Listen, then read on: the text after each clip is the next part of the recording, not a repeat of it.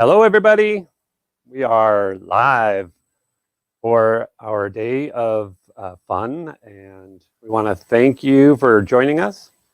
I am Darren Mulqueen from Mulqueen Sewing Center here in Arizona. If you don't mind to comment where you guys are from, we do appreciate you joining us from all over, I'm sure. It's probably, I would say, 100 degrees here, so we're having a nice, cool end of our summer, which is quite nice. We have a great day in store for you. We have Gypsy Quilter. Nicole, the actual Gypsy Quilter herself, will be here in a little bit to show a quick and easy project. We're very excited. We love the idea of sewing live with us, so I'm excited for that.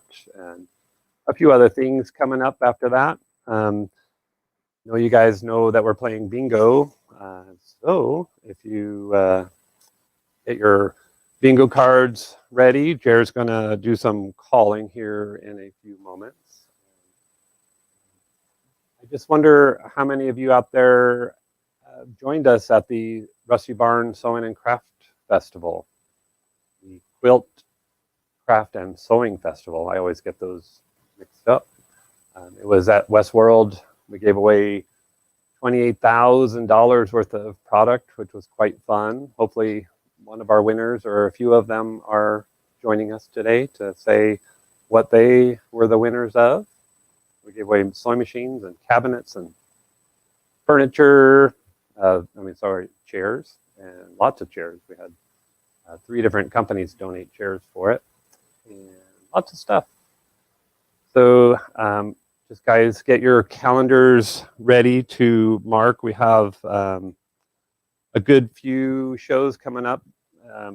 So if you guys are interested in live in-person events, we have the Pinners Conference. I don't know if you've heard of the Pinners Conference yet. This is, I believe, our 4th year doing it. Ger and usually Ashling run that show for us. It's at Westworld, and it's like Pinterest live in person. That's November 12th through the 13th at Westworld, and we will be there. We sponsor the sewing room, so we have 30 sewing machines and a classroom that you guys can take classes. And we're going to announce here today an event on January 14th and 15th with Trevor Conquergood in person. We're excited for that. Just so you know, Rusty Barns will be back at the end of January at the original the fairgrounds in Phoenix. So the Rusty Barn has announced that we're going to do 2 shows a year. So we'll have different guests at each of our venues. And the Rusty Barn event, I call it the Rusty Barn event, but it is the Quilt, Craft, and Sewing Festival. The promotional group is Rusty Barn, but that is January 27th through the 29th. So that's exciting. And then something brand new for Arizona in February. We're very excited to tell you, if you don't know already, but we have the Modern Quilt Guild show called QuiltCon. That'll be here February 16th through the 20th. That sounds like a very long show. 16th through the 20th of February, QuiltCon, and that's at the Phoenix Convention Center. And then one of our favorite Mesa, at the Mesa Convention Center, the Arizona Quilters Guild Quilt Show. About 6,000 people go through that show. That's the previous numbers. And that is here in Mesa, so we like that so much because it's close by. So that's our calendar of upcoming events. We're very excited for in-person stuff. The Rusty Barn show was pretty incredible. I was concerned that people wouldn't show up, but they sure did. I just want to say, again, thank you for joining us. We have a great show, and I want to introduce you to our co-host here. His name is Ger Mulqueen. Hello, hey, everyone. How you doing? Good. How are you? Not too shabby. You look bright and chipper this morning. Yeah, I got this nice bright background behind me. What is this, real quick, before we get started? I think that might be a special, one of our special offers, our very first special offer of the day. I think I have it right here, so I don't know why I was the one that asked, but this is the Michael Miller color wheel quilt. So the kit comes all ready to do the whole quilt with the pattern. I'm not putting it back up. It's too far. But you can purchase that on our website in the event section. So look for that. It's not 10% or 20% off. It's 30% off of that kit. It's actually higher than Darren can count. Yeah, it's close. I'm up to my 30s. That's how old I am, so I'm getting used to counting to the 30s. So, Ger, what did you think of the Rusty Barn show? It was fun. It was a lot of work getting up to it, and then it happened, and then we were. What did it take? About 3 days of loading, unloading, packing the show in, and it took us about 4 hours to break it down, unload all the trucks when they got here. So 3 days turned into 4 hours. We're energized to get it unloaded, get home, and go to sleep. Yep. So I hope you guys were there and hope you enjoyed that. It was quite a show. I was excited to see some of the different vendors all in one building, lots of space. So we have our bingo getting close to getting ready. One thing I forgot to do was to ask Ken if somebody doesn't have a bingo card quite yet, that we will let you go ahead and, while they're available, there's only a certain number of cards that they let us have, but I will give Ken a link. And just know that you can catch up if you get a bingo card late, because we'll share the existing previous numbers when we share the new numbers. And the first person to comment bingo, they will receive a $100 moltqueen.com gift card that you can use in the store, or you can use it on our website. But if you have your bingo card, Jared, when do you want to start calling bingo numbers? I know that Nicole is ready for us. Oh, you did? I just did. So that's the first call. So we're going to do just the one for now before we bring in our guest, Nicole. But that's I-26. So that's the first call. And we're going by whoever says bingo first. So and then we can tell, we can use your bingo card number. We can tell if you have bingo or not. So we're pretty fancy here at Moltqueen Sewing. If you don't know, hopefully you've been to our store before, but if you haven't, we're here in Mesa, Arizona, and we have a beautiful store in Tempe. If you haven't been to that store yet, you do have to go check it out. It's on Kyrene and Warner on the northeast corner.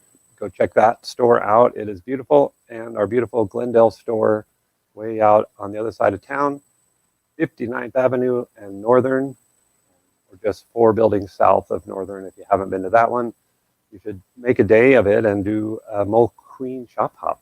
All of our stores have a little bit of different fabric, different patterns, and it'll be a fun day to go to all 3 of our stores. So, Jared, what do you think? You want to see what Nicole has to sew for us? Yeah, let's bring her in. I'm excited to have the one and only Nicole. Hey, Nicole, how are you? Hey, guys. Good morning. Thanks for having us back. Yeah, we're excited. We had great response from your previous live, and so we're excited to actually sew this time with you. I know. I'm really excited, too. So we're going to make the large microwave-safe bowl cozy today. So I'm going to kind of run through it. I did a little bit of prep beforehand so that we can get to the good stuff, but I'll talk you through that. So a couple of things. If am I ready to just start going, or do you have anything else? I just wonder if anybody out there, if they were at the show and saw Nicole.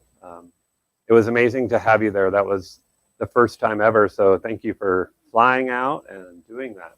Yeah, it was really fun. definitely hope to be invited back again. I think we had a really good time, and it was great to see all the wonderful Mall Queen customers. So very Sharing fun. their Mole Queen bag. Yes. All right, Nicole. So I'm going to bow out here. Thank you so much for doing this, and we'll be back with you here in maybe about 45 minutes to an hour. Okay, sounds good. But you can have as much time as you want. Thanks, guys. Yep. All right. Well, good morning. So I'm here at the Gypsy Quilter headquarters in Maumee, Ohio. So it's actually afternoon here. We're a couple hours ahead of you. And today we're going to make one of the Gypsy Quilter pre-cut batting projects. So this is the large bowl. It's sized for about like a Corningware size type bowl, a big popcorn bowl, a vegetable bowl. This is totally microwavable safe as long as you use 100% cotton fabric, 100% cotton thread, and then of course the Gypsy Quilter pre-cut batting. Just gonna bring my little cart of goodies over here. So the battings come in packages like this. You get 8 pieces of batting that's all pre-cut. And it just makes the project really super simple. And the reason that I came out with this was because, you know, cutting batting is really not any kind of fun. So we took all of the annoying part out just so that you could make a great, fast project. So let's get started. There's a couple of things that I always have with me at my sewing table, always. The first thing is the Gypsy Quilter mini duckbill scissor. It's a adorable little 4-inch mini duck scissor. I love it. It can get down into your machine and it will protect the back of your fabric because it's an applique scissor. And it's also super cute. So that's the first thing. I love to have my Easy Snips with me at all times. It's got a great curved blade, very sharp. Top blade is serrated. So it makes it really easy to snip away all of your extra things. I have my Precision Point Easy Tweezies. These are great sharp little tweezer, really helpful to use as an extra finger, a stiletto, or to get any of your threads out of the way, grab things. So there's that one. And then lastly, I would like to introduce you to my seam ripper. I do use it all the time, every day.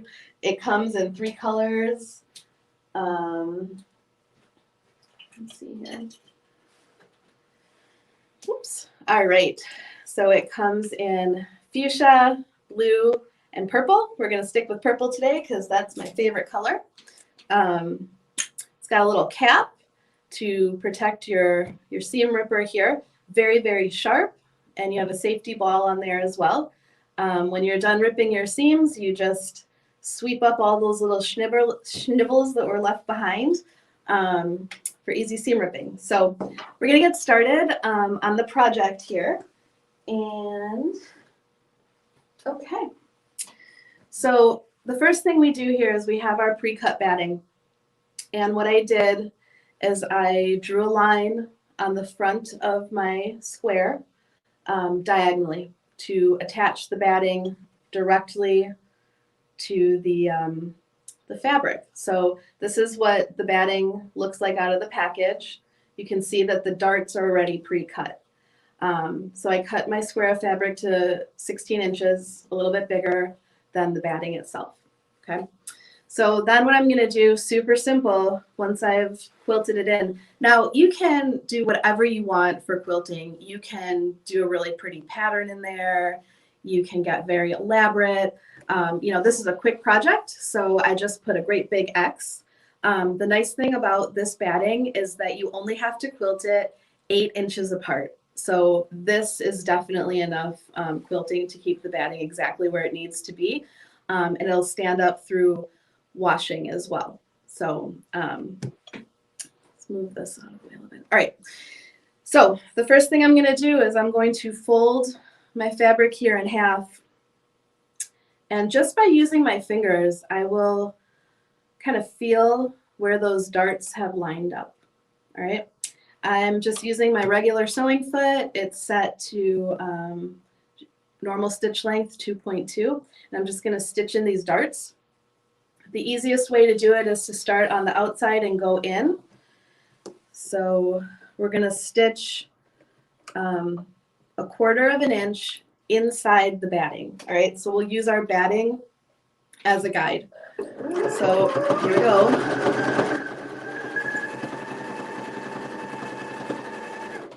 There's one.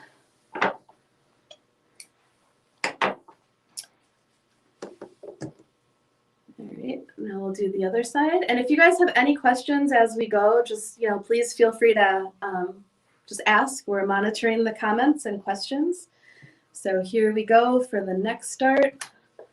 1/4 inch in.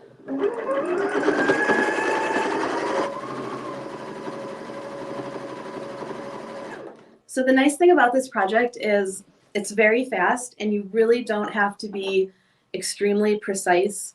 So you can see here I've caught my batting into the dart. Okay, so now I'm just going to do the other two sides. Fold it in half. And again, just use your fingers to line up that dart. You just feel it. I mean, this is not serious precision, but you'll see that it turns out really nice at the end. So we'll stitch this dart in here, right sides together at 1/4 inch inside the batting.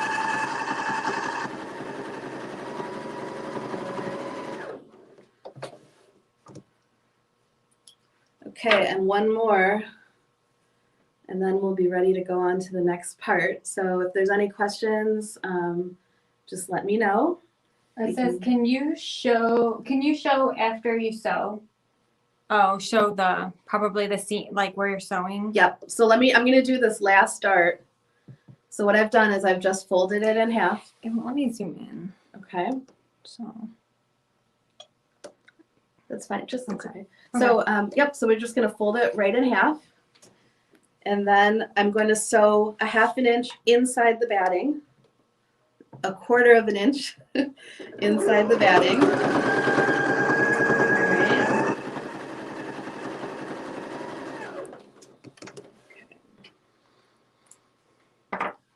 So there you go. You can see that the batting is now attached to the fabric.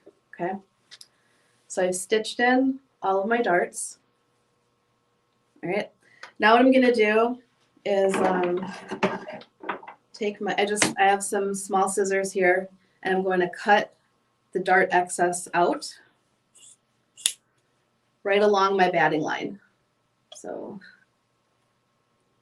is that answering questions? It says, so you don't back stitch on these? Okay, you can back stitch, totally fine to do so.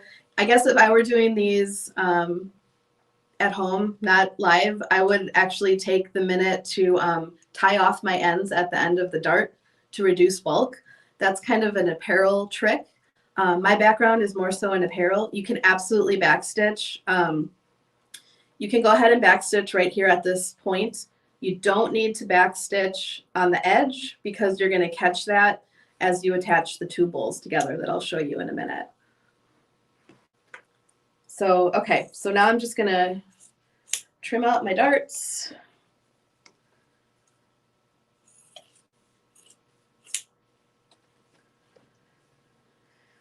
Four darts.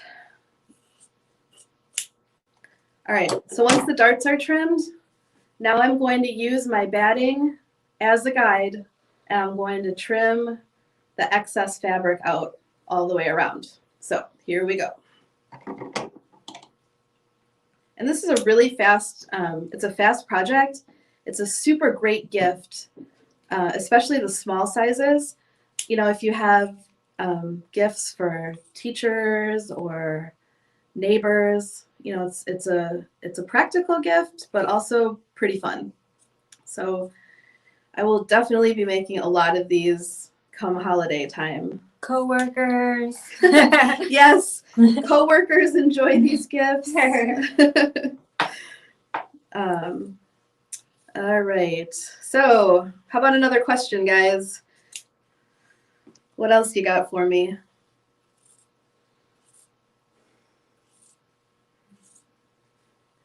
All right. So we're going to trim around. The longest part is, quite frankly, the trimming. Christy, can you hand me some of the pins that are in that box? Sure. Thanks. All right. Almost done. Here we go. Thank you. You're welcome. It says, how long does it take to make typically? So I actually made one this morning. I timed myself. I started at about 10 a.m. and by 10:40 it was totally done. So it really is a very fast project. It seems like it's taking forever because we're live. Mary asks if the pre-cut batting comes in different sizes. It does. That's a great question. So we have several sizes of the pre-cut batting. We have it in a size for a plate. So this is for a dinner plate. We also have it for a cup cozy. So these are really nice for your Starbucks cups, you know, the ones that either are too warm or get like all sweaty from cold drinks. So we have it in that size. They're asking also what fabric block size, so that kind of goes in with the size of the. Yeah. So each package will tell you on the outside of the package what size fabric you need. So for the large bowl, it's a 15-inch square of fabric. For the smaller bowl, which is the size of a cereal bowl, I believe that one is right around 10.5 inches of fabric. The plate is about a 13-inch square. And then we also have a casserole dish hot pad that has insulating material inside of it, which would make it not microwave safe, but this will fit your 9x13 casserole dish. And again, all of the instructions are very clear on the front of the packaging to let you know exactly what size fabric you need to make the project. They're also asking, Carol's asking if they can go in the microwave, so we should probably go over that again, which can go in the microwave and which can't. So the bowl, the large bowl, and the plate can all go into the microwave as long as you use 100% cotton fabric. So no metallic, has to be cotton, okay? No metallic inks, no.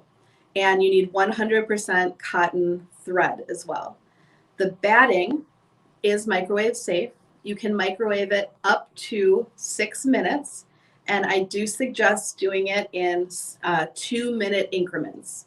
So microwave for 2 minutes, open it up, see if your food's hot, give it a stir, 2 more minutes, repeat, make sure that your food is not too hot, up to 6 minutes. What else? More questions? Yeah, they're asking okay, so you get 8 in a package. So Yeah. how many gifts does that actually make? So you do get 8. You get 8 pre-cuts in a package. And for the plates and the bowls, it's enough to make 4. Okay? For the cup cozy, you also get 8 pieces, but you really only need 1 piece of batting per cozy. So you can make 8 cozies with that package for the cups. Charlotte comments, and she said that she's glad to see you this morning and that she bought several things from you at the Rusty Barn show and that she loved the mini duckbill scissors. Oh, yay, the mini ducks. They're just so cute. They're my favorite. They're so adorable and they're purple. And actually, so these are powder coated. They're not painted, they're powder coated, and then they have a really heavy duty DuPont finish on them. So they're gonna look this good forever. I love them. They're so cute. They're my favorite. Okay, so one more question and then we'll finish sewing here. If there is one more. Not there, we don't have. I think we answered all the questions. So far, good. far, Okay. yeah. All right. So I have my bowl. So we're going to repeat that process to make a second one. Okay. So you need a top and a bottom. All right.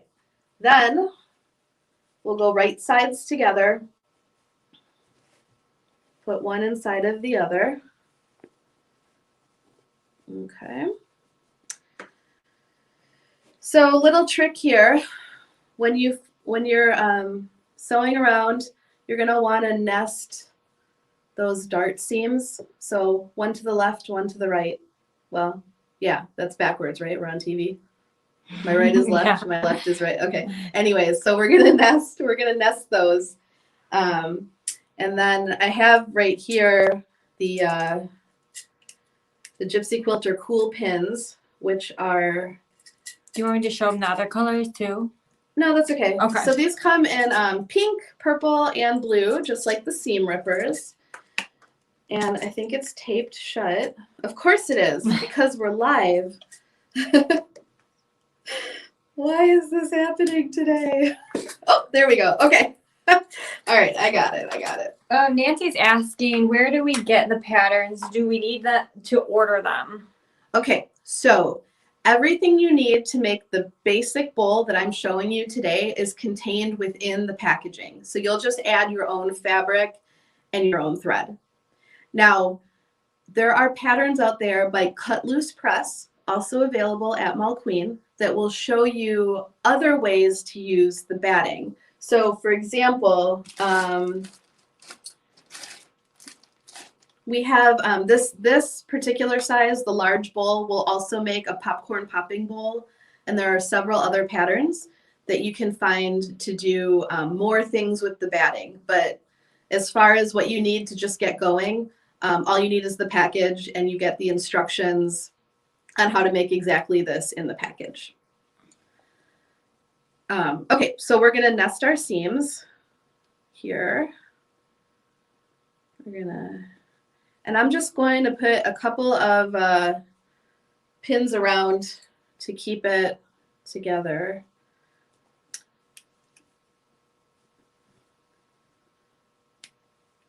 All right.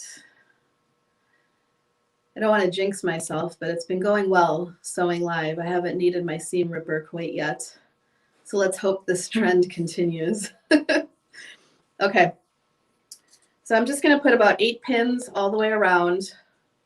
And I'm going to leave an opening in the sewing so that I can pull it right side out. So just going to put a couple pins to remind myself to leave that opening. And you can use pins, or you can use wonder clips, or, you know, maybe you're one of these super special people that don't need any kind of pin whatsoever. That's awesome.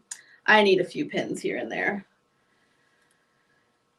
These cool pins, what's cool about them is that they are very, very, very fine. They're very sharp, and the head is heat resistant. So if you happen to go over the pin while you're ironing, no problem, nothing will melt. These are very fine. They will not leave holes in your project. I have had somebody ask me if you can sew over them. I absolutely never, ever, ever, ever recommend sewing over a pin. Do we do it? Sure. Does it wreck your machine? Yeah. So while these are very thin, I definitely recommend not sewing over your pins. So you're going to see me pull them as we go along here. So do you have any questions before we go around? Nope, we've got nothing right now. Okay. So what I'm going to do. It says, do we order from Gypsy Quilters? So actually, Gypsy Quilter does not sell directly to consumers. No, no, no. So you're going to have to order them from Mall Queen. So they have a great website, but they also have the 3 stores in person that you can stop in and visit them. And that would definitely be the best place to pick up the Gypsy Quilter items. So, okay. So I'm going to actually change over to my 1/4 inch foot for this part. And I'm going to sew all the way around the edge at 1/4 inch. And I will leave an opening right here because I'm going to turn it right side out. Cheryl is saying that she wishes the pins came in a shorter length. Oh, that's a great suggestion. Yeah. Thanks for that. And I will definitely add it. So like you're looking for more of like an applique length pin, something short. Yeah, we can work on that. We'll bring it up in the next meeting. Okay, so I'm ready to sew. Okay, guys, positive vibes. I do not want to have to break out the seam ripper. All right, here we go. So 1/4 inch. And okay. And again, I'm definitely a fan of pulling my pins out as I go. Don't like to sew over the pins. These pins are really fine and you absolutely can bend them by sewing over them. So don't do it. All right. I'm gonna do a little back tack here to secure my opening. And then I'm just gonna jump down a little bit, leave an opening. Back tack as I start. And then here we go. Round and round.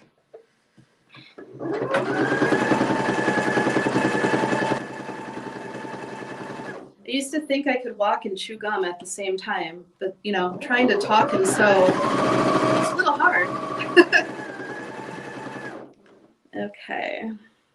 She's suggesting a length about 1 inch for the pins. Yeah, sorry. Yeah, so these the cool pins are just about 2 inches long from head to tip. So yeah, like a 1 inch pin would make a really great applique pin. Thanks for the suggestion. And actually, you guys can always reach out through the Gypsy Quilter website if you ever have questions or suggestions. I pretty much answer most of those emails myself. So if you have a question, shoot me an email. You can also find us. You can find us on Facebook, and all of our products have video tutorials on YouTube. So that's another great place to see what's going on with Gypsy Quilter if you can't make it into the store. Susan's asking, is this where they also play bingo? And I don't know how that works with Mall Queen. So yeah, Mall Queen is playing bingo during this live event. I don't have any bingo numbers to share with you, but as you continue to watch, there will definitely be more opportunities to play bingo. Absolutely.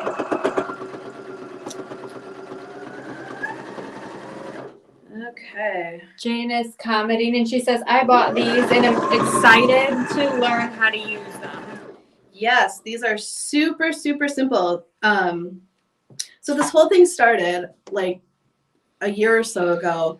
I made one little bowl cozy for my husband, just one, because he's kind of a messy eater, and it snowballed. And people were saying, oh, can you make me one? Can you make me one? And it's like, yeah, of course, sure. I love to sew. But then I decided I really, really, really do not enjoy cutting batting. It is absolutely zero fun whatsoever. So I thought, okay, we're going to come out with a really great product where the darts are cut out and you can use the batting as a template. So it's easy peasy, super fast. This is a great project.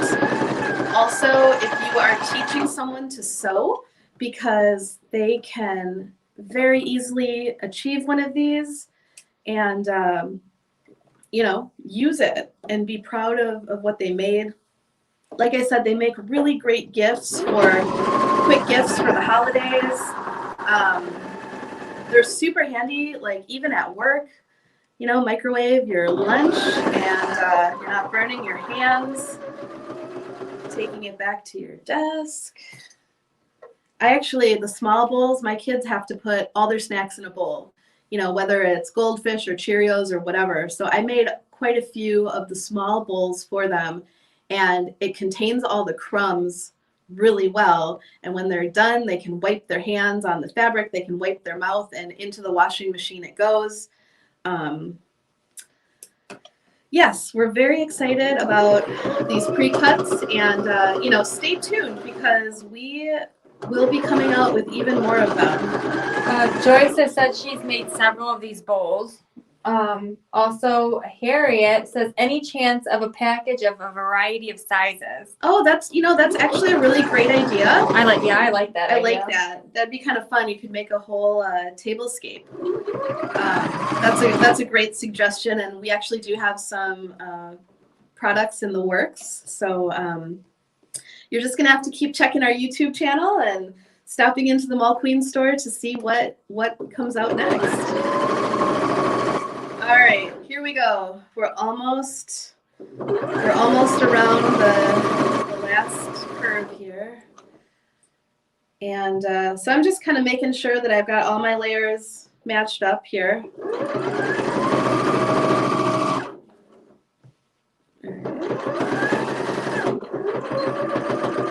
All right.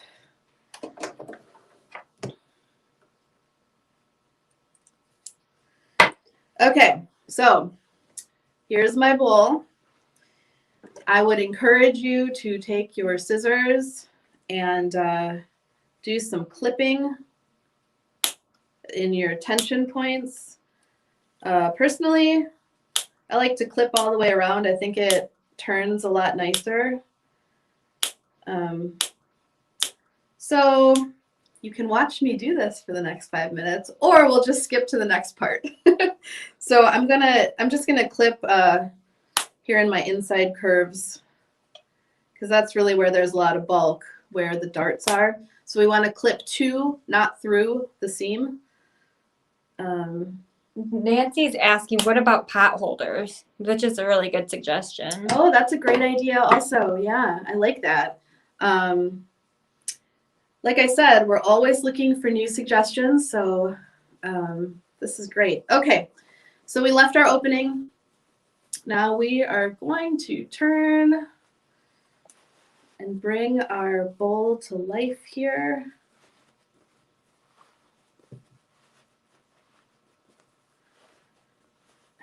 Okay. All right. So here we go.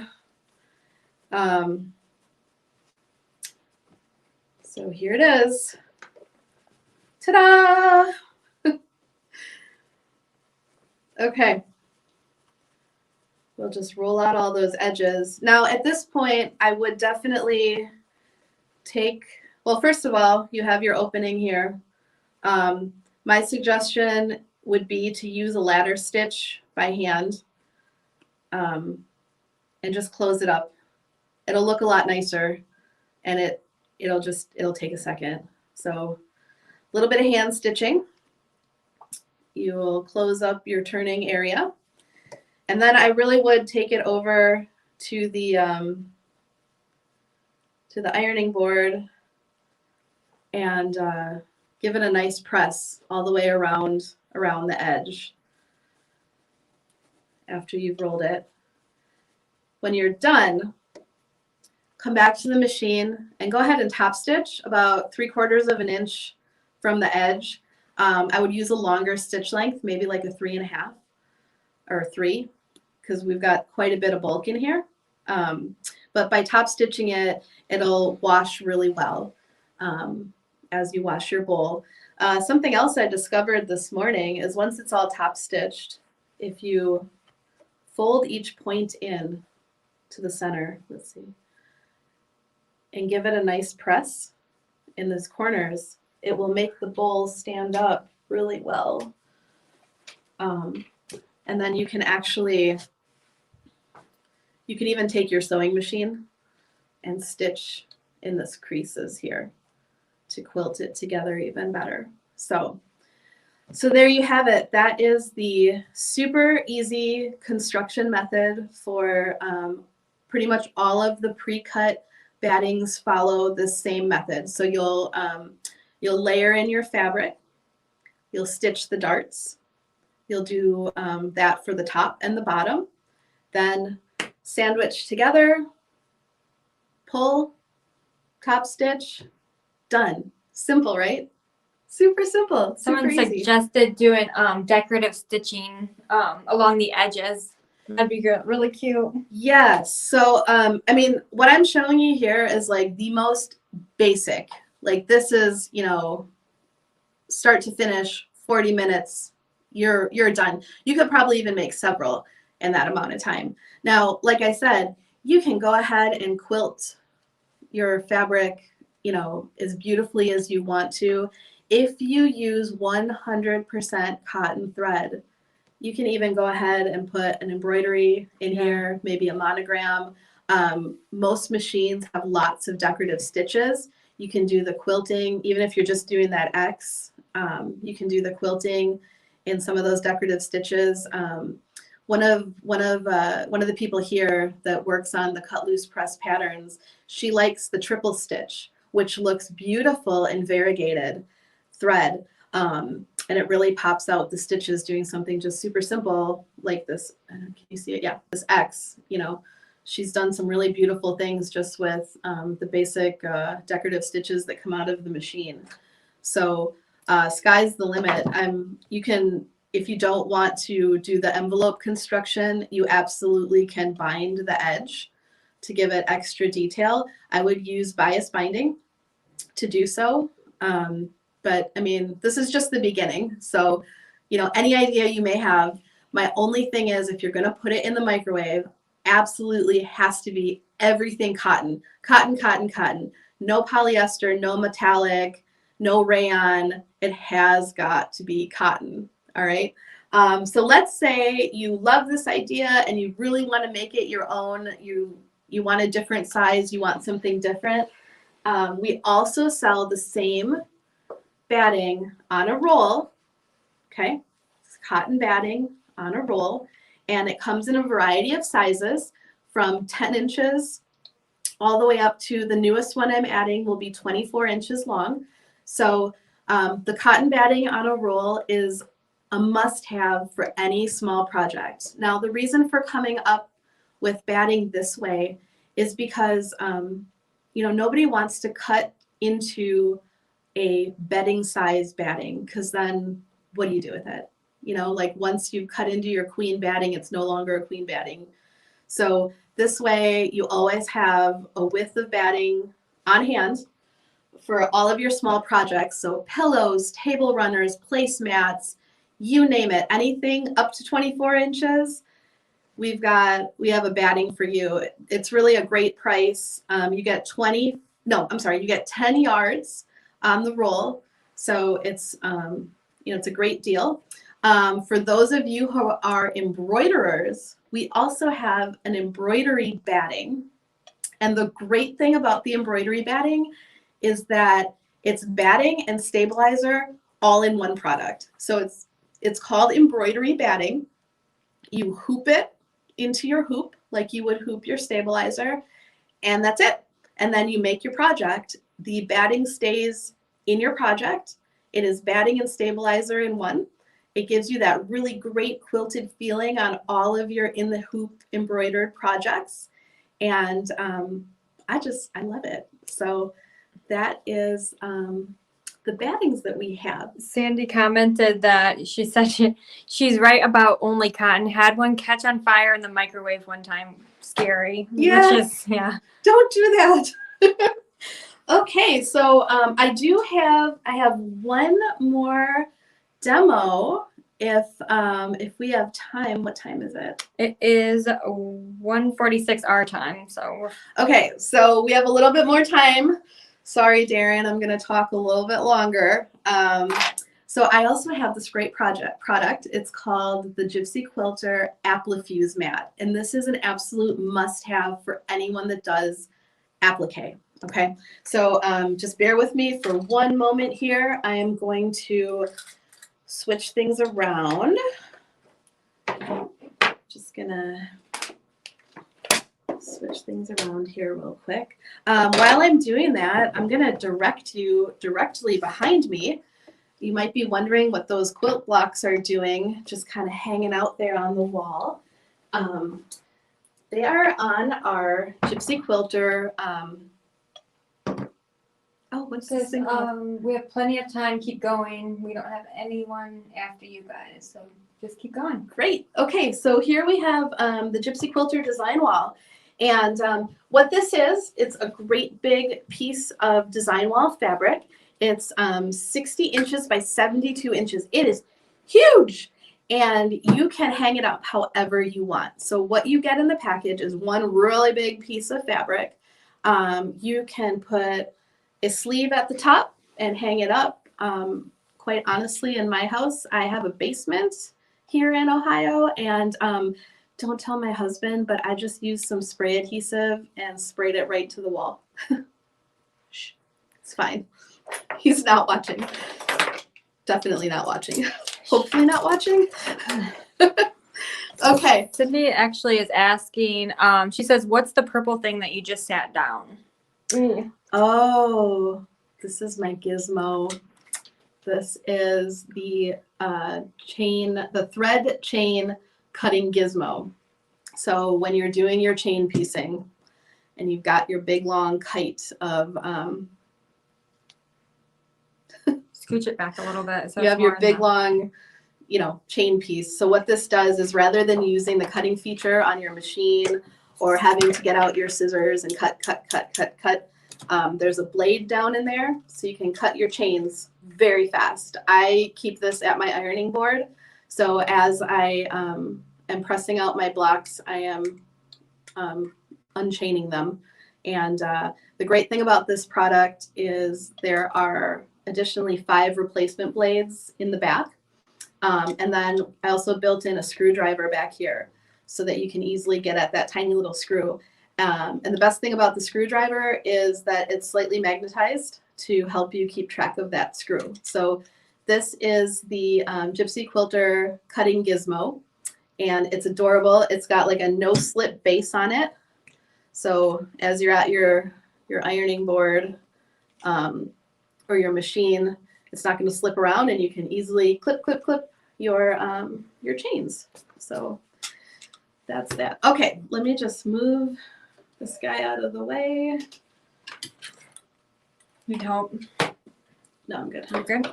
Okay, so Applifuse mat. This thing is adorable. It's called the Gypsy Quilter Bitty Buddy. It's a little trash can that pops up. So, and there's a little piece of elastic in here for easy storage. You can take it with you. It gets really flat.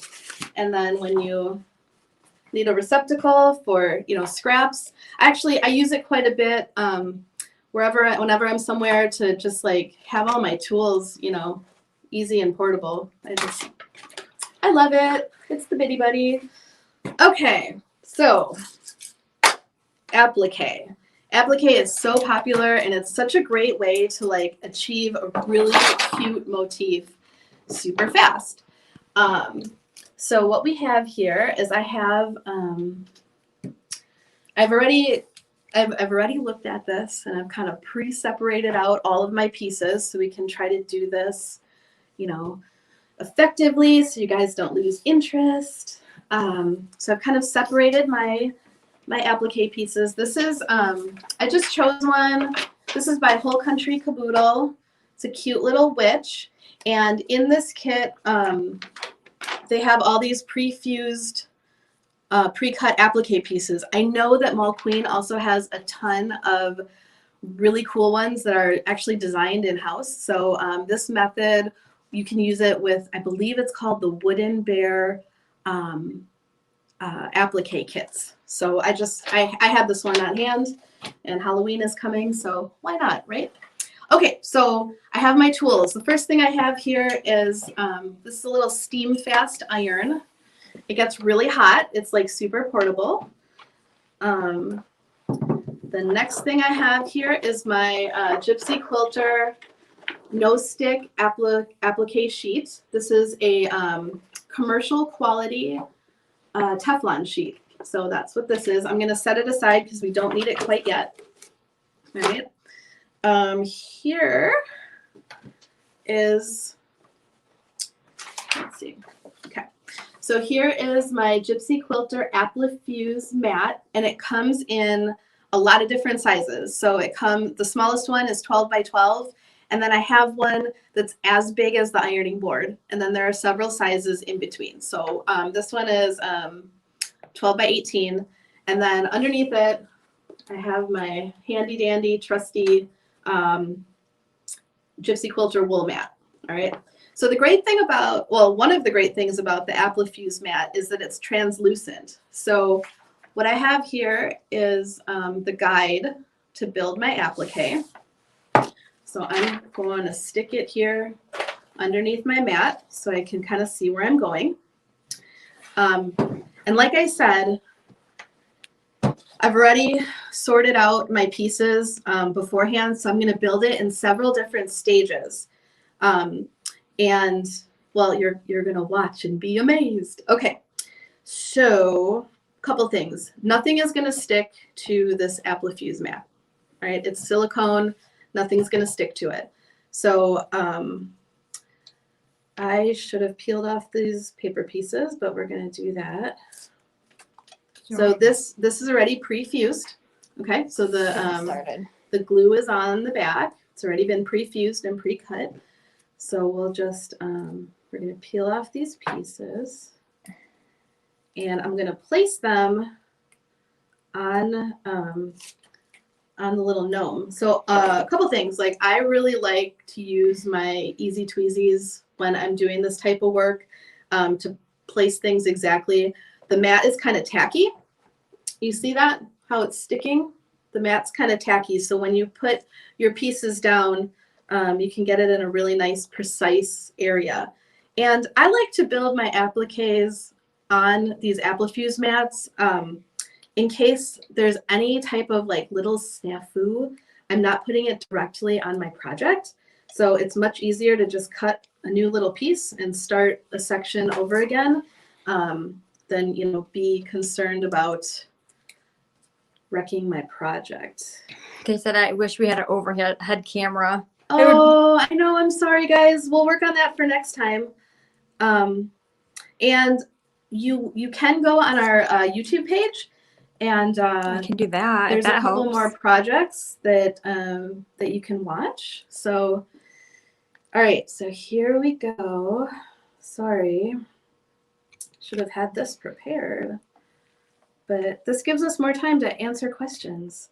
Okay. All right. There, I can do that. Okay, so I can see, you may not be able to, but I can see where all my pieces are going. So I've got glue side down, and I'm going to start placing them. I have the picture here. So what I did is this, you know, the pattern kind of comes like this. So I just made a copy for my own personal use to use underneath underneath the mat.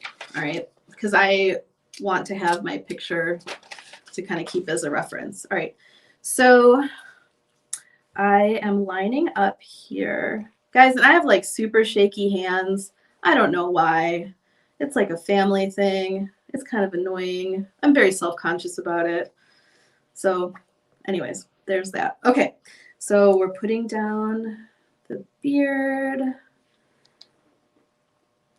Julie commented, and she said that she bought your tweezers and had to use them to remove embroidery stitches, and they are fabulous. Oh, I love to hear that. Thank you. All right, so we have, okay, we're good. Ooh. Okay. Now, I'm going to hold down this top little piece because he's not really grabbing the mat. So now I have my hot iron, and I'm going to put the iron directly onto the applique pieces. The way that the mat was designed, there are little air pockets all the way around this mat. You can really see it when you have one up close. And that prevents the glue from leaking out beyond your applique. All right. So we're just gonna hold that. Oh, this goes up a little bit further. Okay. And now I'm just going to press to activate my glue. Okay.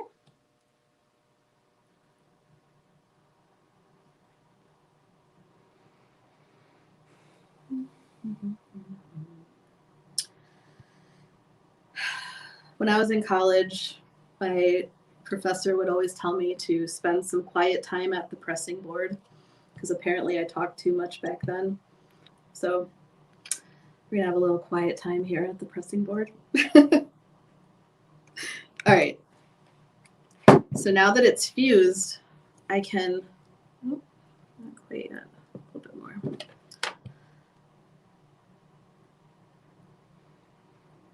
Do you have any questions? No. No. All right, so we'll just let it cool down here a sec.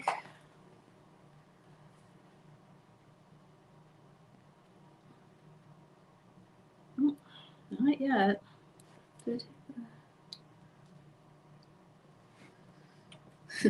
Through the magic of television, guys. It says, can you press on the mat? Yes. Yep. You can see I'm pressing directly on the mat, and it's, you know, it does get warm. So I would suggest using a little tweezer. Okay. Start over here. So we'll pick it up. You can see that it does not stick to the mat. Okay. Why are you not fusing today?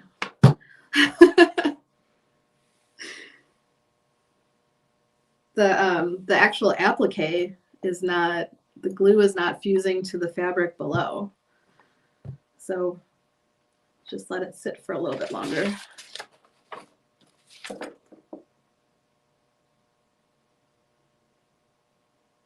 Okay. Okay, let's build another piece a little bit higher up here. I'm just gonna shift the schematic around a little bit, and we're gonna do the hat while this part cools down. So, okay, lining everything up.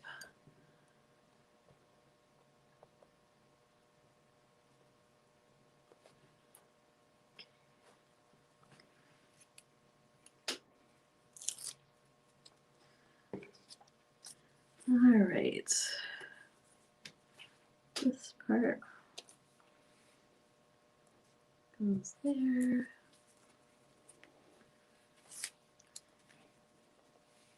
So like I said, I'm building him in stages so that if I just build everything right up from the bottom, I actually won't be able to see where some of the things belong.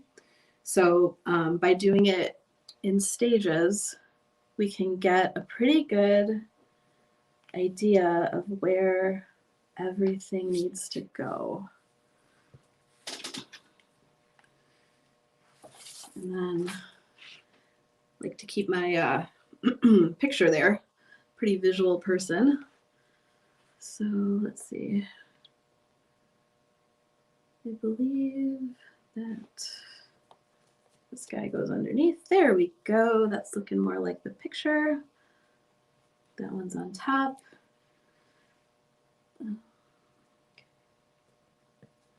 Okay, so there's the hat. And then we'll press it down.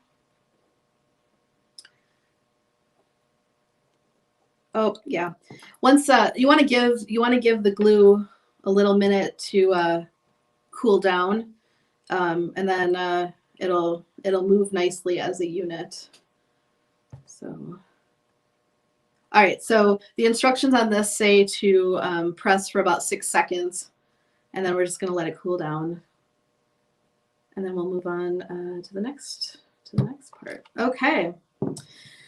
So now that my mustache is all cool, we can put him, oh, that's looking pretty good. Oh, you know what I forgot to do is put got to put his bow on. Can't be a proper gnome without a bow. So so first I made the beard, and then I'm putting here the bow down, and then this whole entire beard unit goes right on top. And again, I can see all of my placement lines really nice when I do it in steps like this, which makes me happy because then it'll look exactly like, you know, like the picture. So, great. Okay. Almost done. We are almost done here. So we've got that all lined up, and we'll give it a press to fuse. Now you can see here, my whole hat piece is one piece. It's all fused together, and it did not stick to the mat, which is what we were going for. Any questions? Nope, just Nope. comments. You know, we have Sandy from Spring Hill, Florida, popped in, said, finally here. Hi, Sandy. And Valerie, who says, I love it. And, oh, just got a question. Do you sell the pattern you are using? So you would have to ask Mall Queen if they have the whole country caboodle patterns. I'm so sorry, Darren. This was like a last minute pick. It's something I just had on hand, but I'm pretty sure that they would be able to get this pattern. She's called Wanda the Witch Gnome. So we'll just, I'm so sorry, totally last minute. I should have checked with you guys first, but this is the pattern. Okay, so we've added her bow. And I'm just gonna pick that up. You can see nothing sticks to that mat, right? So now we'll put her little head back together here. So bear with me for a minute. I'm gonna add another piece of applique. Now I will put, we're gonna put her dress together. I mean, you guys can kind of get the idea. If this is boring, you know, we can stop. So just let me know. Yep. Okay. So we'll put her dress on here.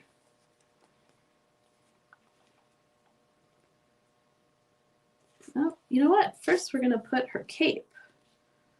There we go. So you know, when you have your applique patterns, just kind of study it first to begin with, to see what you can build in stages, and then you'll use your Applifuse mat to do the building. And when you're done, you'll have one complete unit of applique that you can put onto your final project, and then you know that everything is going to line up exactly, precisely the way you want it. So we've got that one. Sonia says, not boring. Cindy says, it's interesting to me. So Okay, well, we'll keep going. So we're almost there. All right, so this is her back cape. I'm going to put her little dress on, but first, actually, what I need to do is put her legs, because the dress is going to sandwich those legs inside. All right. We've got one leg here. you said learning. Yep. Yeah. So I really, these tweezers are really helpful. So like I said, I have kind of shaky hands, and actually sometimes I get a little kind of some of the fibromyalgia pain, I think a little arthritis in the hands. So a lot of these tools are really helpful to get things, you know, placed the way that I want them to place, and take a little bit of the fatigue off of my hands, because you know how it goes when you do this stuff all the time, and after a while you get a little tired. So Carla says, I've never done one of these. Thanks for the demo. of course, these are great. Appliques are just, they're so fun. And this, you know, when this is done, you can, You can do a little bit of hand stitching to go around to stitch it on, but it's all fusible. So, you know, you could just fuse it. You could do machine stitching when you're finished. Personally, I really like a little bit of hand stitching at the end of my raw edge applique. I think it just kind of gives it a little something extra. You know, and actually I always look for opportunities for things that I can kind of do at home, like on the couch. So for me, hand stitching is pretty fun, and I think it just gives it a little something extra. But you know, everyone has their preferences. So the nice thing about doing these fusible appliques is the glue actually prevents any type of fraying. So I would absolutely 100% check out the Wooden Bear fusible applique kits at Mulqueen's. They are all adorable. There's so many of them. And I'm sure you will find something that will be really super fun for your next project. This little witch will probably end up on my daughter's trick-or-treat bag, or maybe on the back of a jean jacket. I'm not sure. But the nice thing is, you know, you can make these appliques ahead of time, and you don't have to decide right away what your final project is going to be. And I mean, they're fun, they're quick.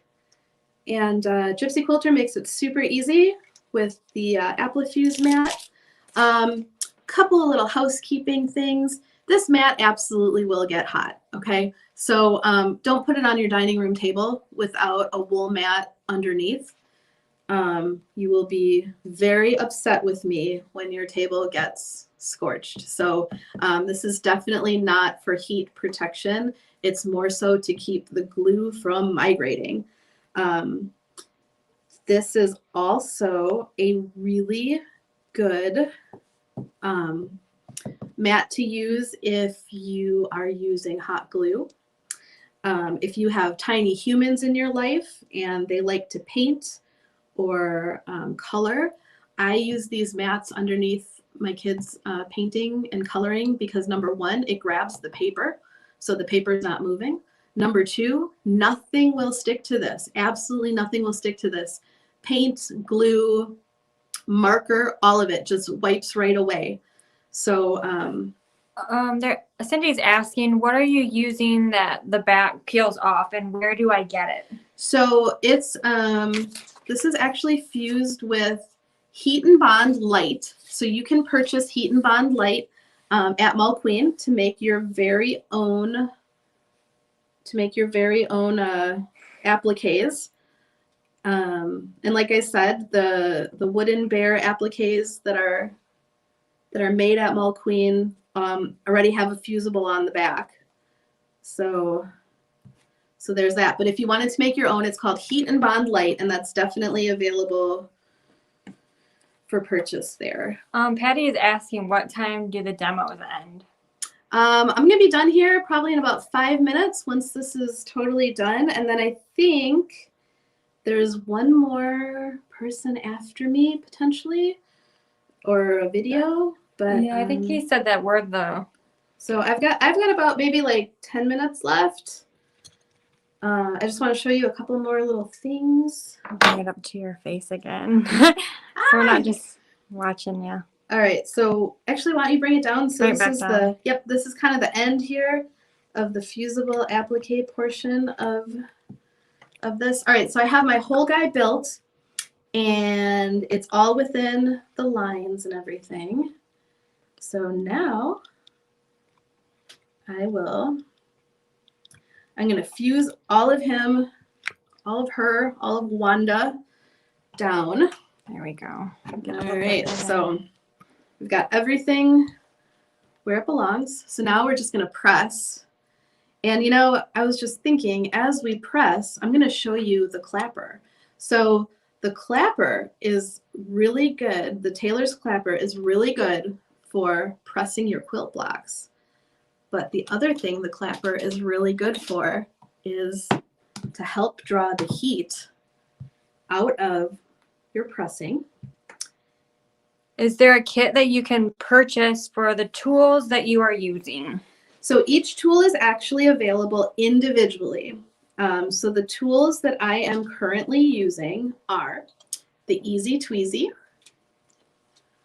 and I have the Applifuse mat, and also a wool pressing mat. So if you're going to be doing any raw edge fusible applique, I would highly recommend the Easy Tweezy, the Applifuse mat, the wool mat, and then I'm just using the wool clapper here as I go to draw out the heat that the iron leaves behind and to set that glue. Sandy says, love the clapper, use it all the time. And Gretchen says, once this is fused together, how do you attach it to your project? Okay, so excellent question. So let's just stay in this view. So once I am all fused, I can pull my little guy, my little lady Wanda, off the mat gently. Gently. So there's Wanda. She's all fused. And there is still glue. You can kind of see it shining. So the heat and bond light is still fully fused to the back of the applique. All right. So then I'm going to, what I'll do is, let's just pretend. We're going to pretend. We'll use our imagination. Let's pretend that this is my fabric. Okay. My quilts, my jacket, whatever it is. We're going to take our applique and we'll put it where we want it on our project. All right. And then that's where this little guy comes back. This is the Teflon sheet. Once we have our applique placed exactly where we want it, now remember, we're not using the Applifuse mat anymore. We're putting it directly on our project and then on the wool mat on our ironing board. So we're going to continue to use our iron. So now I'll put my Teflon sheet completely over my project. And then I will use my iron and I will start pressing. So about 3 to 6 seconds in each area as you want to fuse it down. Does that mat get hot too, or? The Teflon sheet does get hot, but as you can see, I am touching it. It doesn't get like horribly hot, but what it's going to do, number one, is it's going to prevent the glue from leaking out onto your iron. All right.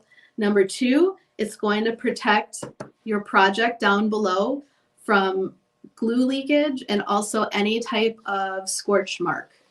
Okay. So once you're done fusing, you'll take your sheet away. And then if this were fabric, then your project would be fully fused. Do you sell the little travel iron? You would definitely check with Mull Queen. This is called it's hot right now. It's called the Steam Fast little travel iron. They do. He just commented. Oh, yep. So it's available. So now you can see I have my cute little Wanda. She is all fused and ready to go on to your project. Since we're in this view, let me show you the other use really quick for the clappers. So we have clappers in 2 different sizes. We have a big one that's about 12.5 inches, and then a small one. I think he's about 7 inches. And these are specifically made for quilting, and you want to use them in tandem with your wool mat. Okay, so it's like peanut butter and jelly. You need them both. All right. So we have. Can we come back up to you? No, just stay right here. Okay. All right. So I have a block here, and I'm going to press the back side. So you can kind of see how there's a little bit of a ripple here. It's not really pressed that well. Can we see? All right. So what we're going to do is we'll take our hot, dry iron. No steam, no steam, no steam. Hot, dry iron. Well, they're asking. Sherry's asking, do you have something protecting your table where the wool mat is? So underneath the wool mat, There's nothing. It's Right now, no, there's nothing right now. This is an unfinished IKEA table, so I'm really not too concerned about it. You could use your wool mat on top of your ironing board. I would not suggest putting your wool mat on a finished, dining room table, because as you're ironing, heat does transfer. So, okay. So we have our hot, dry iron. No steam, hot, dry iron. And now all I'm going to do is press my seam. So I'm pressing to one side. And then I'm going to take my clapper and clap it right down. Just give it a smack. I'm going to let it sit here for a couple seconds. Take it off. And now my seam is flat. Completely and totally flat.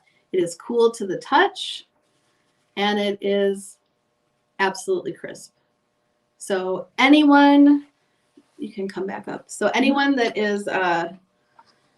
is making any type of block, this Taylor clapper is absolutely hands down a tool that you absolutely need to have to help you with the flattest and the crispest, the most crisp, the crispiest seams you can imagine. This is also really good for those of you that do any type of apparel sewing. So, any area that there is bulk, you can use the clapper to help flatten out. So first you'll use a hot, dry iron, follow it up with the clapper. I absolutely love the clapper for when I have to hem pants. As you all know, there is always that last little pucker, that last little thick area of the pant that just wants to fight with you. But with the clapper, instead of really going at your hem with your iron, I mean, for me, I always end up with a little shiny spot on my pants because I keep fighting with it with the iron, but not anymore. So now I just do the final press, and then I'll take my clapper and I just flatten it right out. And this is very, very handy. Made in the USA. It's made of maple, and it is a really awesome addition to your sewing room if you don't already have one. Becky says it's a timely demo. She's working on the gnomes and camper. Thank you. Of course. Robin says, what if she's allergic to wool? So we actually have not had complaints about that, but I would definitely, go to Mulqueen, touch it, feel it. If it irritates you, don't buy it. But in the past 2 years that I've been here with Gypsy, I haven't had any complaints about actual allergy. All of the wool is very thoroughly washed during the manufacturing process. So typically, from what I understand, people are allergic to the lanolin that's in the wool. But again, just try it out. You've got to see what works best for you. Also, Carol commented that she puts her mat on her heat-resistant countertops. Mm-hmm. Yes. Martha says, I've always been fascinated with the clapper. I wonder if it was true or hype. So she's glad to know. Yeah. You know what else is really good for the clapper? So I'm just going to grab one of my things, and now I've got a big wrinkly mess. All right. So I'm just going to press it out here, and then using my clapper to draw out. Backwards. I can turn it if it needs. Draw out the steam here. You can see my seams are real nice again. Someone commented that they cover theirs with the silver fabric that you put on ironing boards. Yeah, so at home what I did is I have this like portable foldable table that adjusts up and down. So what I did is I grabbed the I believe it's by Bone Ash. It's a insulating material, and it sticks to, it's got like a adhesive back. So I just covered my table with it, and then I went and bought a nice big Gypsy Quilter wool mat, the ironing board size, and that's my ironing setup at my house. If you have like one of those big boards, those by Tracy's Table, the big board, you can just put your wool mat right on top of the big board and you will not damage the big board underneath. It was actually designed to work in tandem with that. Lynn suggested putting a pressing cloth over the wool mat. So okay, let's get real about wool mats. So there's a couple of things that you guys all really need to know about wool mats. All right, the first thing is it is in fact sheep hair, okay? So it's hair. We're gonna put it all out there. It's felted to make this nice pressing surface, but what happens when you put moisture into your hair and it doesn't dry? Who's had a ponytail up in their hair all day? By the end of the day, it's feeling kind of gross, right? So that's why I tell you, you need to use dry heat. No steam, no spray starch, no best press, all right? We're only using dry heat on this mat. And that's what will keep your mat really looking good, feeling good, and smelling good for the duration of the mat's life. Now, if you want to use best press, absolutely use it, but you're going to use it the night before, okay? So what you're going to do is the night before, go ahead and spray down your fabric, really saturate it. I mean, we're going to marinate that fabric in your best press, in your starch, and whatever you're using. Let it dry, okay? When it's dry, then go ahead and with a hot, dry iron, press your fabric. And that is how you will end up with really crisp, wonderful, flat fabric. So I like to tell people it's kind of like when you use hairspray and your curling iron at the same time, right? The hairspray will start to leave a residue on that curling iron. It will do the same thing to your wool mat and your iron. So first, spray it down, let it dry completely. Then go ahead and you can use your hot, dry iron on your wool mat. Sherry says that she's allergic to wool and has had no problems. So that's good to hear. That's good. Thank you for that little bit of information. Can you clean your wool mat? Absolutely. So you can throw your wool mat into the washing machine. Yes, you can. It's not going to felt anymore. You might get a little bit of like distortion in size, but yes, you can. And then what I would do is take a dry towel, roll your mat in the towel, and kind of roll it like you're rolling bread or something to get as much moisture as you possibly can out of the wool mat. Then you're going to hang dry it and let it completely dry before you start using it to press again. Another little tip is if you have a sweater comb at home and you get a little scorched area, you know, maybe from some spray starch or something you may have had on your iron, just use your sweater comb and just brush it away. Anything else? Good question. So, all right. Well, I think that is about all I have for you guys today. You guys have been amazing. Thank you so much. It's always fun. Thank you, Nicole. Yeah. That was wonderful. I had to go to help a customer, so would you mind just repeating what you had just done? Because I had to step out for a second. Yes, absolutely. Just kidding. Hey, I had a question. When you were here at the Rusty Barn with us, did you happen to leave a hat? A hat? Yeah. I did, as a matter of fact. It looks very familiar to one that Dar may have on his head. Maybe that's not a hat. It's not a hat? I don't think that's a hat. Is that yours? Yes, actually that is cool.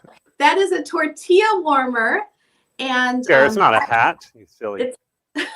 That is made with the Gypsy Quilter pre-cut batting in the plate size, and additionally there is a cut loose press pattern that tells you exactly how to make that adorable hat. I mean, tortilla warmer. That is cool. My brother said, I think that Nicole might have left this for us as a gift, a hat for us. That's cool. absolutely forgot that and probably should send you a call tag. Oops. Yeah, we'll make sure we get that back to you. But I am going to warm up some tortillas first. Yes.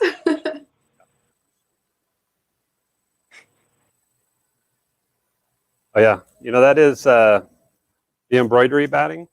Mhm. How it is the stabilizer and batting all in one is pretty cool.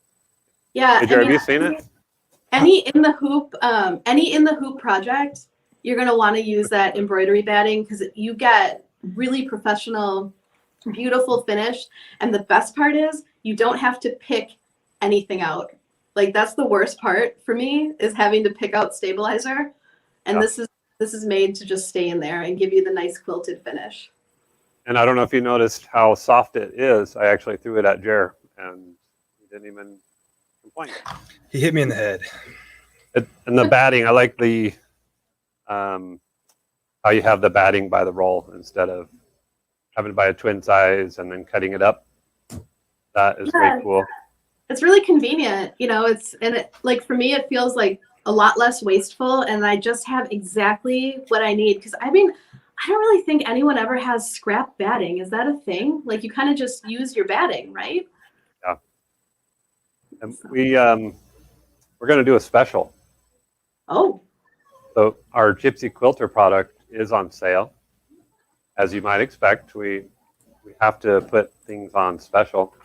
But to top it off, anybody that spends $25 or more, was it $30 share or $25 on that?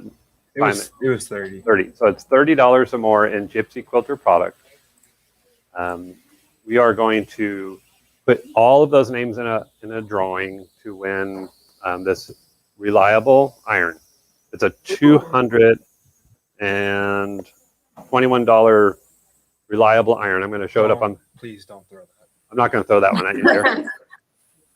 It's one of the people we had in the past, and we are going to do a drawing. So anybody that purchases $30 or more in Gypsy Quilter product, it could be the tube maker and.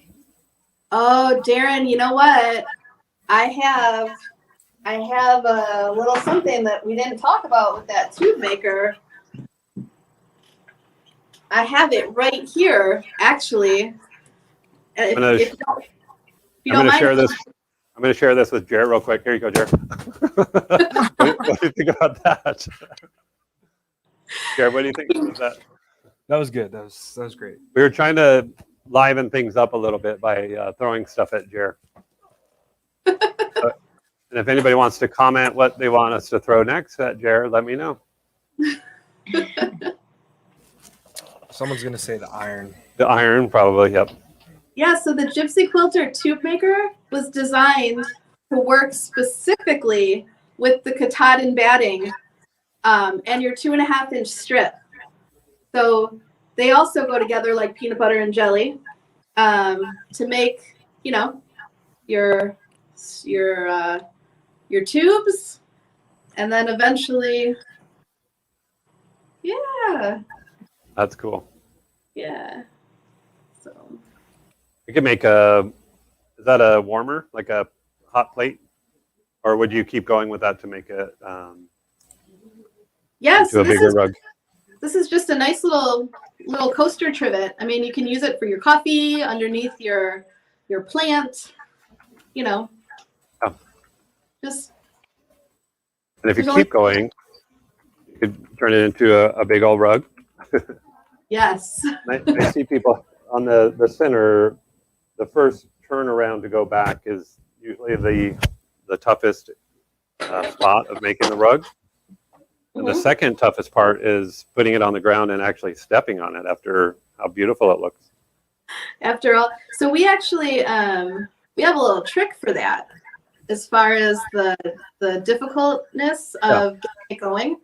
So I've got a needle threaded with 4 threads. Oh, wow. And we did a great big running stitch to get it going. And then we're going to pull and pucker to get it going. And that is how you get it going without too much trouble. You can see here how it kind of puckered just a little bit to get going. And then it's super easy. Yeah. That is way cool. Can I Dan, show how while easy you were it gone, is to get this threaded, to get the tube maker going? Yeah. Okay. It is So- such a popular thing in our store. Those pre-cut, what is it, 2.5 inch of the batting that I threw at you, Jer? Yeah, Oh, the yeah. by Basel, the Katahdin batting. 2.5 by 50 yards. So super simple. Just layer your strip with your batting, okay? And then I have my Easy Tweezy here. So all I'm gonna do is, you wanna flip that down a little bit, please? Sure. So all I'm gonna do, you can, well, some people will bend it, some people will cut it, but all I'm gonna do is just shove it in with my tweezer. Shove, shove, shove. And then pull. And once you've gone about 2-3 inches, Thought that was their product. then as you're going, take it over to the machine. And you can start, what we like to do is run a big, thick zigzag right down the middle of our tube. And then as we make the rug, we'll use a matching color zigzag nice and tight along the rug. So all you're really seeing is that real pretty decorative stitching and not, the actual construction stitch. So that is the tube maker.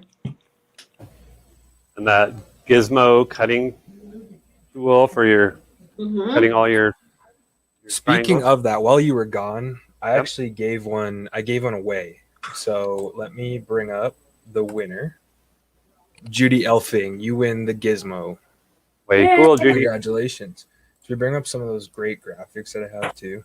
Some of that Oh, yeah. confetti. We had a winner, so we got to throw the confetti and make a little party out of it. Very good. So the gizmo cutter, Yes. we have these in stock right now. Does everybody know that these are all available? And if you get to $30 with Gypsy Quilter product, then you're going to be entered into a drawing, and we'll announce the winner on Sunday of next week when we do our email. Make sure you sign up for our emails.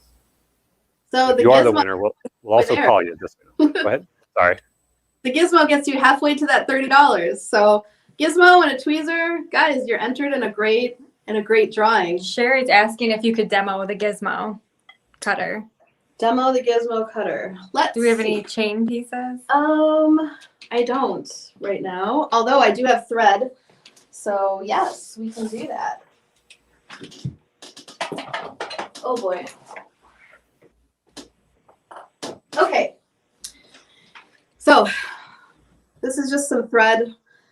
I don't have any chains, but Chrissy's just gonna zoom in a little bit here.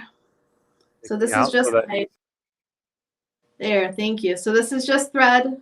Kind of hard to see, but all it does, and we just go right there into the channel, and it's going to cut the thread. So when you're using your when you've made your chain pieces, and you just need to cut it, it's very simple, and you won't do any wear and tear on your machine with the auto cutter. And then also, it's a lot faster than using a scissor because you're just snipping it.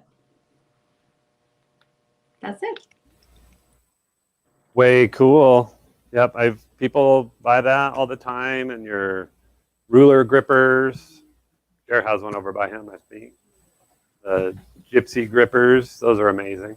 You better watch out. He might throw it back at you. Yeah.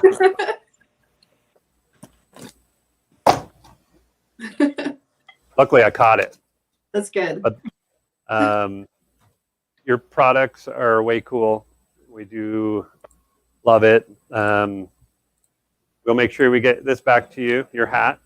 Oh yeah, thank you. And Oops. it's amazing how many people ask for clappers or the wooden blocks. And we now have those in stock. We had a hard time finding them, and I heard that you had us do a special sourcing of those. Yeah, so actually, I think we're the only ones right now that have the wooden Taylor clap in stock. So it's a great product, and it really makes your seams nice and crisp. It's also really fun to like chase your kids around with. They think it's hilarious. I do have one. I'm going to throw that at Please do Jer. not throw that at me. No, I better not do that one. And there's also a demo on our YouTube channel to show you, again, all the uses of the clapper. We have we put this on our site. I know it's not Gypsy Quilter, but it's part of your company, the mask template. We sold hundreds and hundreds of those, and we still have very nicely made. And then so we have the cool elastic bands. Yeah, so that mask template, it's really simple to use. It's by Creative Grid. Actually worked on the team to develop the design for that one as well. And you can make masks for little tiny kids. I use them for my 6-year-olds all the way up to, an adult male with a big full beard. So there are 3 sizes in the one template. It has the really good Creative Grid no slip grip on the back. And it's fast. It is super fast. You just cut it out with your rotary cutter, stitch it together, and the mask elastic makes it really easy to put that elastic in the side seams so the mask is adjustable. So you can just slide the button on the mask elastic and it will fit pretty much anyone. Yeah. Somewhere on here, I even have the nose bars. You guys have the nose bars too, which is kind of nice. They were on the back of your So we have the aluminum nose bars that you can sew into your mask to make it permanent, or you can, it's adhesive on the back. So you just pull the adhesive paper and you can put it on the outside of an existing mask for a one-time use. Gary's asking, what are the clappers used for? So the clappers are used to draw the heat out of your fabric after you've pressed it, leaving behind a crisp, flat seam. So you'll want to use it in combination with your wool pressing mat. We have 2 sizes of that, right? Yes, we have a big one that's 12 inches, and then we have the smaller one, which is about 7 inches. And then the Applifuse, I know that you showed that. We have 2 different sizes of the Applifuse, which is way cool. Yes. Actually, I think there are 5, I think. So the Is there 5 smallest sizes? one, yeah, I think the smallest one is like 12 inches square, and it goes all the way up to, I want to say like 30 by 47 that's going to fit on your ironing board. Oh, wow. Nice. Someone commented too that their first Gypsy Quilter product was a sit-up-on. No more back aches when I'm sitting too long at the machine. Oh, yeah. Yep, I have that right here. You probably have one there, but I brought it. I was going to sit on it and demo it. I'm good at demoing this kind of product. Yeah, so this product, it was one of the original Gypsy Quilter items, and we recently improved it by adding a pump. So over time, cushions tend to lose air, and now it includes the pump, so you can put it back up to the level that is comfortable for you. Oh, nice. Way cool. Is Gypsy Quilter going to be at the Tuscan show? Tucson. Our show dates haven't been confirmed quite yet. Yeah. So. I'm back on the mask. We do have, you guys have the mask media as well for a higher filtration. Yep. And we'll have it all on our site. That works with the Creative Grid template. It's cut to the exact shape. So you just sew it right in. That is way cool. Well, I don't know about you, Ger, but this was amazing. I love the Gypsy Quilter stuff. It's got like wall-to-wall, everything that you would ever imagine that you needed. If anybody has any questions for Nicole before she goes. This is the worst part, is to have to say goodbye. But if anybody has a question before we go, just go ahead and ask it now. Oh, here comes one. No. He's just thanking you for doing this, Nicole. Oh yeah, Love this is so fun. I love how you demo. You demo very well and easy to watch, so we do appreciate it. Thank you. Yep. I just love the Everybody- captive audience. I mean, like, my kids never listen to 3 words out of my mouth. So, like, for me, this is very exciting. And we'll be calling bingo here again shortly, but now I got to figure out where to put all this stuff. Now you should come in and see our wall of Gypsy Quilter that we have here in the store. It is pretty amazing. All of this product is on display. Did you All the about cool? customers should come in. You know what, guys? I think you guys should go into Mall Queen's store and take a picture of yourself in front of the wall and post it on the Gypsy Quilter Facebook page. That I would think be that really would be really fun. Yep. And if you do that without us asking you to do it when you're in the store, if you just come in, take your photo and share it, and come and see Darren and say, hey, I shared it. I might even have a nice little Mole Queen gift that we Ooh. love to give out. How many of you were at the show with Nicole and I and Ger and brought your red bag and got free gifts as you were walking around?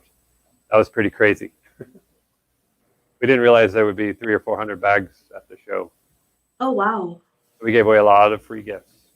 That was a great bag, too. And it was for a good cause, wasn't it, Darren? Yep, we raised a lot of money for Juvenile Diabetes Research Foundation. So we Very thank cool. everybody for that, for sure. That's the cartoon that was on the bag. It says, I went to Mole Queen's and got a sewing machine for my husband. And my mom says, oh, that sounds like a pretty good trade.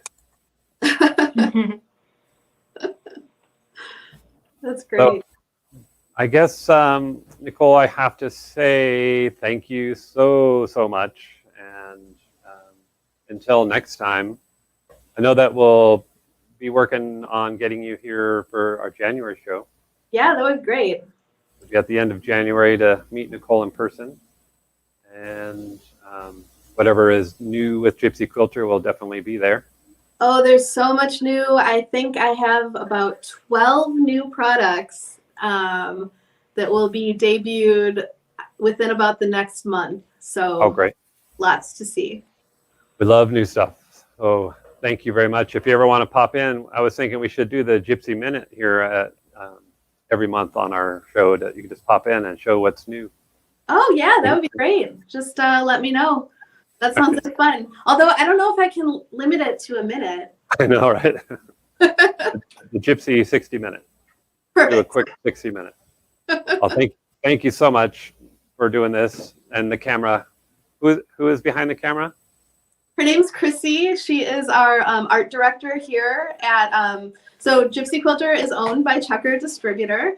And we also have Creative Grids is one of our house brands as well. So we've got Chrissy here today manning the camera. Hi Thanks, there. Chrissy. You're welcome.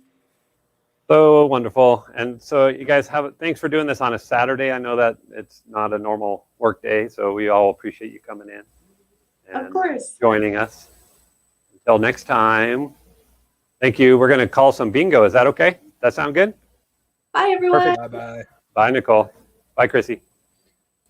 Well, that was wonderful. We always enjoy having Nicole. I know the first time that Nicole was here, Ger, that people love the product. They bought up everything. They have such a wide variety. And just know they're at molequeen.com. If you spend $30 or more, we are going to take all of those names and we're going to give a $200 iron away to one lucky winner. So now's a great time. You save because we're discounting it all. You will have your chance to win a $200 iron. You get free shipping over, is it $49, Jer? Free shipping. 59. $59. We're going to ship it for free. Shipping is very expensive nowadays, and so we only charge $6.95 for shipping, I believe it is, if you're not over the $59. So that in itself is pretty reasonable because it costs us more than that to ship. But we will ship it absolutely free if you get to the $59. There is one product that I'm going to demo here in a little bit. It got lost in the shuffle of all this. It's the Gypsy Quilter. Oh, here it is. The seam ripper. But it's going to be a little bit because I'll have to reset the camera. So She showed it. oh, did she show it? She showed it at the beginning. Oh, sweet. So I one of the demos that I can handle is the sit upon. So I can show how that works. And then the seam ripper, I could also show I'm a really great seam ripper. But the Gypsy seam ripper, once you rip it and you just rub the rubber end on it, it pulls all your stitches out. So if she showed it, I don't need to show it.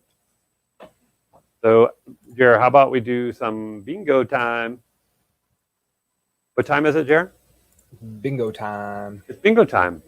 So we have only drawn one number, which seems No, really... 2. I did another one. Oh, did you do 2? So Jer is going to continue to show the existing numbers that have been drawn and show the current number, whatever he's drawing now. So go ahead, Jer, take it away.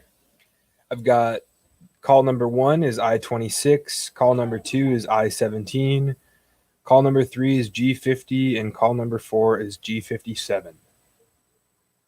So we're going to give away a $100 moldqueen.com gift card to the first person that gets bingo.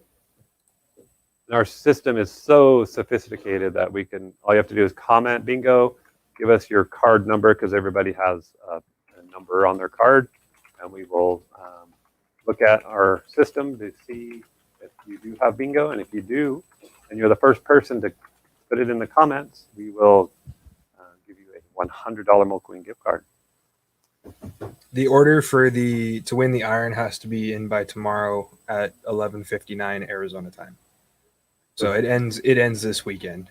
And we have stuff in stock. So you'll find that your order goes quick.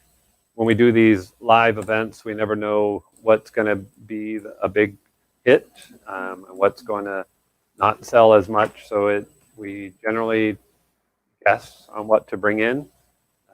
So most of the time, it takes about 2 to 3 weeks to get your order if it's from this live event. But on Gypsy Quilter, you get it right away. So, Darren. Yes. We had a special guest the other day. We did? Well, not you. My dad and I did, Ken. Yeah, we need to call him in. We do. But what I'm going to do before that, because I hear him, he's with the customer selling a serger. Oh, yeah? But what we can do in the meantime is the clamshell ruler video from Floriani or yeah. R&K. Can you show how to get to our website? I can do that too. Let's go to this. In case you haven't visited moldqueen.com before, I would imagine you have. But if you don't have a bingo card yet, know that on the homepage of our website, there's a banner with Darren and I on the bottom corner and balloons. Right below that, it says get your bingo card here. So if you are watching this now and you don't have a bingo card, just know that you can still get one and still have a chance while they are available. But the bingo is only during our live presentation. So if you're watching this recorded, thank you for watching. But the bingo is only for the live. Yeah. And then let's see. Robin said I'm out of town, and yes, you do need to place an online order that you can pick up next Friday. So if you want to be entered in to win the iron, you have to place the order, but you can pick it up whenever. Still waiting for you to call a number on my bingo card.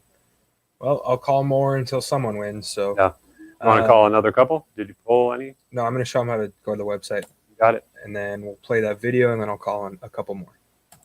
So I'm going to share my screen real quick. So if you go to It'll be molequeen.com. Let me go ahead and remove. So it looks like this. You'll go to molequeen.com. Go ahead and click on this this banner right here to get your bingo card. Type in your email there, or you go back to molequeen.com and click the event specials with all the balloons.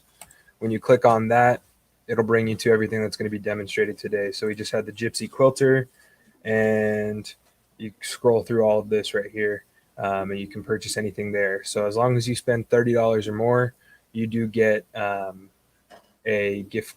What is it? You get entered to win the iron. So go ahead and do that. We remove that guy. Go back to It's a $200 iron, in fact.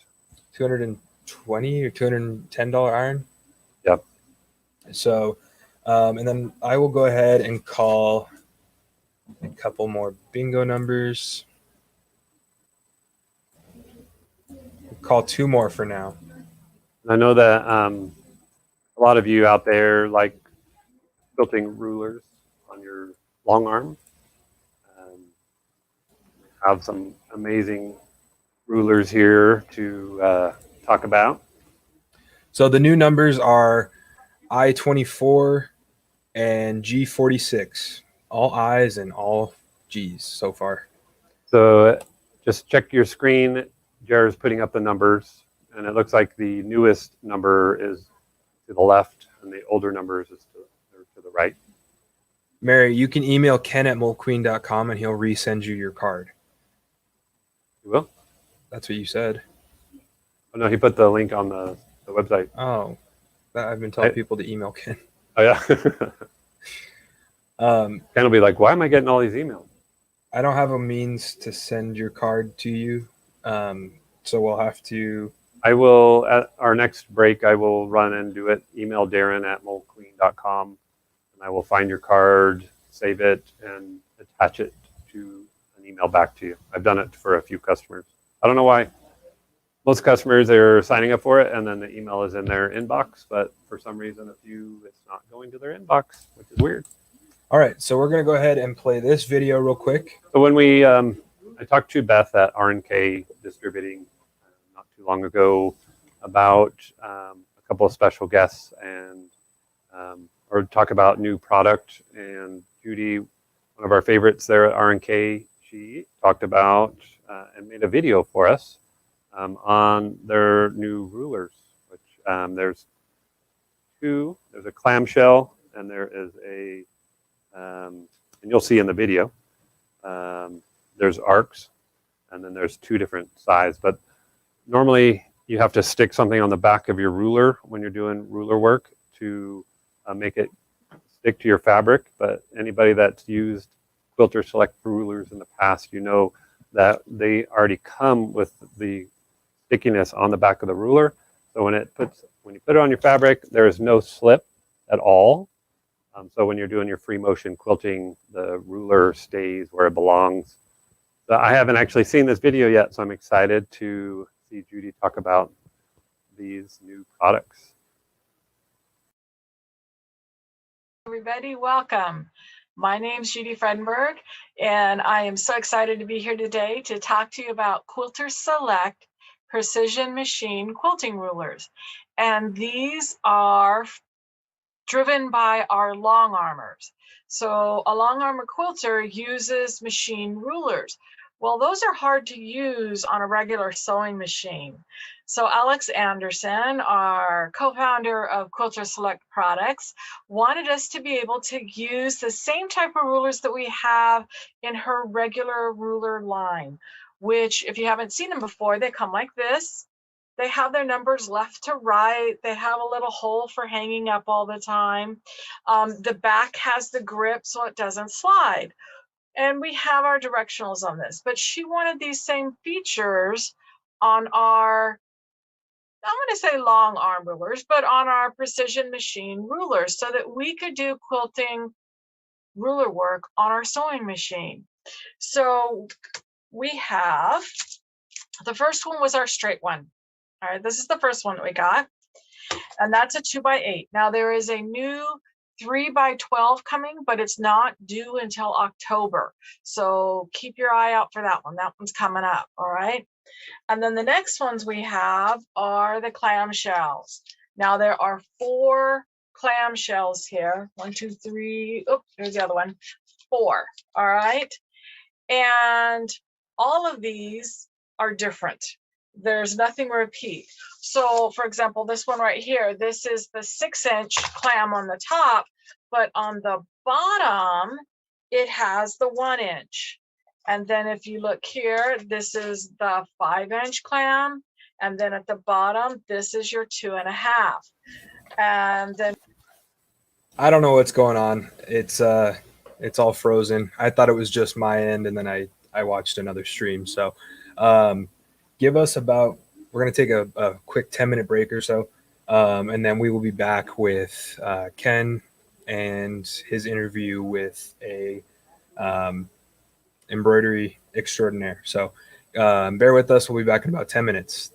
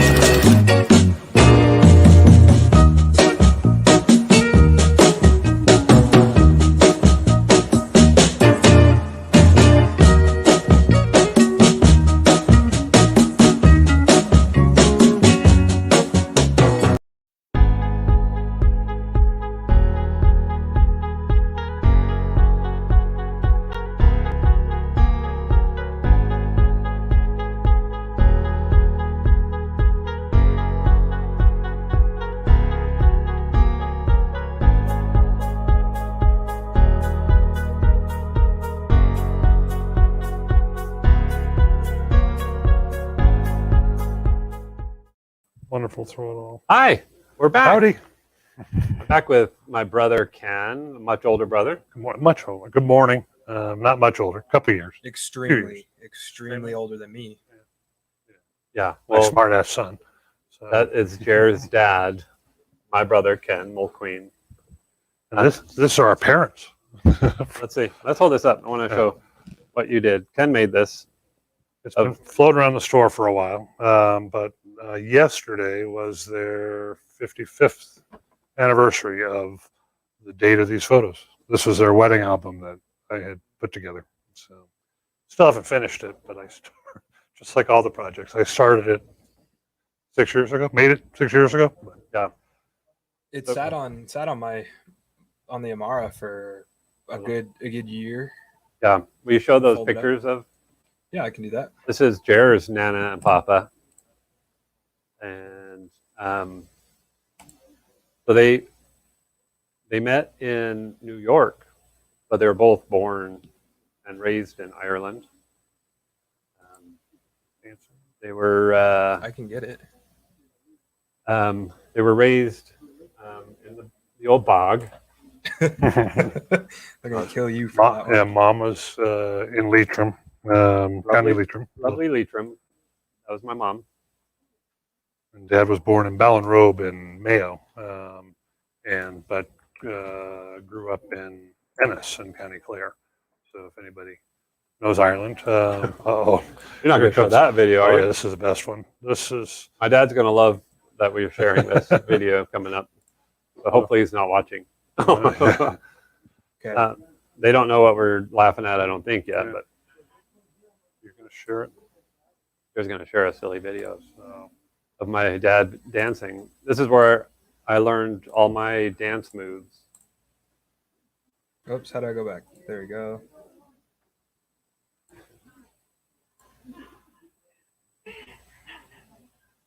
Uh-oh. See that? I'm gonna get fired. For this. Yeah, you might get fired over this one. Dad, we love you. We know you're in the office watching what we're doing. I had nothing to do with that. Yep. So they immigrated to New York. My dad started working at the Natural History Museum, and then saw a help wanted sign at a Singer store there in Long Island. Was it? Yeah. Papa commented, "You're fired." Oh, Jer's fired. Sorry, Jer. So yeah, Valley Stream, I think. Actually, Dad said if the tables were turned, and if the younger dad were to come in today looking for a job, Dad said he wouldn't hire him. So, so thankfully to Nick Farrar, who's been gone for a while, but he hired Dad and got us into this. Yep. So that's where it all happened or started is many years ago with Singer, and then in '72, I believe it was, we transferred to Arizona, where my dad worked at the Singer stores in the malls when they were in like Tri-City, Christown, Maryville. I think it was Maryville Mall though. Was it? What did Papa say? No, Jared's over there laughing. He said his 35th hiring. So, yeah, Jared might be not working next time. Yeah, Might we'll not see. have lives anymore. It'll be 35th Avenue and Mulqueen. So So we moved here 72. I was 8 months old. And Mom used to sit on my baby food in the U-Haul truck on the way over here. oh, it was a red Ford LTD. Oh, was it? Yeah, Oh, drove cross country, and I was 4. We drove cross country in a car, so Mom would warm his food, his baby food. But Mom and Dad driving from New York to Arizona, 5 days in a car with 3 screaming kids in the back. So I would imagine we were all perfect little kids. oh, yeah, angels, I'm sure. Judy Cassidy said she bought her first Singer from Christown Mall in '74. Oh, wow. So that would have been where Ellen used to work, right? No, that was Martha. Martha said Ellen was Tri-City Mall, and Ellen still works for us today here. So Yep, Ellen Carney has been with us for over 40 years. Yeah, you didn't buy it from us, but that would because my family's business started in '77. So if you bought it in '74, it the wasn't. Christown Mall, that would have been the Singer Sewing Company that Dad worked for at the time. So they had a bunch of stores in town, and then when Singer closed up the stores, Dad hired the managers and opened stores for them. So We do have an employee at the Tempe location who just hit 30 years working for us, Mr. Brian Van Oort. He's over at the Tempe store. I don't know if he's in yet. I know he was going to be in around 12:30. So you'll have to give him a hard time if you ever go to the Tempe store. Yeah, I didn't know you were working here for 30 years. That's crazy. Someone said you don't have any sisters? No, just Keith. Yeah, just Keith. Just Keith. Keith is, I think, doing a Gamble delivery. If Keith is around, he should come in and say hi. But I think they thought Keith was going to be a girl. And it turned out that he had the parts of a male. As a baby. And then your name was going to be Kevin. And then me. they put your first initials all together, and it was KK, and then there was now Darren. So I am Darren, but people, it's weird. I've gotten Kevin. People have called me Kevin before. That is weird. Are we doing bingo today? Yep, bingo. Jared, do we have a bingo yet? No. You need to pull some more numbers. Okay, I'll pull some more right now. Some more bingo numbers ready. And just know I was supposed to go get the bingo card for that one customer. She signed up for the bingo card, and for some reason it never showed up. So I will go do that here in about 10 minutes. Unless there's a bingo right here. Unless there's a bingo right here. Probably won't be, but. So we have the two new calls are N35 and B7, along with G46, I-24, G57, G50, I-17, and I-26. Don't ask me how I could read that fast. I-17 is a freeway. Freeway, yeah. Yeah. I bet I-26 is somewhere. So we just want to thank. Oh, we have a picture of our whole family. Oh, yeah. Yeah. This was taken on their 50th wedding anniversary, which was 5 years ago, yesterday. And so we rented out a place in Phoenix called Rosie McCaffrey's Irish Pub. Kenneth's band played, his Irish band. And Ger left for some reason early. I was at a Cardinals game, and I came late, and then we left. Well, I added Jer's picture in there. I hope you might not be able to tell the photoshopping I did, but I tried to blend it in as best I could. That's awesome. Yep, and you did a great job. My computer skills are astounding. But I don't know what you guys think of our newest cartoon that I put out there of big baby Ger. You have Looking for his binky. Yeah, where is it at? I have it ready to go. So I'm gonna show this real quick I'm gonna to show you guys with the abuse that I put up with on the daily. So I asked Darren. I said, "Hey, Darren, who's joining us live this weekend?" Darren says, "Jer, we have the one and only Nicole from Gypsy Quilter." I said, "Oh, that's way cool. I'll be ready with my gypsy outfit. I hear she'll be doing a live demo. That's a pirate outfit." And Darren, big old buff guy, says, "Yep, she will teach a quick sewing project and show lots of fun notions." When Darren takes his shirt off, he does look a lot like that photo. Yeah, in one of those weird wavy mirrors from the carnivals. We also have an exclusive interview Ken did with one of our favorite embroidery experts. I can't wait. I hear the offer they have is so amazing we can't say it live, which is true. I'm on my way. I'll be ready at 10 a.m. this Saturday, just after I get changed and grab my new binky. I figured that he needs to get a diaper change and get his binky. So I thought that was silly. Funny. I hope you guys think that those are kind of silly as well. That email went out like 5:30 that night or whatever, yeah. And I got home and I was looking at my emails, and the first thing I did, picked up the phone. I called Darren. He answers. He's sitting there laughing on the other line. He's like, "What?"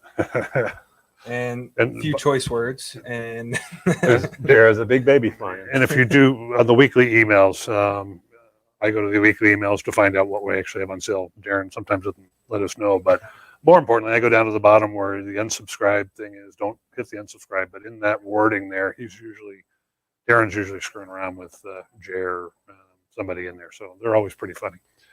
But last one, had a big wingspan of some famous bird. No, you said Jer's wingspan resembles that of a wandering albatross. How the hell do you come up with that? It's the bird that has the widest wingspan. Is that what you looked up? Yeah. Well, and the You fun gotta have fact, information. Darren's what 6'6". I'm about 6'1", 6'2". Darren has like T-Rex arms, and I've got like the ape factor, and I can basically itch my calves While so, standing straight up. Yeah. Jer does have an issue with his arms dragging. But when I'm riding a horse, my legs hit the ground. So that's what they say. Darren actually, that's in fun fact. Darren actually broke his femur a long time ago, and he was Oh, actually he was riding a horse, and it got stuck on a rock. Full Full-size I horse. fell out of the monkey bars. I was there. You remember it? Yeah, I Do you do. really? Yeah. Or the time that Darren At a park up on 7th Street, whatever, 7th Street, and whoever it was, Dad had us out there at the park, and we were on the monkey bars and Darren fell. The first time my dad ever took us to Sunny Slope area. to play at the playground, I fell off the monkey bars and broke my femur. well, there was the time that you guys was it the Isabella house where you had all the pillows at the end of the hallway, and Oh, Darren. no. Yeah, we can't give out our Can't secrets. go out into that stuff. Well, this is supposed to be on sewing machines. Oh, yeah. Let's get back to the I topic. did an interview during the week too, so So show the other picture up close of Nana and Papa that I shared with you. I just This we're gonna in that cue. Look at Nana and Papa, Pat and Bridget. So they are the ones to thank for. someone said, was there a plastic goose in the park? Was there? That's what they're asking. I don't remember. That was because that's Judy Cassidy. She was the one that went to the Tri-City Mall. Tri-City, no, the other one. Christown. That was 45 years ago. That's how old I am. It was a long time ago. No, 40 something. Uh-huh. So we have Pat and Bridget to thank for our continuation. And now, unfortunately, we got Ger. Fortunately, we got Ger to continue this on beyond us, and hopefully Ger's kids, they continue on after Ger. Ger, Declan, Ashling, yeah, hopefully they'll crew, maybe your guys when they get up older. Yep. Evie and I was telling Aiden, my son, he's 15, almost 16. You realize that when you get a car, you have to pay for insurance and you have to get gas. Like, what do you have plans on working? There's Mr. Brian Van Ort from our Tempe location.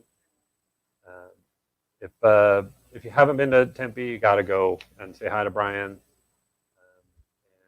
crew, Janet.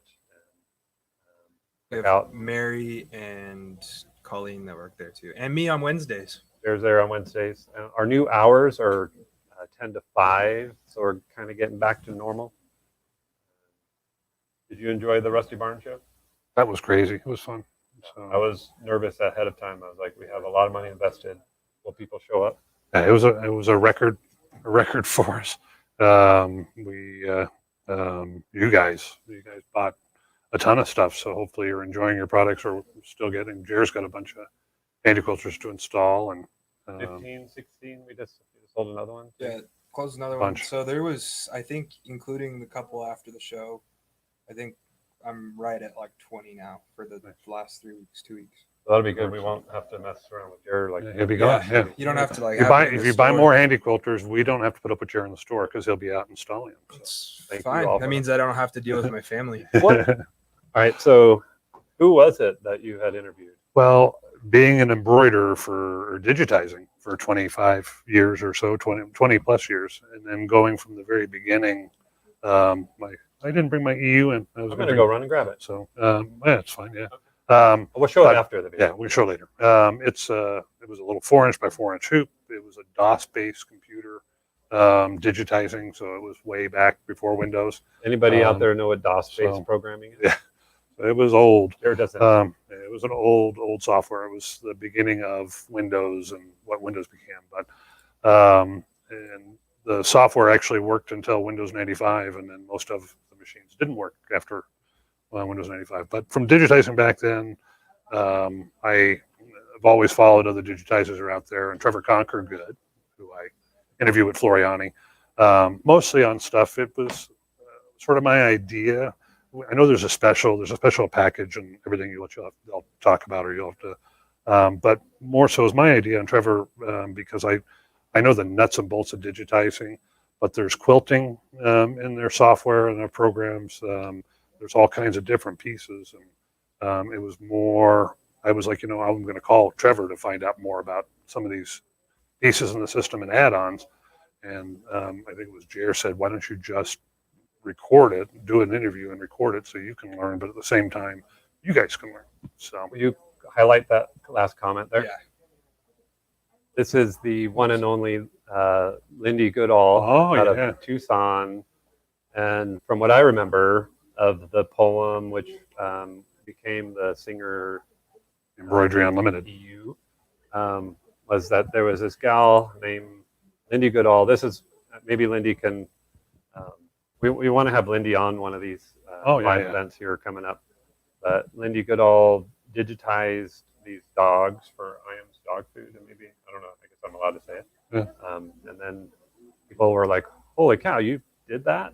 That's pretty amazing. And maybe I have the story wrong. That's why I was thinking maybe Lindy could fill me in. I didn't know on that, but I know she went from, and then she created a company called Cactus Punch. Anybody remember Cactus Punch? That was like our biggest selling design company for a long We were time. tons and tons, but they were in, I think, I want to say they lived in Ohio, and then they relocated to Tucson, which they still live down now. What was it? IAM's dog food promo. That there was you go. like kind of where it all started with Cactus Punch. And I think she started a whole Cactus Punch company from the embroidery. Oh yeah, Or the poem. from the poem. And then our Chandler store, as you know, we moved it a couple of years ago to Tempe store. We bought that new building over there. Well, Chandler store we had since I was 15 or 16 years old. We had it for over 30 years. Well, in the back room, I found a brand new Singer Embroidery Unlimited in the back. It was hidden on a bunch of stuff. So the thing was there for 20 years, 25 years. Yeah, no, there's no value. It won't work though, even though it's brand new, it won't work. So anyways, with Trevor Conkergood, I went through and did asked a bunch of questions with him. And you want to go ahead? Oh, but first I just want to say Lindy G is now Lindy G's design. Oh yeah. Sorry, yeah. So Lindy G's. She also has, for those that really get into the nuts and bolts of embroidery, she has a great PDF that I believe you can buy on her website and download it, or she mails a disc out. We have the disc here on the nuts and bolts, why you do certain things on embroidery. Well, when we have her live, we'll have her go through and do that. And then, but part of coming up next is sort of simplifying what Lindy and I both went through while we learned how to put these designs together, but no one's showing us how to do this stuff. Yeah. So, but yeah, because there was nobody before that other than industrial, commercial embroidery. yeah, commercial, the old, and then at the Singer company, when Singer got it, I knew more about the machine before it showed up, just because I bought an original poem that Lindy had, just so I could sort of learn it a bit before Singer showed up. And Dad would come out and yell at me to get back to work. Well, then, way back then too, like in today's world, you have like basically click to fill. Back then, you were physically stitching everything. Oh yeah, if it was 8,000 stitches in the design, you probably clicked the mouse 12,000 times because you'd click, click, click, click, click. Oh crap! Delete, delete, delete. Click, click, click. Delete, delete, delete. Click, click. So every stitch. So you're spoiled now with the software.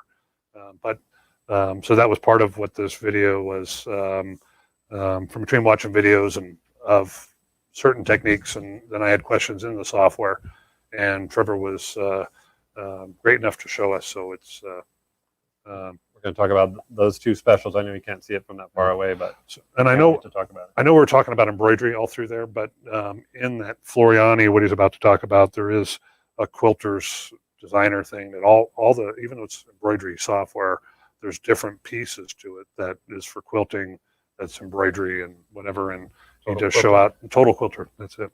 So which I have to learn. Yes, and there's a lot of great specials, and they're so good that I can't even give you the price over. You have to email Jerry. It's illegal for us to do that. We would get in trouble by Floriani. But So as we go through this, I did post it in the middle of the interview, but if you want to know any pricing beforehand or after the video, you're going to have to email me, ger@molqueen.com. So email me if you want pricing on any of the, four different, well, there's really two bundles. two bundles, but four different individual things that you can buy. Because if they already have FTCU, it's going to be explained, but so. Email Ger@molqueen about these specials. We'll be back here in a little bit. An hour, about an hour. Hopefully, my interviewing was okay. So enjoy Trevor. Comment on Ken's his interviewing. I'm going to apply at Channel 12 next. So We should have made him wear the same color shirt. That way, so this was Thursday afternoon. Thursday. Yeah, at Thursday 1. afternoon. Yeah, we threw Ken into it, saying, "Hey, will you do this?" Yeah, so right now, unfortunately, Trevor couldn't be here today. So he's actually gone up to he's already up in Saskatoon. So he's already way up in Canada. But whoops, I'm letting you know on that. But he's gone camping or gone off to the woods. And as soon as this is done, Bernie and I are going off to Pine. So same All thing. right. But I had to be here today. We'll see you in a little bit. Enjoy. Good morning, everybody, or morning or afternoon. I don't know what time this is going to play on Saturday with Darren. So Darren's off gallivanting this afternoon, and I get to interview. I think you already put it on an email, and I get to interview one of the top in the embroidery industry. What's wrong? Hey, it's us again. It's those two crazy. The two. Yeah. What happened to the No, video? it's lagging for some reason. So Jared's going to try to upgrade our internet speed Real quick. Well, I don't know how. I mean, we are Just checking to see. we're wishing we've got sufficient speed. It's 43, just- 44 megabits, is it? So we're hoping that this doesn't lag and that we could play one of our videos. Try it again. You ready to try it again? Yeah, I'm gonna do it just a dysfunctional way.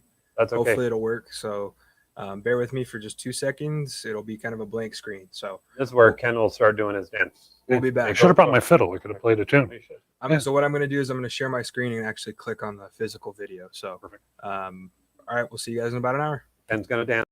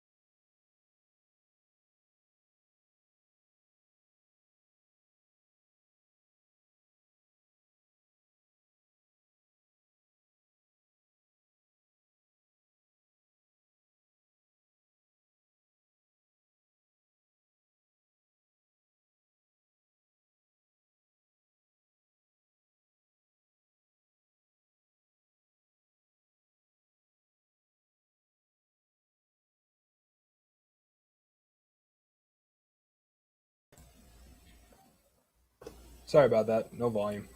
So we're gonna have to. We had to run out to another room to go figure out if there was volume or not. So, let's see if this works. Probably With not. the Floriani software company. Fun. All right.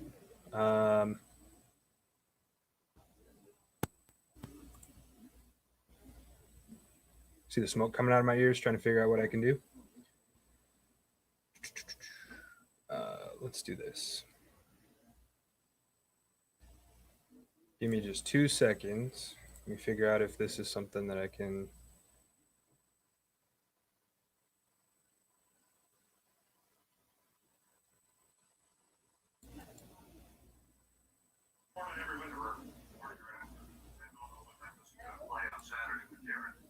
I'm sure you guys can hear it, so just wait for me real quick.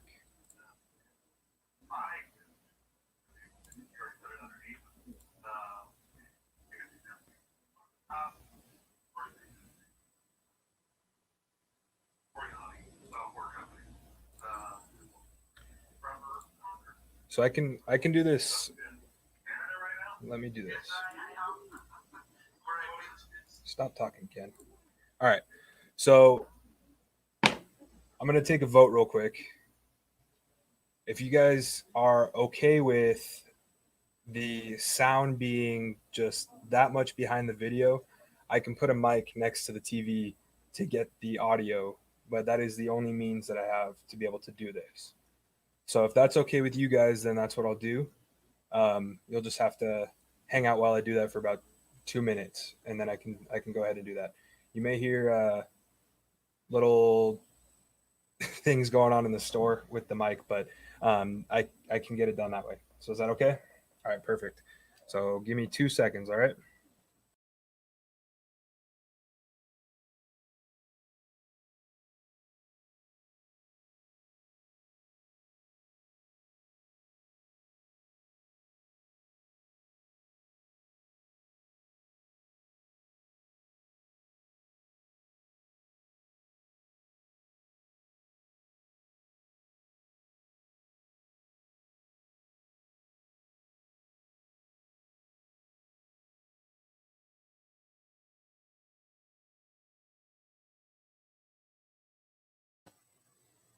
All right, so I'm going to go ahead and share my screen one more time.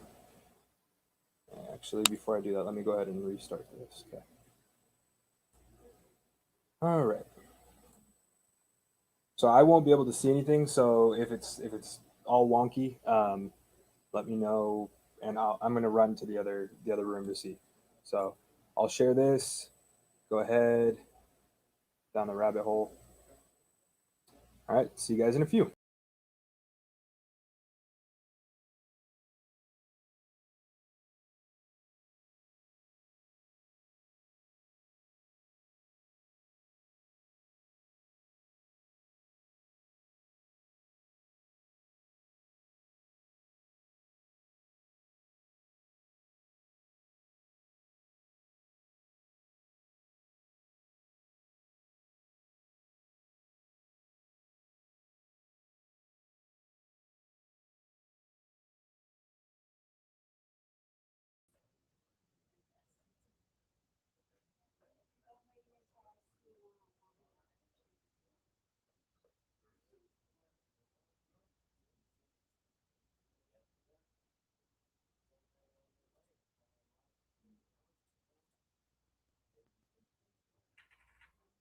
Darren.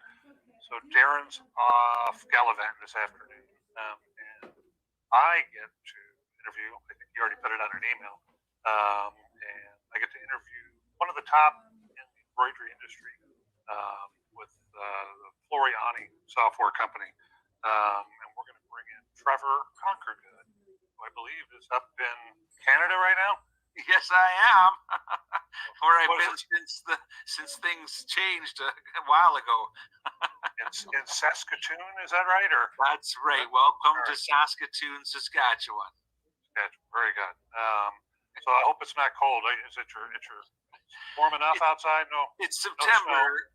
Ken, it's September. What do you expect? The summer's over. That's for sure. It's I'll tell you, every day there's more leaves on the ground, and we know that snow is not that far away. Yeah, true. Well, with this today, I was hoping to go through some of the stuff that I've digitized for 20 years plus, but I'm nuts and bolts digitizing logos. There's things in the software. I know there's things in the software that I've seen or played with a little bit, but don't know them well enough demonstrate them, which is what I'm hoping we can have you do today.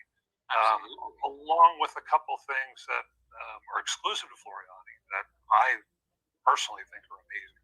I know my pull compensation. I know my overlap values, cross overlap values, what underlays to use, whether it's a towel or a polo shirt, piqué, edge run, grid stitching.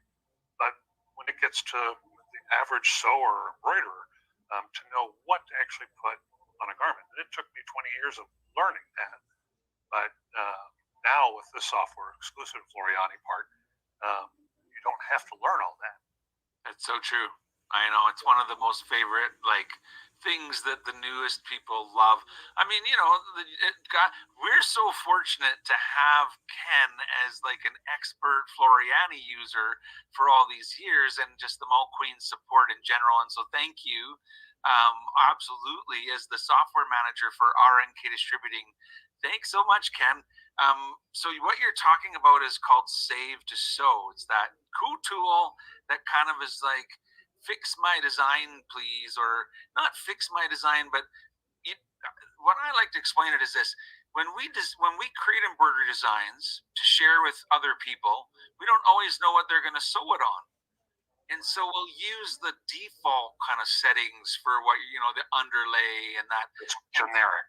Yeah, it's good for most situations, but you can lighten it for some things, and you can certainly add more for others. And this is the kind of stuff that new people don't always know. It's there's a, and I always just say, don't be afraid of the learning, because that's really the fun part of, that's why I think we do embroidery. I don't know if you guys know this, but it's not necessarily just because you want to make things to sell or to give to your family. It's really the learning and the experience and the friendships that you make along the way. And so Save to Sew is a great tool for learning. You're brand new and you get this design and you put it on your screen and you're like, now I want to know what happens if I sew it on polar fleece. What should I do to get it successful? And the software can help you. So we'll look at that. My pleasure. And if we have time, we'll find other fun things. That sounds great. Should I show you that now? Please do, yeah. Go and screen. So I can click on share my screen, and it just takes a moment, and you guys will see my Floriani software, and it's actually me with the boys here. I'm right there at well, I don't know, we're at the hotel. I'm not at your sewing store, but I'm there in Arizona. And thanks so much for hosting me. It was so great to see Darren and Keith and Ken. I think we're having you come back too here. The little birdie told me something about January with you coming back. I am so excited about that. I have not left Saskatoon in 2 years, and I just cannot wait to visit Arizona. Yeah, no, I want to see you guys. I want to come and see you guys. Darren was one of the very first people. Sometimes I feel like he's one of the sewing store owners that really sought me out before I ever had anything to do with Floriani. Darren always called, would you come to Arizona? Would you please share your knowledge? So I just love you guys, your family, everybody. So anyway, so I thought I'd share at least one of my photos of us, because there is more than one. Okay, so what I'm going to do is just click on a new empty workspace and basically, find an embroidery design. And so over on the right-hand side is a design, finder that you could, basically point it at, any folder in your whole computer, and then, browse through the designs that are in that folder. And so that's the idea. So once you find something that you want to work on, you just drag it onto your workspace. And so let me see here if I get something like, a big rooster. So the rooster's all run stitch, and it's probably not a great example of what you would use the Save to Sew tool for, because it's all run stitches. But that said, you might just want to put a hoop on your screen and go, wow, that rooster's pretty big. I wonder what hoop I need to use. And you can use this kind of hoop selector. And if you just tell it what format you need, I know you guys sell more than one kind of machine. So these are all the different formats that somebody might have. And if you choose that format, PES, then these are all the different hoop sizes. And so if you get one of your big hoops, then hopefully you can still fit your rooster in there, and if not, what are you going to do? Resize it, I guess. So just select it, click and drag, and it will calculate new stitches. It's currently working on it. It was 20,000 stitches. Now it's 17,000 stitches. And that's a design that I didn't digitize in the software. That's just one that I purchased. It'll recalculate the stitches of foreign designs? Absolutely, yes. You can take, this is a design that was just like from my collection sort of thing, right? Not a Floriani design. And so that's the cool thing about it. Well, you know, if you look in the library where it says free monthly designs, now you'll find that there's like all the different months of the year. And if you click on a month, there'll be all the different years of that month. And so if you click on April 2021, those are the designs, right? And those are called the free monthly design. And there's always new free monthly designs every month. If you just keep clicking on them, go to April 2010. Those were the free monthly designs from April 2010. And you can just keep bringing designs onto your screen and do like a whole sort of layout of everything that you want to embroider. So this is probably, to me, for a new person, this is probably the things that they do first, right? Is they just interact with the designs that they already own. They interact with their embroidery hoops. They, you know, maybe you're going to decide to do just that little bunny. And so you want to pick a hoop that's sort of like just as big as the bunny is and not too much bigger. And then you can click on center. So there's like alignment tools and basically like, you know, whatever you need to sort of fix your designs up, get them ready to go. So now the save to sew, that was the part that you were kind of asking me about, right? And so save to sew is this tool right here. And when you click on it, you're saying to the software, you have to choose, I guess, a fabric is what it is. You tell them, and when I say tell them, I don't mean me. What I literally mean is these are based on Walter Floriani, who's the sort of for like one of the founders of the company and the person who inspired our whole software. These are his family recipes. So it's pretty cool the way there's all these different kind of fabrics that you might sew on. And all you have to do is kind of like scroll through them to find the one. So I had said, what if you put your design on fleece? Because fleece is one that usually you need extra underlay. Sometimes you need to change the way you embroider it. And so if I say fleece and then I find it, there's a question. I digitized or I didn't. And what that says is, if it's you know, you'll know the answer, because if you digitized it, you'll know that you did. If you didn't, if you're not sure of the answer, the chances are it's I didn't. How's that? But basically, if you didn't digitize it, it kind of says to the software, if you did digitize it, and you're asking for this help, that it can be more aggressive, you know, and do more to this. If it's a store-bought design, it doesn't. It knows that it can only do so much, I guess. But basically, you have to turn it on. So once you tell the fabric, you click here to allow Walter to do things like change the density, change the underlay, change the pull compensation, and change like any other settings that it deems necessary. And you can like limit it if you want to uncheck some of those. But you know, if you want the full Walter effect, you just turn it on and you click next. And it takes a minute, and while it's working, Kay Brooks shows up.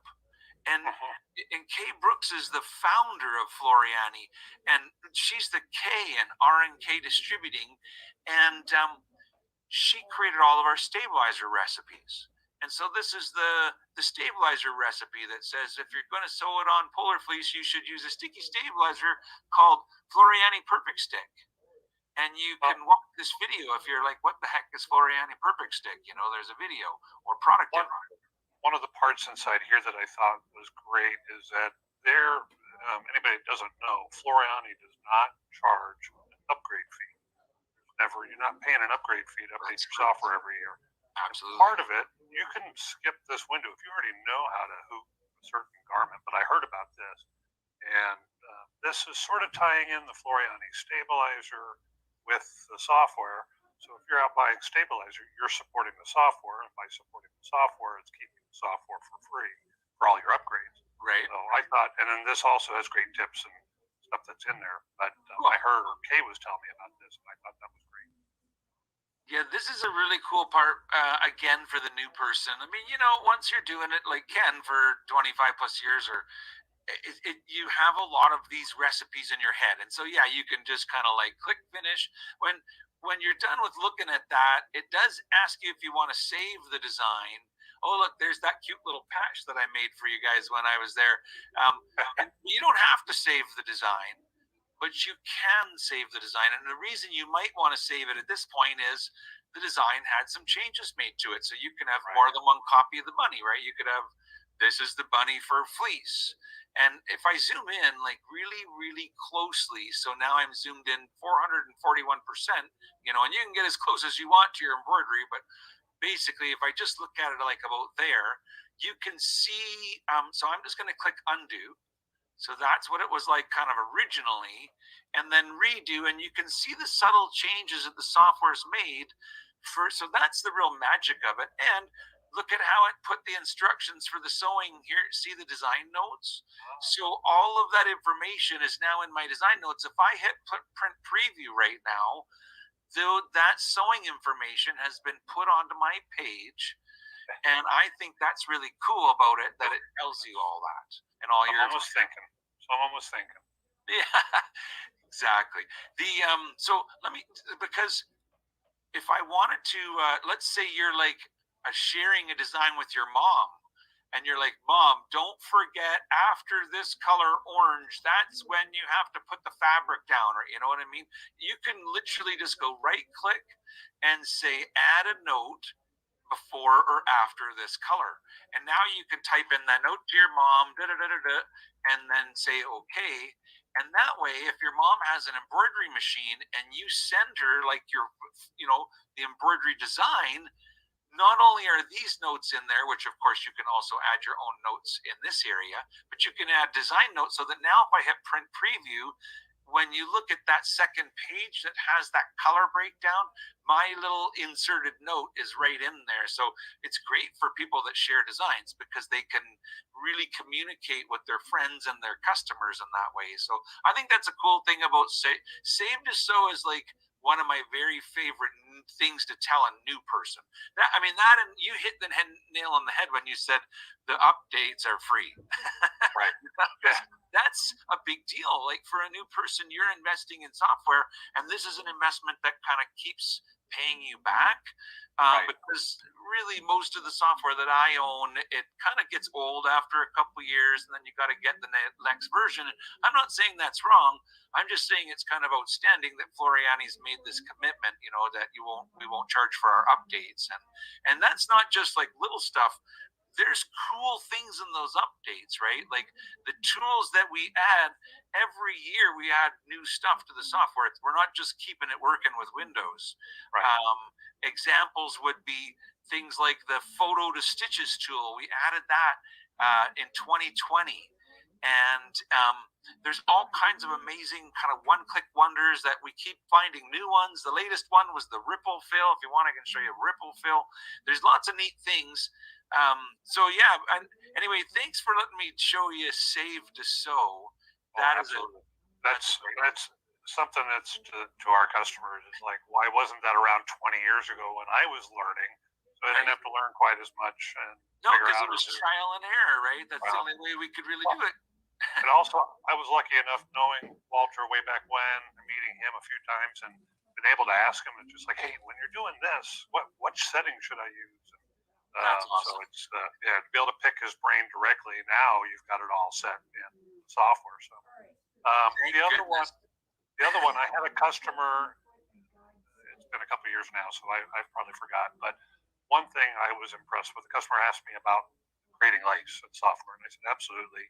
I had never created it, but I knew you could do it, and I heard about creating it. And she wanted to come in for a demo. So in order to create the demo for her, I just went to Floriani's videos. I just typed in lace, and there was probably 30 videos that touched the subject lace.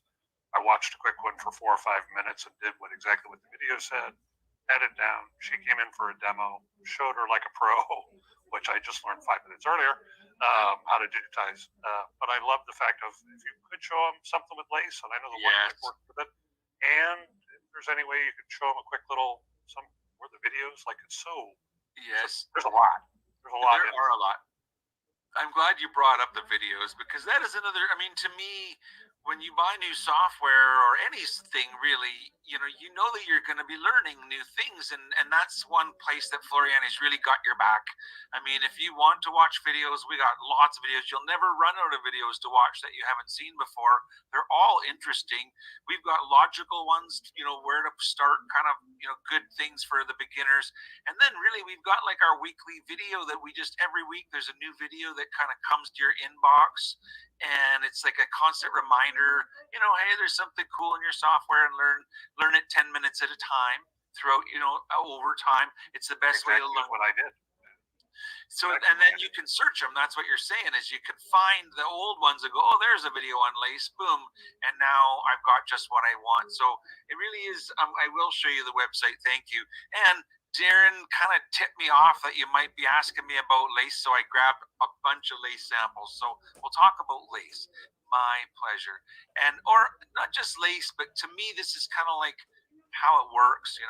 Really, that's what we kind of. So I'm going to click on share my screen again and bring back up that software. So, okay, we'll close we won't close the bunny. I'll just leave. So this is one thing I really think is great. I've got my picture with my buddies here in case I need to remind me who my buddies are. I've got my bunny, and now I can open another design. You can have as many open kind of workspaces as you want to. And then you said the website, so let's do that. I'm going to come on to, so I'll have to show you like the rabbit hole for a minute, and then I'll click on this and get you. It's rnksoftware.club. So the rabbit hole was when I clicked on the website, and our picture goes back and like, anyway, sorry. This is where you can, so if you own the software, you automatically get to join as a member. So you'll sign in.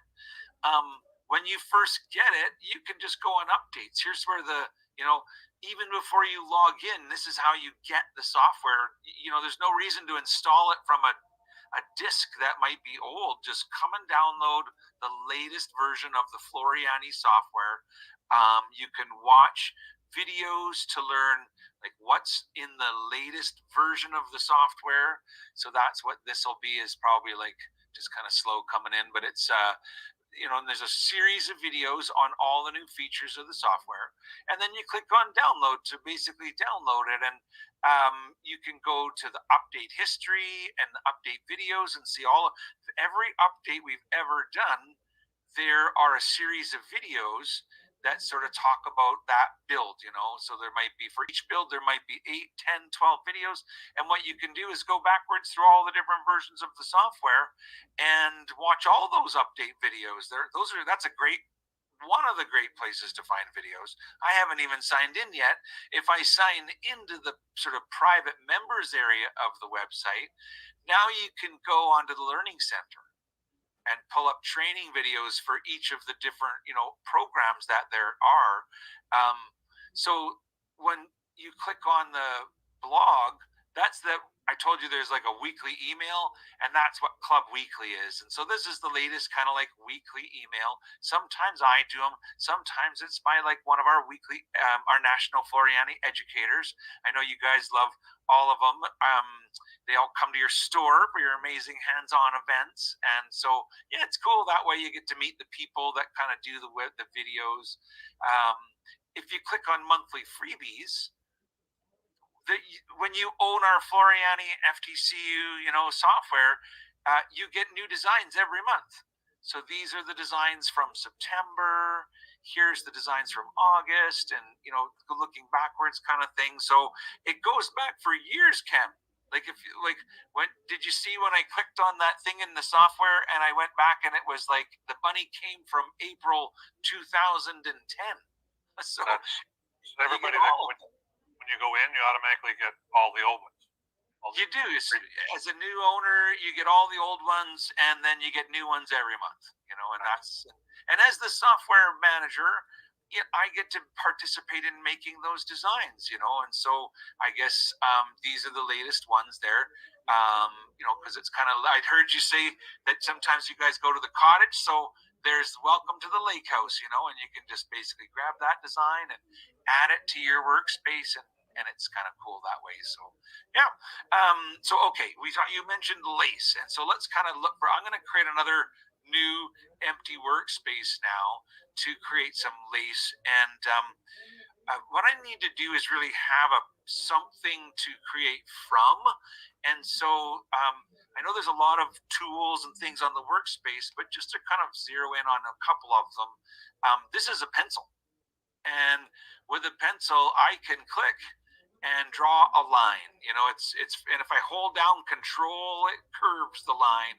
And if I don't hold down control, it kind of makes it straight. And if I right click, I'm done. I did it. I drew a line. I know I'm that good. The talent, I tell you. But this is the building block of the software, Ken, because what we have now is a piece of artwork. And if you look on the right, you can see it there in the sequence view. It says artwork. And if I click on it, I could convert it down at the bottom. Every one of these things, every one of these buttons is a style of embroidery. Lace is just one of them.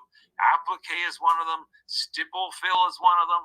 You've got the basic thing would be a run stitch line, right? So this is here. I'll turn on 3D. This is like the straight stitch of a sewing machine. It starts where I started, follows my line, and goes to the end.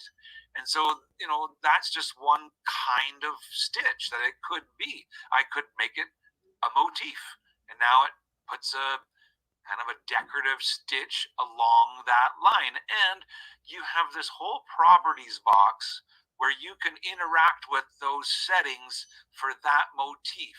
So if you want them bigger or smaller, or maybe you want to make them variable sizes and have them get bigger as they go across it. And so it'll start out small and then get bigger as it goes across it. Yeah, so it's kind of neat like that. And then basically if I click on this one, it'll make it into a steel stitch, so kind of like a satin border. And notice that these are all outline styles. If I move over here, I would get into kind of like more of a filling in style. So there's a solid fill, and this one's a solid fill, but it puts kind of like a decoration in the background. Let's see here. I think my SteamYard, I just have to let go for a minute. And maybe that's not a super attractive color to show you with. So we'll change it to orange because it's autumn and all the leaves in my yard are turning orange right now. Sorry, the only thing that changes fancy Phil. The only thing that changes color in Arizona is the license plates. Okay, is that right? When their visitors come. Sorry. Yes, I get it now because the visitors come. Yeah, because all those snowbirds are going to be coming down there soon. You guys are looking forward to your friends coming back. Notice this one's the same shape that I drew. Now it's filled in with like a cool kind of diamondy shaped background. And you can mix them together and do like any two different or, combination of these motifs, they're called. Yeah, so it's a lot of fun. So we call these the one-click wonders, Ken, because every one of them is another kind of embroidery, right? This is like a two-color blending. This is kind of like a gradient style doing it. This one is like a wave, kind of does your stitches in a wave. This one is the newest one of the pack, ripple fill. People are gaga over the ripple fill, Ken. I'll zoom in so you can kind of see what it does. It goes around and around and around.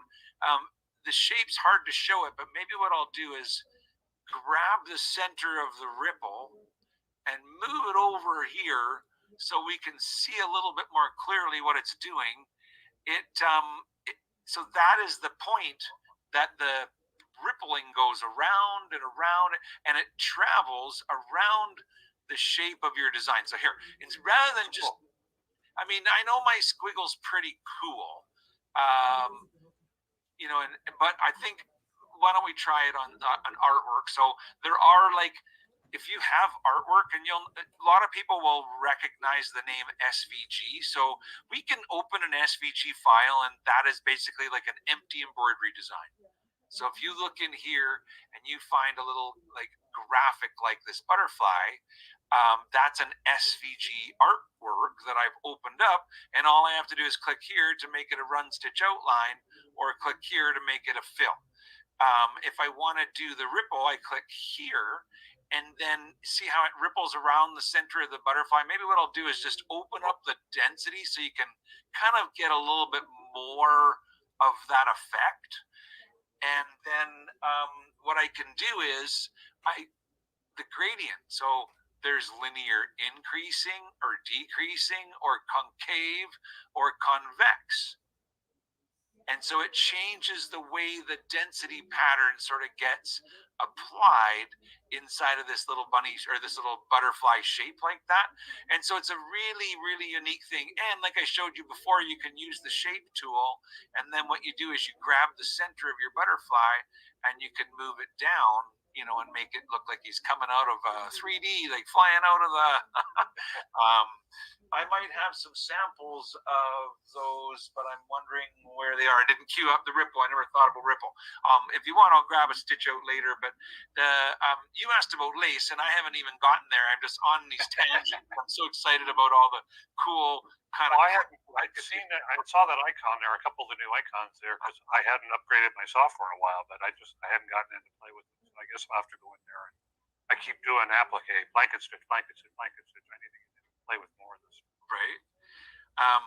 Notice the apple comes in, you know, plum colored. I never figured out why we have a plum colored apple. To me, you're going to scroll through and, you know, color it red or maybe green, but, you know, not plum.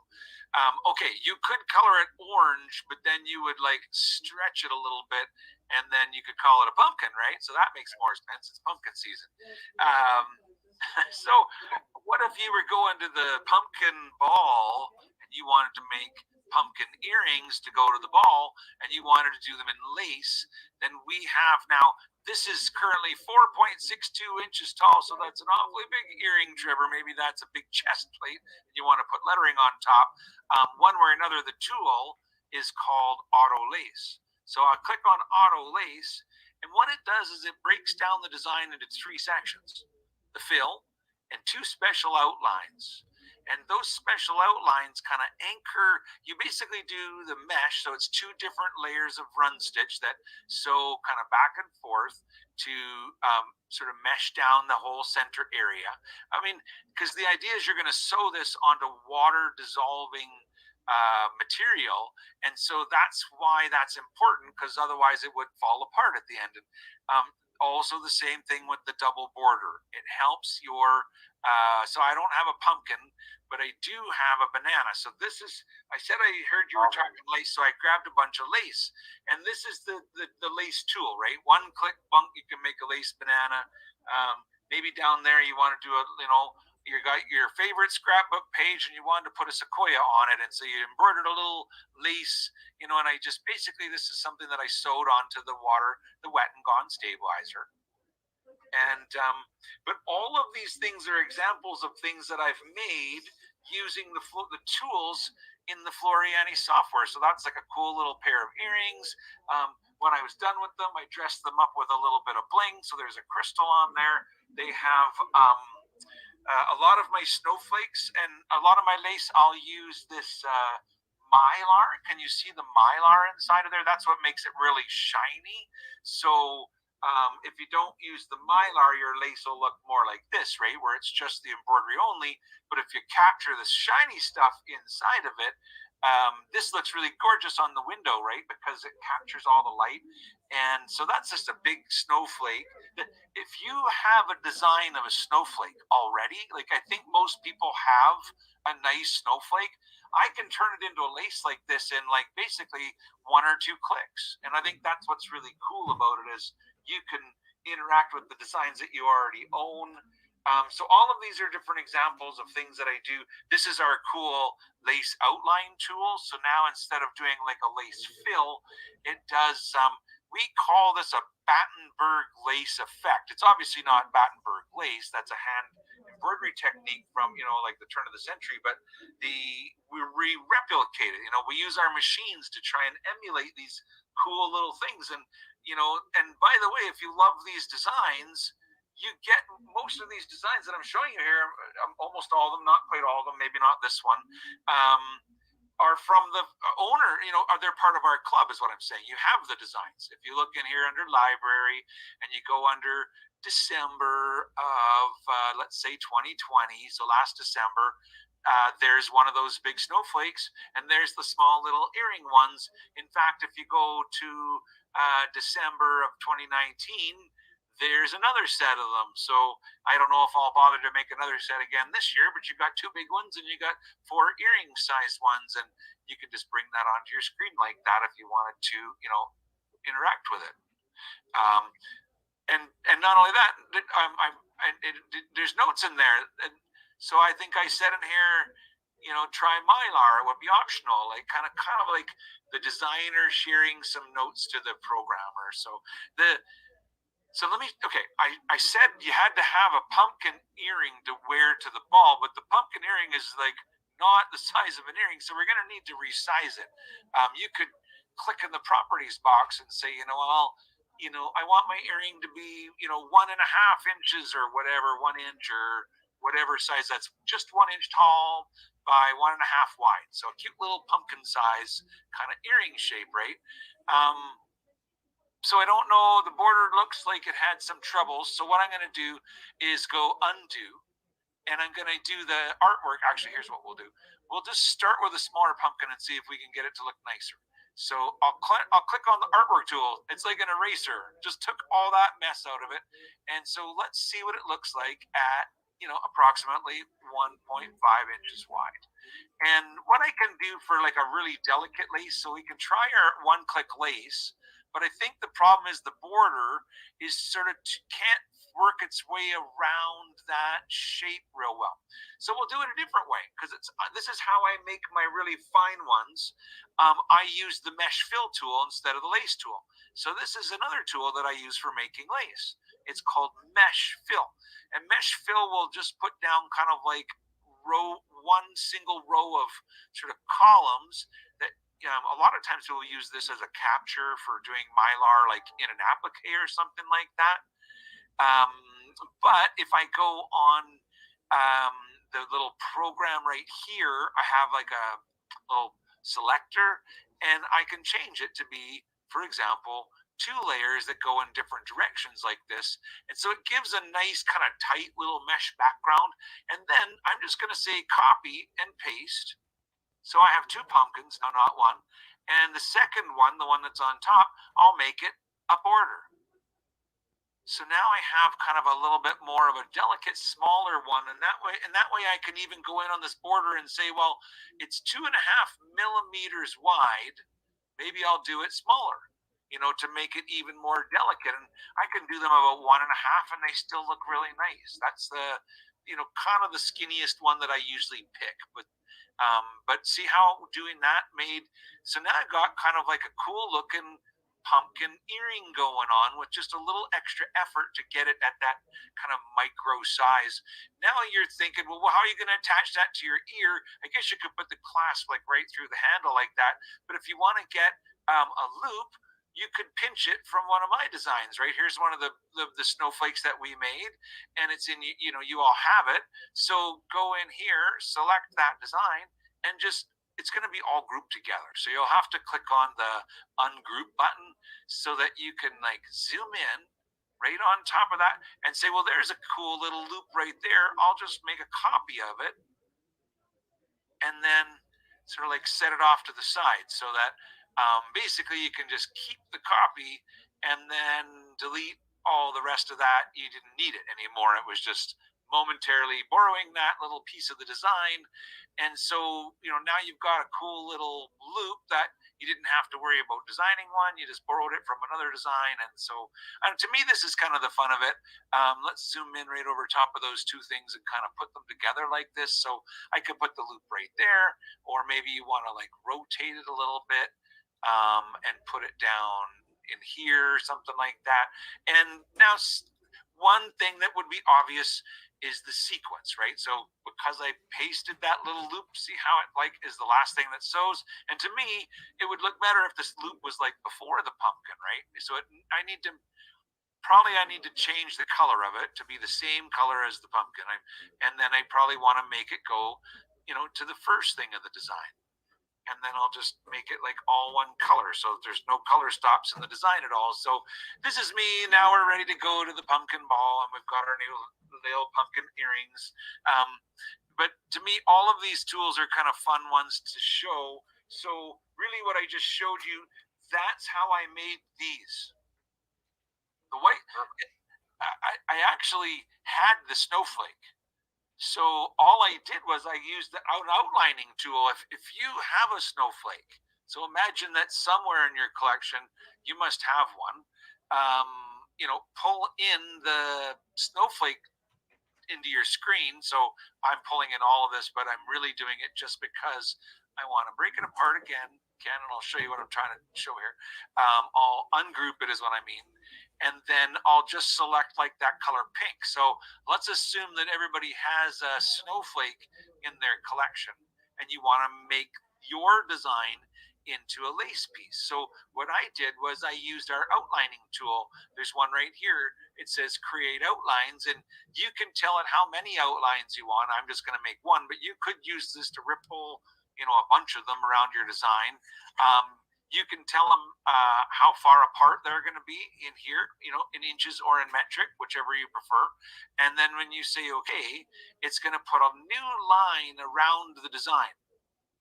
And so now I use that design to create a little lace background for my little snowflake like that. And so I've got this new sort of little orange shape like that.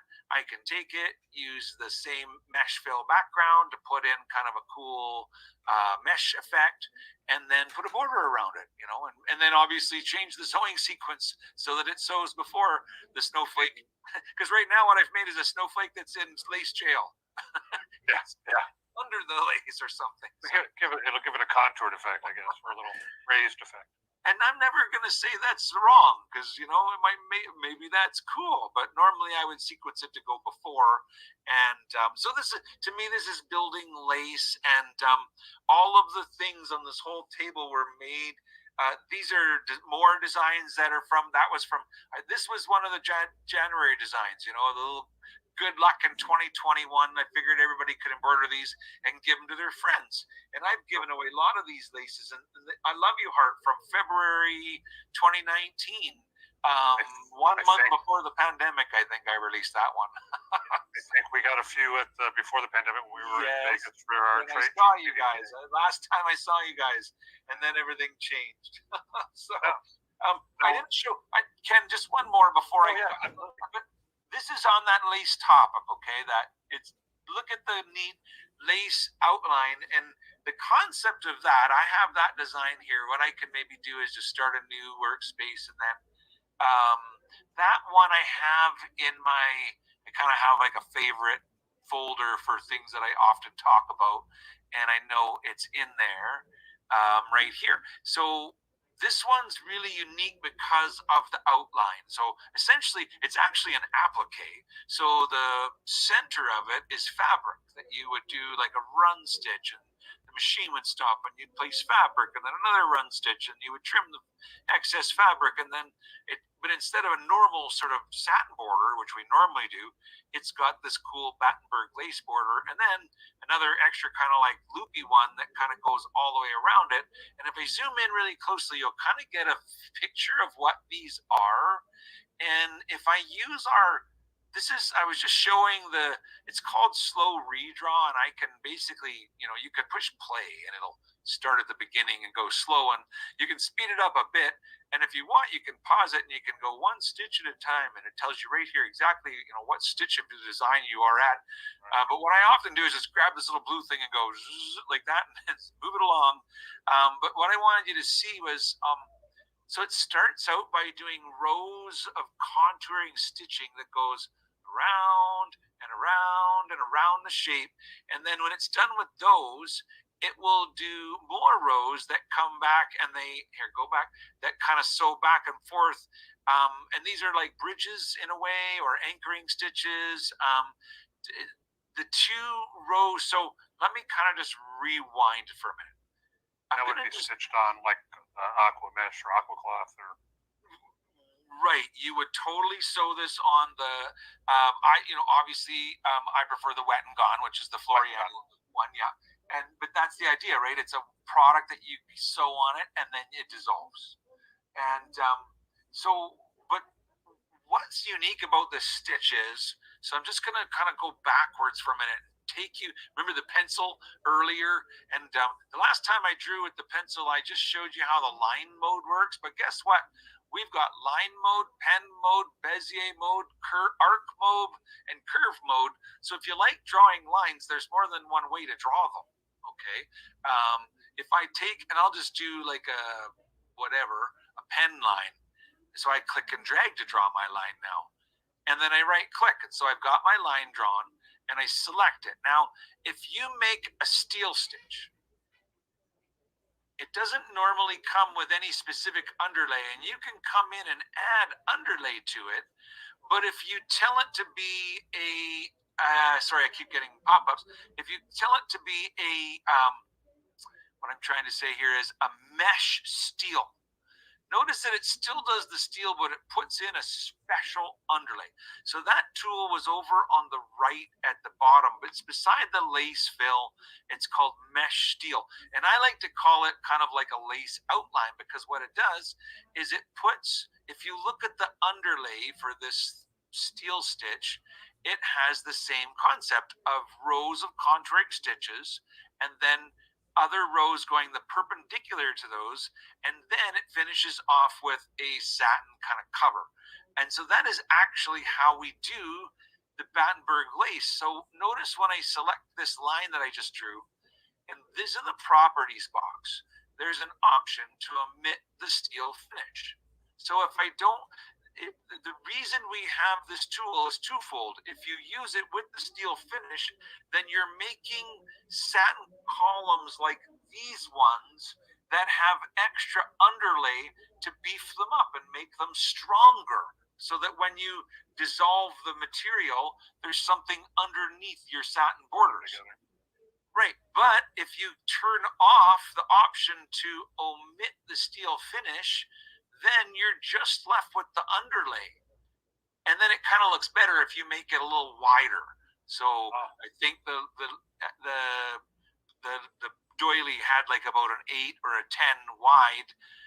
So that is the same stitch, just without the cover. If you turn the cover back on, you've basically made an 8mm wide sort of satin column with a lot of underlay. But if you omit that steel finish, you get just the underlay, and that's the Battenberg effect. So if you look at that, the design that I brought up originally, this is the piece that's the, I'll just zero in on it, that's the border. If I click on that, so this orange star at the bottom is called artwork, and I kind of refer to it like an eraser, because artwork is where we started out, and you can add any one of these effects to it, but artwork is where you can go right back to.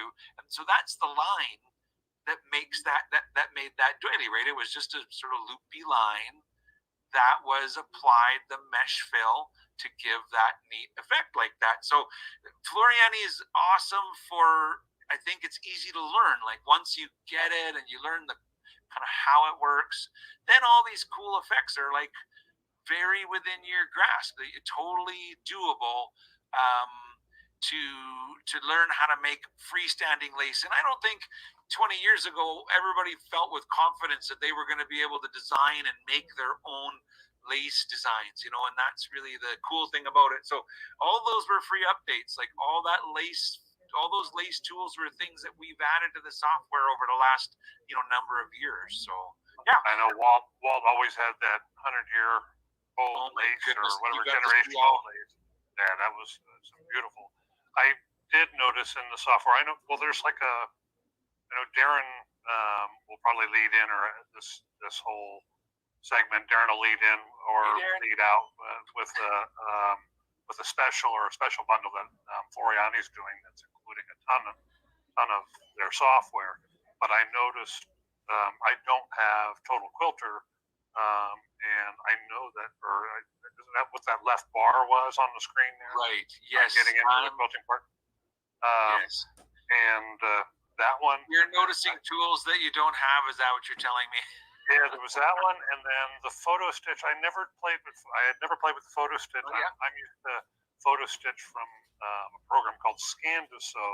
That's probably 20 years old. That we did. Well, obviously we stitched out designs 20 years ago, and I haven't done photo stitches since. But if you could just brush up on those two. Yes, it's come a long ways. I'll tell you, it's really amazing what you can do now with the software for creation embroidery. So yeah, I'll be happy to explain. So what you said was that you noticed some tools that were missing, and could I explain why that would be? You know, that the total quilter, and like how that's something that you can add if you already have the Floriani embroidery software. You can get into the Floriani quilting software, and the cool thing is, you know, a few years ago it was sort of like you'd own two different things, but you know, we kind of put it together now so that if you own both Total Quilter and FTCU, the tools kind of laid inside of each, you know, basically it's all one thing, you know, Right. essentially is what it is. And so there's a lot of benefit to that, because now you can use quilting stitches in your embroidery designs and extra embroidery stitches in your quilting designs. I guess it just all kind of makes it that much more fun. It's just all that more creative. The photo to stitch one, I got a shirt here with a Corvette on it, t-shirt. So I'll show you how I made that, okay? Because that's kind of a neat thing. And this is my daughter here, and this is like our favorite singer, Gordownie kind of thing. So yeah, you can take a photograph and convert it into embroidery. So what I'll do, I'm going to go on share, and I'll share my screen, and we'll kind of look at those cool new features in the software with the photo to stitches. So I think did I hit share my screen now? Am I on? Did I do it right? Yeah, he's got you. Jer's got you. By the way, anybody watching, Jer's helping do the computer part back here. I feel like I'm still seeing you guys here. Let me stop. Did I do it right or wrong? Because I didn't see my screen switch. So I'm just going to do it again. Sorry, you did if I'm it. being in my Coming up. share screen here. Just click on this and click on share. Okay, so if now it's there. So I must be right. So there's the software. We're back in here again. Perfect. So this is what Ken was saying. This whole toolbar over here is like stuff to do with Total Quilter, right? Those are tools. This is the magic block creator, and how I could take a graphic and use it to design my own quilt blocks or quilted fabric. You could make your own patterns and then print them. It's very cool for doing quilt blocks if you actually start with like a kind of a quilt block sort of solid thing. But anyway, the Total Quilter software is a cool program that is not part of the Floriani embroidery software. And essentially there is kind of a small suite of programs, if you will. I think I brought up a picture that I could show you guys that. It's right here. So this is actually the cover of a special bundle that I'm sure Darren will want to explain a little bit more about what this is. But the idea is that our Floriani FTCU is our main software. That's the Cadillac of embroidery. That is the one that if somebody says I own Floriani software, that's generally what they mean. But these are the other ones: the Total Quilter, the Sketch-A-Stitch, the Lettering Master, and the Rainbow. And essentially, so there's 5 different programs that when I'm in the software, I can actually go in and I have them all activated. And the way you do that is when you buy them from the store, you go on down, and every day of the year you can buy these things at Mall Queens, and then you just open it up in your software. There's something called the license activator. And you come in here and you choose the product that you've purchased, you put in your code, and you activate it, and then those things turned on, and there's the ability to deactivate them. So if you ever get a new computer, not only that, you can put it on any 2 computers, so there is no dongle. And I know a lot of people love to hear that. You simply download it and activate it. And if you're ever replacing your computer, you can simply deactivate one of your systems, and that gives you your license back to do on a new one. And of all the places that you'll ever buy software from, Floriani has a toll-free phone number, you guys. You can call us, Monday to Friday, 9 to 5, and a person will answer that phone. No push 1 for this and 2 for that. an actual person. And I don't think you'll find many software companies that can say they have a person that answers their phone. But we really do have amazing support for our software. And I'm just sort of like one piece of that. We have really a team of people that can make that happen. So so that's, yes, Total Quilter is here. And one thing that people might want to know, you can try the programs before you buy them if you want to. You go under your help menu. If you've already got FTCU, you can try Total Quilter. And if you own Total Quilter, you can try FTCU. It's called demo mode. So it's in our help menu. And when you go into demo mode, you can try all the programs and be just like Trevor and have it all. Or you can say, well, okay, I'm thinking about getting, just Sketch a Stitch. It sells for, I think it's like $349, and I could try that right now, or if you already own FTCU, that's like the first two checks, right? So if you were like, well, what's this universal bundle? Well, that's all of it. So what I showed you, the universal bundle means everything. And that's what Darren said is, Trevor, we always get this like, I want to get it all. It all sounds so wonderful. And so they have a special promotion. You'll learn about that in the store, but it's called the Universal Bundle. And that's why you may see some tools on my screen that are ones that you don't have, because this is the Sketch a Stitch widget right here. And if I click that on, I get this whole little blue wheel that comes up, and I have all these cool different brushes that I can use. And now I can essentially draw with my mouse, and it turns instantly into embroidery with a tapered end, or instantly into calligraphy. And if you happen to have like a touchscreen computer, you can reach out with your hand and draw right with your finger on the screen like this. That's kind of like the calligraphy, where it does kind of like a left side and a right side to it. You can even draw applique, run stitches, any kind of embroidery that you want, if you like to do it in this sketchy kind of way. That's what Sketch a Stitch is. So it's a special little bit that gets added on. But if you already had FTCU, there's also an expansion bundle that's like, okay, I want to get Lettering Master and Sketch a Stitch and Total Quilter. And so Darren can kind of break that down in the store. You asked about the photo one, and that's one of my faves, the Corvette shirt. How did I make that? So essentially that tool's here. It comes with our main embroidery program. It's part of the kind of Floriani Embroidery FTCU. And when you click on it, the first thing is, scroll through your computer and find a photograph that you want to photo stitch. And so that is like just a regular old photo from a camera or from your phone. And so if you took it with your iPhone, then what you'd have to do is like email it to your computer. That's how I do it. I get it. I send the photo to my computer. Now, when you get it this far, you kind of have like a little wizard that you can use to interact with the embroidery, make some choices. Essentially, right now it's kind of saying, do you want to crop it down? Do you want to see all of it? Or would you like to crop it? Do you want to use a mask to crop with? So you can put an oval mask. You can even draw your own mask. So if you go into custom, you can click and click and click and click and click and draw like a custom mask like that and do just that part. So if you want to take the moment and like trim around the car and totally get rid of the background, you totally could.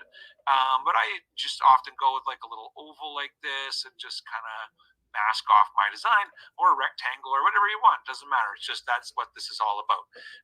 You can also interact with the size here. So I always say to people, make sure that you look at the size, because if you brought the photo in from your camera, like from your iPhone, it might be a 52-inch photograph. And if you push next, it's going to take quite some time to figure out the stitching on a 52-inch photograph, right? So I've got it set for like 13 by 10 kind of thing. So that's like the size of the front of my t-shirt. That's what I showed you. We're waiting on brother to come up with a 52-inch hoop. Yeah, exactly. Yeah, a 52-inch hoop. Well, I know, that's what everybody wants, is bigger every time, right? So maybe someday they will be that big. Well, that looks cool. so that's the kind of effect, right? And now you can further interact with it. So we're not actually done yet. We could be done, just click finish, but it's based on 32 colors. If that's too many for you, you could reduce it. You could say, well, show me the 12 color version, you know, and click apply to see it, and it'll update. Or so right now I have it based on like Floriani colors, but if you wanted to base it on some other color palette, you could just choose any color palette that we have on our software in here. If you'd rather do like a grayscale or a sepia or a monotone, excuse me, I seem to be getting hiccups there. There you have it. So you can switch it over to grayscale. If you're like, well, I probably have more than 12 shades of gray, but I know I don't have 50 shades of gray. I'm just kidding. You can put in 20 or whatever you want. And so you kind of interact with it until you get it to look as, the way that you want. And so at any point in time, you have two choices. Oh, by the way, there's a quality setting. So here, let's go back to color. So quality, 3 being the most, 1 being the least. So if I turn it down to 1, it won't pick up as much detail and it will make the design less stitches. And so 3 being the most is the one that I put on my shirt.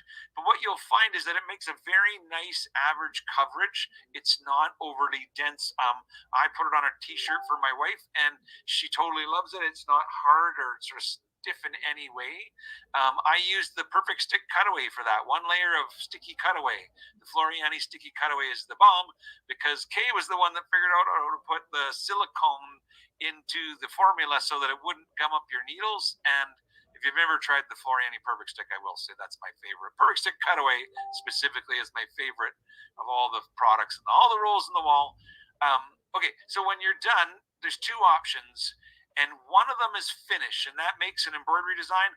The other one is save as, and that makes a JPEG.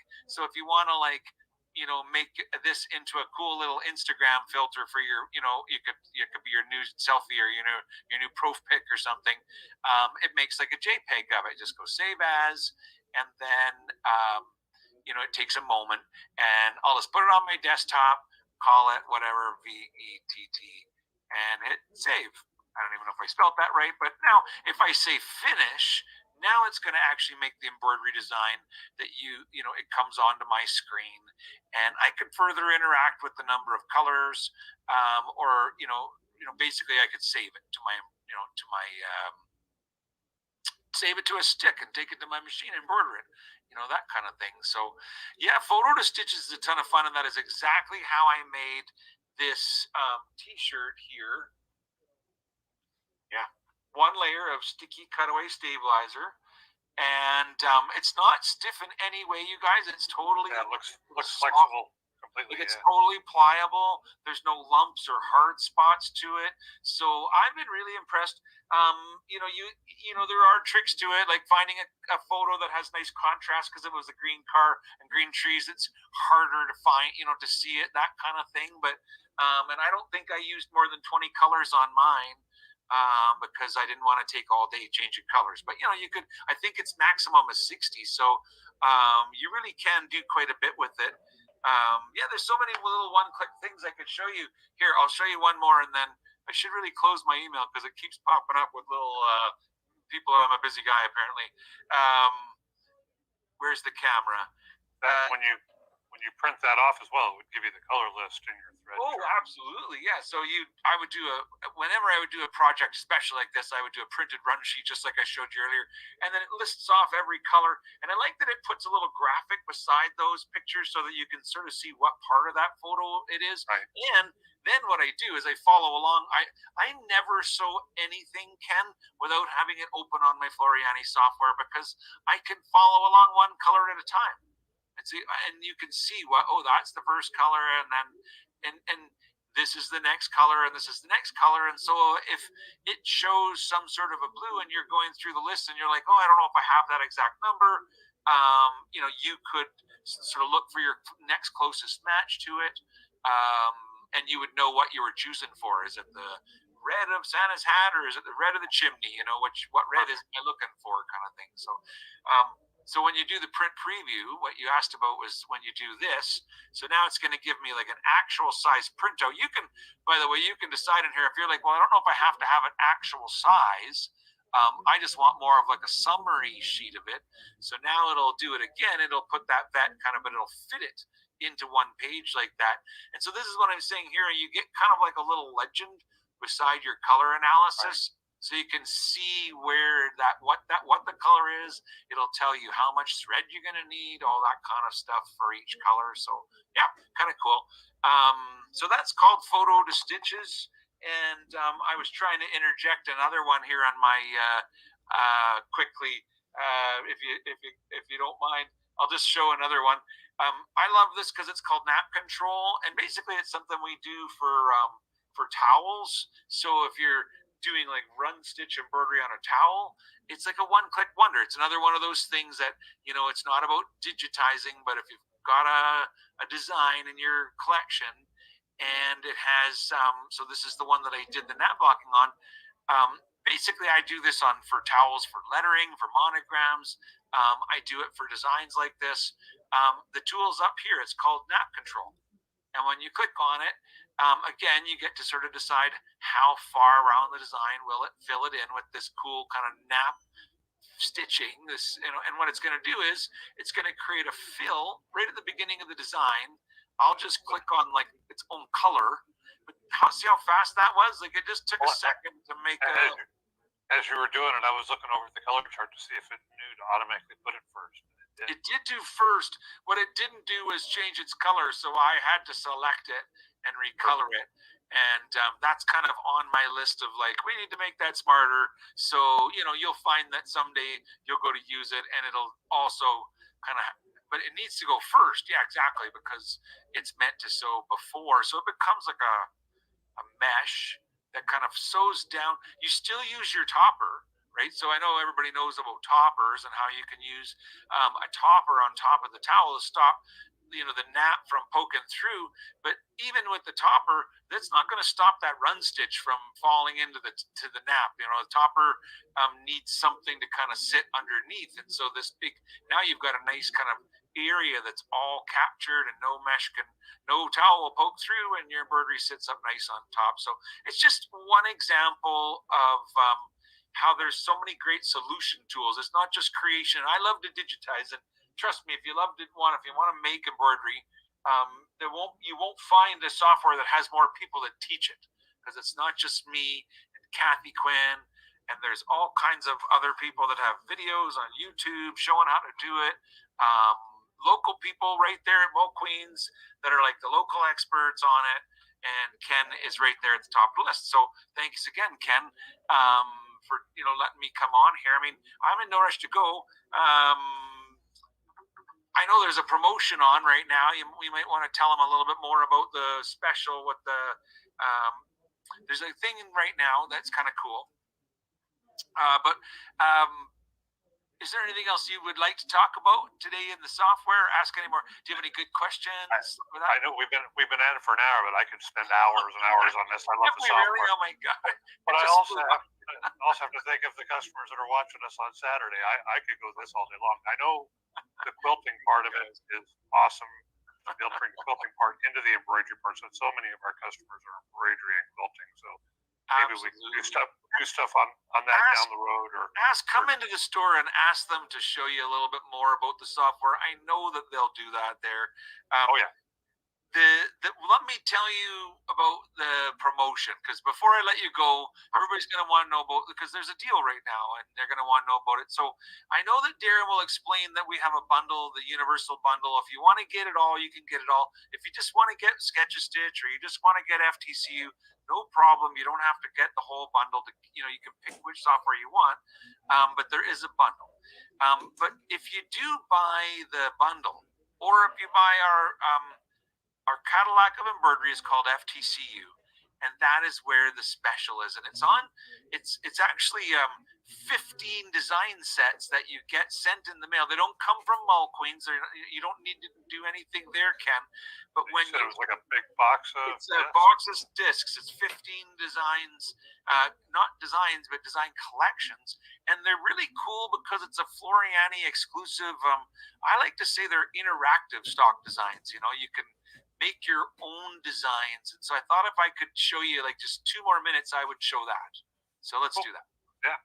Yeah, because I know it's Saturday and I'm at the lake and you guys are still. I'm heading up to the mountains to go ride around on my scooter with Bernie, and I guess in a few hours from when this goes online. So. All right, my screen is back on now, and I'm going to show you guys the Floriani software. So you design it. It's a tool right here.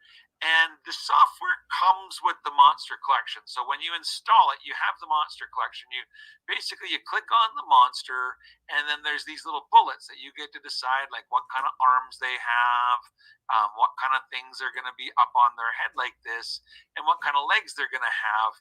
And you can choose, which kind of monster's body you're going to put that on, etc.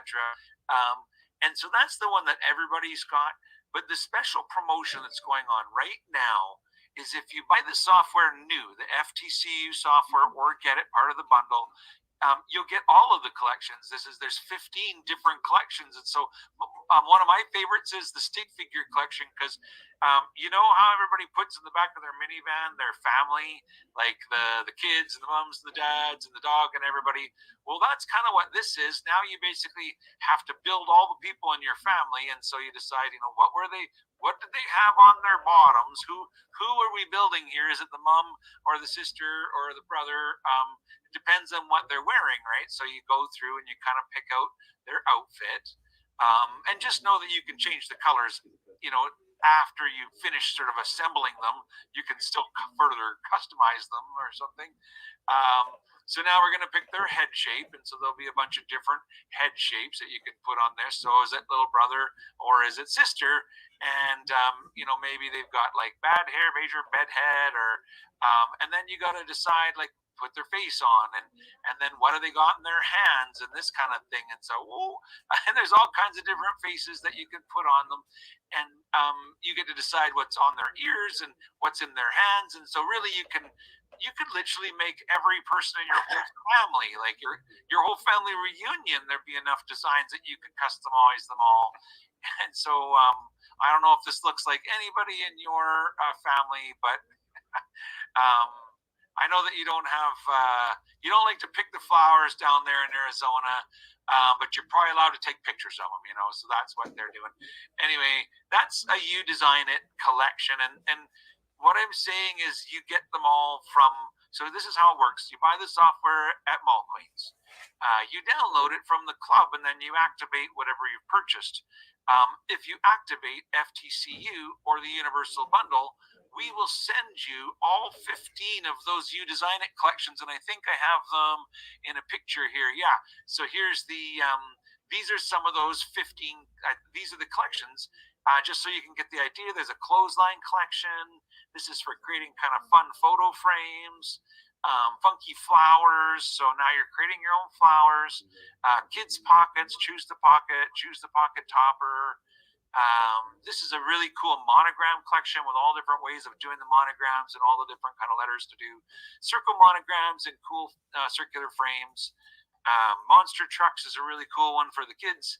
Now you're deciding, what kind of tires and what kind of hubcaps and what's on the hood and who's driving the car. Pocket full of notions. Robots. I really like robots. It's fun to design robots. What you're going to make with these is memories. You know what I mean? Like, you're going to sit down with your grandkids and let them design snowmen. I bet you don't get many snowmen in Arizona. And so here now they can come to grandma's and make snowmen. So I'm just kidding. Yeah. So this is the collections. So that what I'm saying is that when they register their software, we will ship all of those collections directly to their home from our office in Knoxville, Tennessee. So they don't come from Canada. I'm the only one who's up here stuck in Canada. R&D is in Knoxville, Tennessee, you guys. Well, just a little while longer. You got to what, a few months with September. Yeah, in a few months we'll see you in Phoenix in January. I think And I'm seeing you guys in the new year, and I can't wait to come. So everybody will have to look out for January 15th and around there. Well, Trevor Thank you escapes for inviting snow. me in the middle of the winter in Saskatchewan, and I can escape it a little bit. You're welcome, and I'm sure we'll have plenty of fun, and hopefully, I'm sure we'll talk in between then. But thank you for your time today, and Darren will follow up after this. And thanks, Trevor. Yeah, we'll talk. Thanks, we'll everyone. Talk to you soon. Thanks so much for your time today, everybody. Have a wonderful day.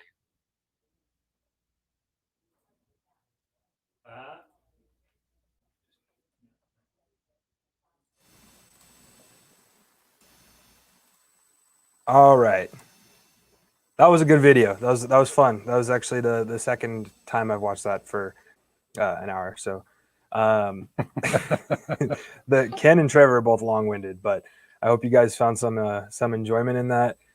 These two goofballs over here. Let me just show you real quick. Look at him. Darren's trying to hide behind Ken.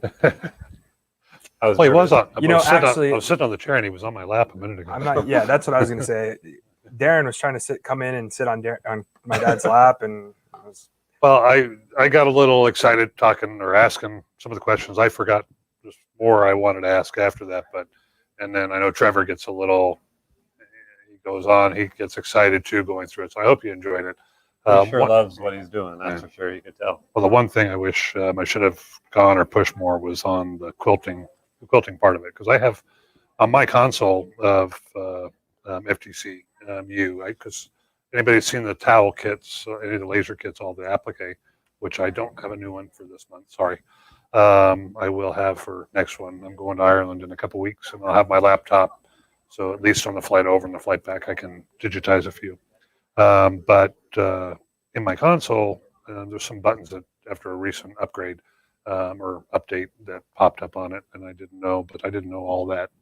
Like the quilter showed up inside there, the Sketch-A-Stitch shows up as you add all those on. So I'll have to turn them on in there. But yes, I have those. Hold on. We're doing a disco dance. We're good. So there was a couple of questions.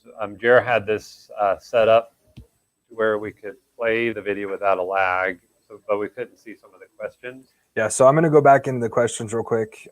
One I do see a couple times is Floriani software Mac friendly? Yes, but no. The software, the laptop that Trevor uses is a Mac. It's a Mac, but you have to use emulator or whatever. Well, yeah, Parallels. It's called Parallels, or there's other softwares which basically, when you turn on your Mac, you can log into either Windows or you can log into OS or like Mac OS, which is like the Mac operating software versus Windows operating software. So that's what Parallels allows you to do. So it actually kind of uses the processor to do both operating systems. That is the only way to use it on a Mac. Ken bought some laptops specifically for our shows. The one I'll be bringing on the plane to Ireland. They got 4 of them in, and they were $289. Yeah, the one that I normally use, that little like 13-inch one that I normally have here, is I think it costs like $110 or something like that. So if you're a Mac user, you can put it on there, but for some reason in the embroidery world, there are some softwares that you can use on a Mac or a PC, but it seems that the Mac software is way behind PC software. So this is one area that PC definitely beats out the Mac. Yeah. So buy a inexpensive laptop, $289. Yeah. Well, it's just harder for the programmers to write both codes. So that's the reason they just do it for Windows, because it's most versatile. Out of all the features besides digitizing everything, and it was the one that I let off asking him about, was the save to sew. And like if you're going to stitch a regular embroidery file on a polo shirt and you've downloaded it from Need a Good Design or one of the Floriani designs or anybody's, Lindy G's designs. Thanks, Lindy, for watching.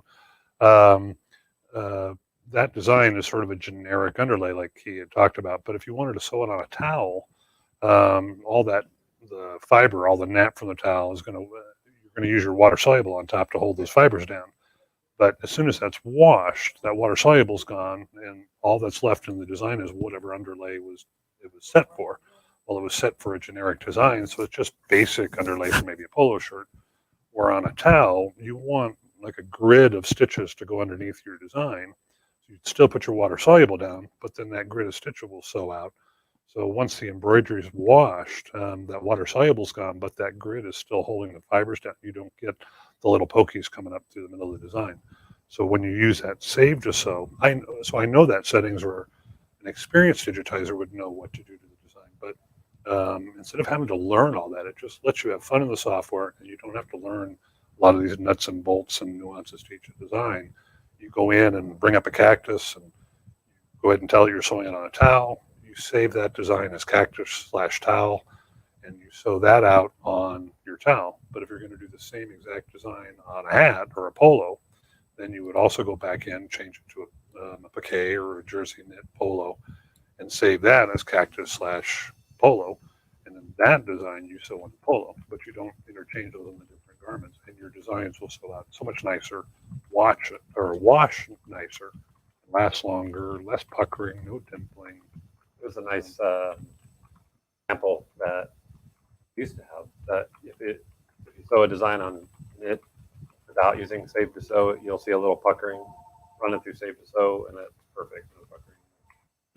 So it's all adjusted for the fabric. So either you can learn pull compensation and overlap values and your density settings and all that, or don't. No, that's way over my head. Don't worry about it. Just click Save to Sew, tell it the fabric, save the file, sew it on that garment. So that part of it I do really love in there. And so the big announcement happened at the Rusty Barn show, that we have 2 bundles, and I'm going to walk up. Actually, Jer, I think you have the images. Jer is opening his eyes really wide. So one is like the cartoon character. One is the Universal bundle. I have it here. Hold on. And the expansion pack. So the Universal bundle is for someone that may be watching that doesn't have Floriani software at all, and you want to get into it. Just the Save to Sew feature is kind of worth it if you're an embroiderer, but it's everything. I mean, you get the Total Quilter that Ken's been talking about that he wants, Sketch-A-Stitch, Lettering Master, the Rainbow software, FTCU. You get everything, and it's over. And you get the 15 You Design It programs as well that Trevor showed at the end. And the MSRP of everything is over $9,000, but please don't get scared, because the crazy price. If you're at the show, you might know the price already, but we're not allowed to say the price over the airwaves, unfortunately. Crazy, I know, but They can see this now. Oh, So they're okay. looking at what you're talking about. So this is the FTCU bundle. so it's FTCU. That's the software that if somebody's talking about Floriani software, that is the main software that everybody would be talking about. And then the 4 expansion packs. That's the Universal bundle. We do not have it to purchase on our website because we can't advertise the price. I think it was kind of originally set up for us and for some of the show that was going on, and so it's kind of exclusive. And then the other one is the expansion pack. So if you are an FTCU software owner already, you can buy just the expansion pack, which would be adding the Total Quilter, Sketch-A-Stitch, the Lettering Master, and the Rainbow software. And that, once again, you could buy all 4 of those softwares as an add-on for the cost of what one used to cost. Wow. Pretty crazy.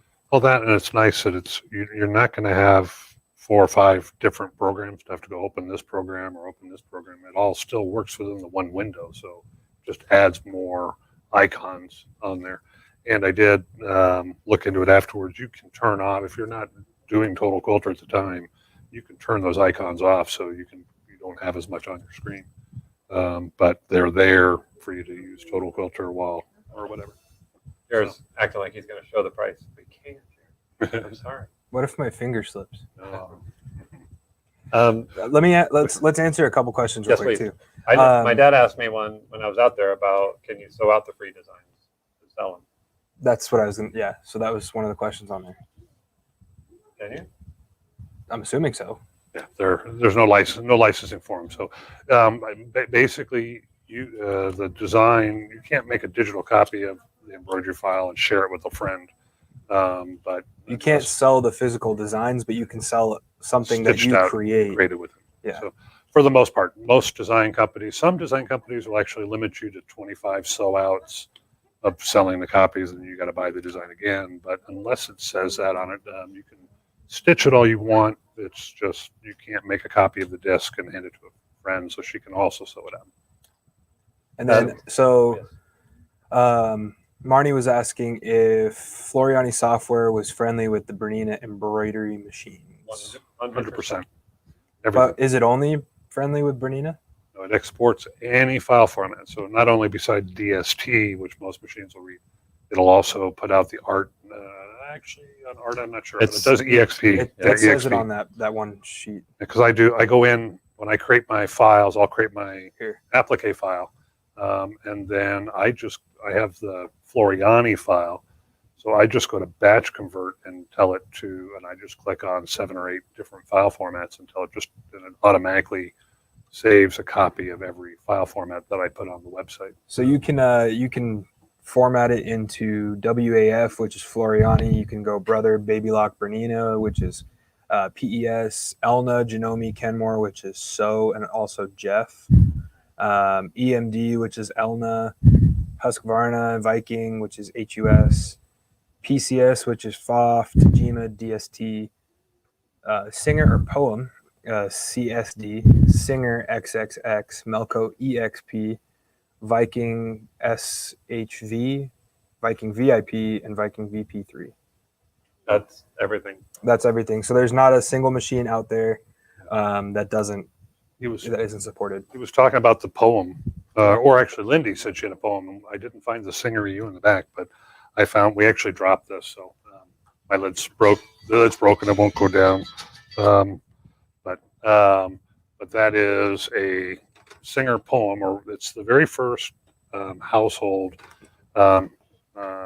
computer connected embroidery machine, and that was my hoop size. That was it. 4x4. We had 4-inch by 4-inch design, and it sewed at a top speed of 250 stitches a minute. So I was thinking that at the time that was out, Jared could jump through that hoop. Yeah, that was it. So this is older than Jerry.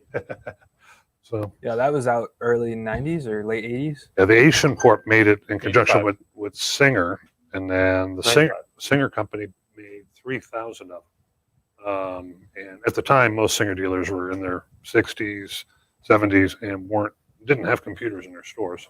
But Singer sold a total of 3,000 of them, and our family sold 2,800 of the 3,000 worldwide. So we sold well over 80%, over 90% of the total volume for Singer. So we sold a lot. I taught him everything he knows.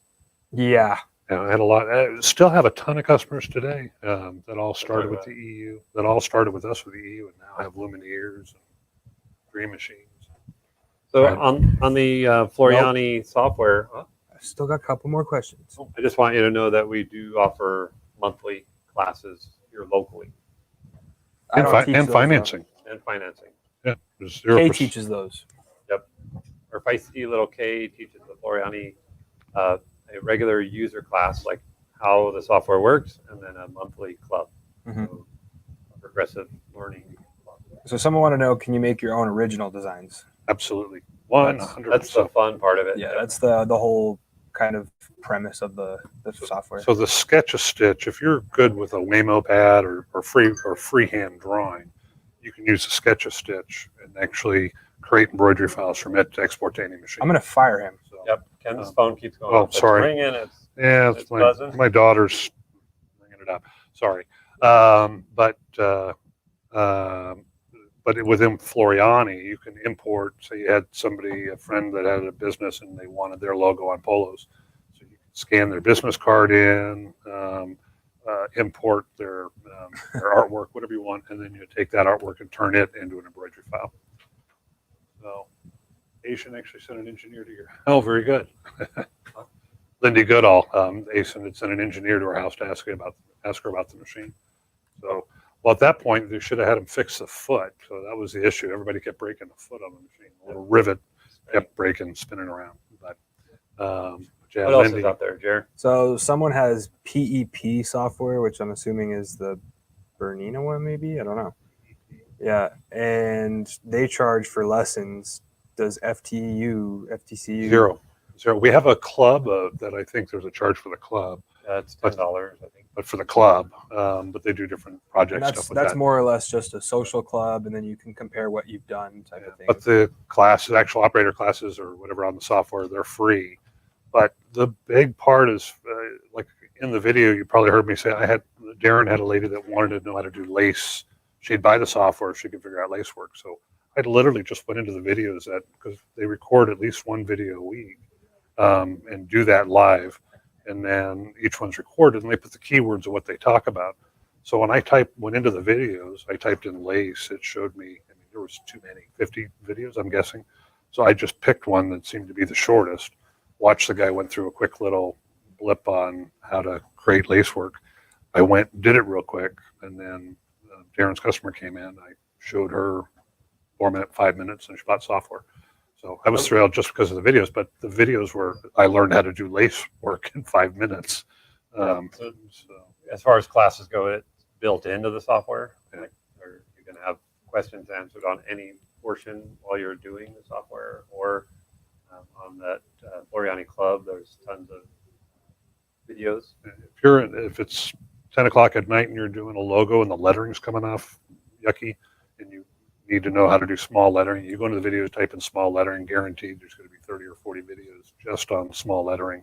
Watch a quick video real quick, go back, fix the design, resew it, you're done and going, and you didn't have to wait until the next day to call someone, either at Floriani, call us, or come in for a class. So the video classes are great. You can pause them and split screen and do them. So I did it with lace work. I told you Jared he was long-winded. Jared doesn't want to learn how to I'm digitize. sitting here trying to ask everyone's questions, and he's over there just Tell me a question. Does Floriani have glide thread color palette? Glide? I don't think so. I haven't seen glide thread palette. Have you seen the glide thread palette? No, I think that there might be a conversion though.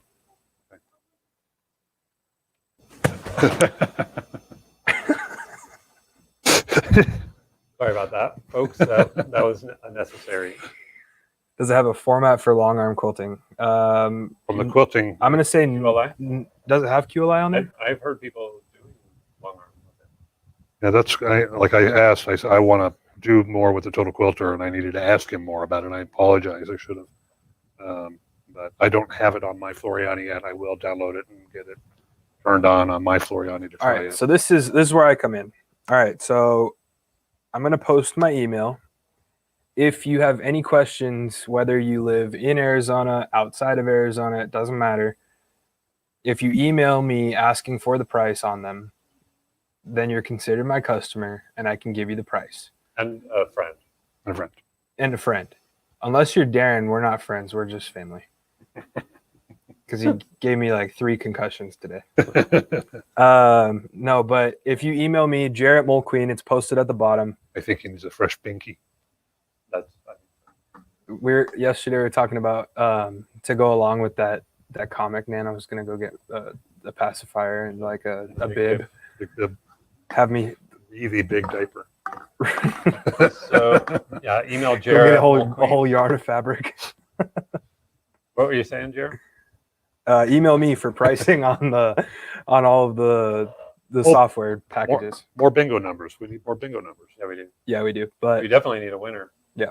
We haven't had a winner yet? No. Oh, The first one to get bingo gets a $100 milkqueen.com. Trevor is getting the glide color palette added on the next update. Nice. So that works. That's What a awesome day. because we just picked up all of the mini glide Was that from collars. Beth? That's from Joyce. Joyce Quilter. Oh, cool. I wonder if they have the long arm file. That is a good question. I heard somebody doing that, but I can't recall. And I will say, if you're looking for long arm files, I shouldn't say it, but I mean, majority of the time when you buy a machine, you get what you would be doing in Floriani with that machine. So at least the machines that we sell. So Handy Quilter, you get Pro Stitcher Stitcher. Designer, or if you bought it a few years back, Art and Stitch. And then Gamel, you get the full Statler software. But if you the advantage of this is if you do embroidery or whatever, if you're a Floriani owner, you just have to learn one program because all the tools Right. will all be in the one program. yeah, because then you can take that whole program and do your stippling on your long arm as well as your applique in your machine or something like that. So Did I miss Trevor talking about coming here in January? January 15th is that weekend. yeah, actually, I can pull. I That saw up. some orders come through for the class, so she already put the class up. Oh, good. Yes, we. But I don't think she has the details on the class, but she's allowing people to sign up already. So let me share my screen real quick. So if you were to get the software now, you'll have questions by the time that class comes. Oh yeah. Okay. It's So- a good time to purchase. 'Cause right now, the price that we have, you get everything. Bundled. I wish we could say the price, but just email Ger at moldqueen.com for that. But if you go to our website at moldqueen.com, go ahead and click on the live event specials first. That's where you're going to see everything that was talked about today. My goat's gone. Your goats. Well, you don't have the event thing up there anymore. Should have left it on there. You should have. I called him this morning. I was like, "Does the goat remind you anything?" He's like, "Oh." I was trying to figure out how to broadcast this video directly from our webpage. So instead of actually finding a feed, one of our feeds, I just found a screaming goat. So if you by accident clicked on the events over the last day or two, I didn't realize it was actually live. So here's your the embroidery club that you can join. Are you leaving? Turn off your mic. And then the Total Control U software. That's the Project of the Month club. Then there's actual classes that Kay will start up again. But let me show you There's right here. You But can if it's gonna you be the if you same event, yeah, it's going to be the 14th or the 15th. yeah. So you can go to the calendar or go to this right here. But if you type in Trevor Conquergood on our website, this product will come up.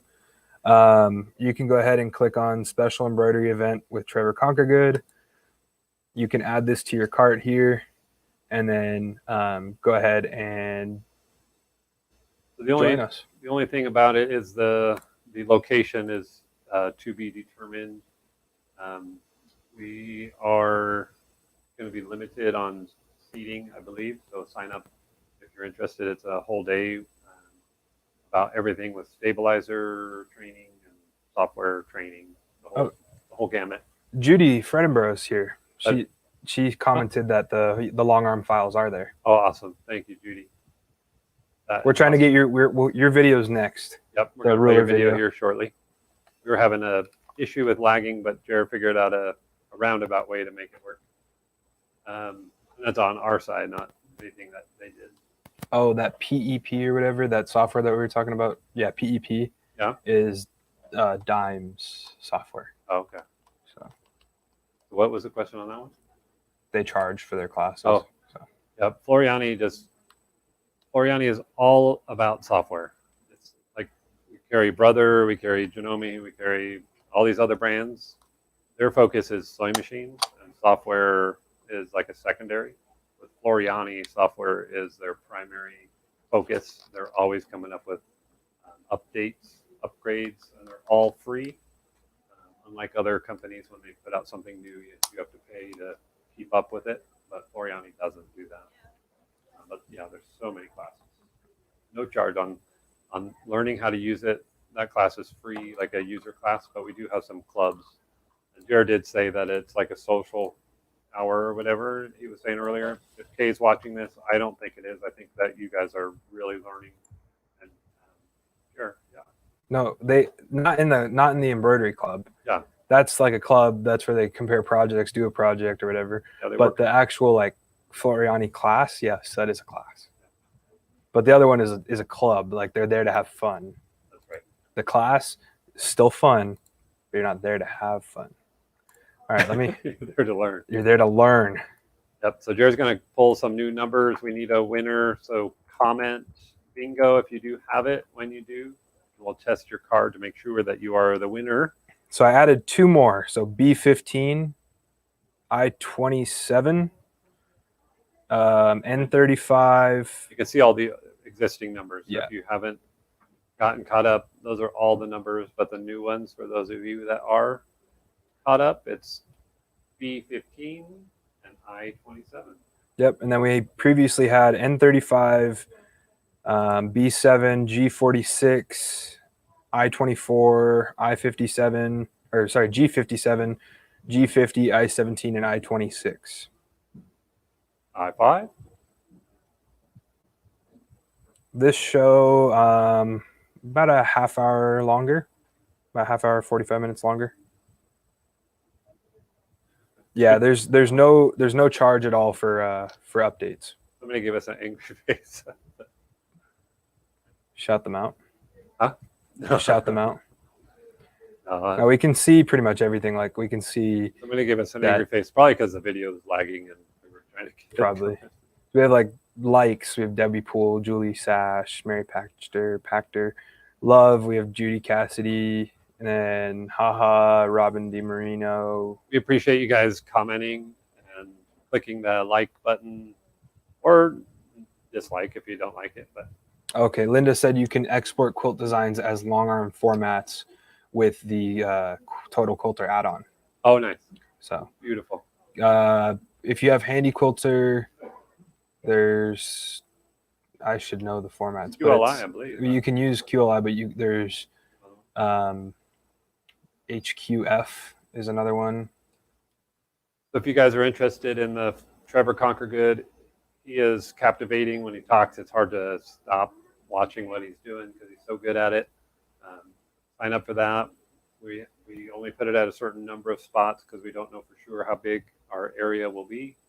And so sign up if you're interested before it does sell out. Just know it's going to be either at our clubhouse, which is here in Mesa, or at a hotel or something here in the East Valley.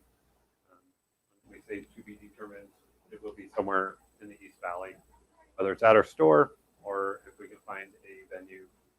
Lifetime free updates for Floriano Total Control, right? Yep. Floriani. I know that with Brother, if you started with P Design 6 or 7, and then when 8 came out, it was another $600, and then next came out, it was another $800, and then 10 came out, another $300, and now it's at 11, and it's another $800 or $900. All of those costs to keep your Brother software up. Hopefully, our Brother rep is not listening. They're all great softwares, but Floriani as a whole is probably the easiest to deal with because one, you pay a one-time charge for the rest of your life. You know, people have Bernina software, $4,000 invested, and then the Bernina company decided to go a different route. They purchased a company called Melco, so they want to go with Melco software. So all of that other software that they bought, they're no longer supporting. Generally, everybody they charge for upgrades or they change platforms. Floriani is the way to go. Even though we like the others, this is the special. Email Ger@moldqueen.com, and we'll move on. Do you know if you talked about the new packs of stabilizer? Probably not. Let's not move on yet. Let's before we do anything else, let's find a bingo winner. Really? You want to do that? Okay. Or at least let's call one more number. Yeah, we better do one at a time now because it's probably getting close. We better have a winner.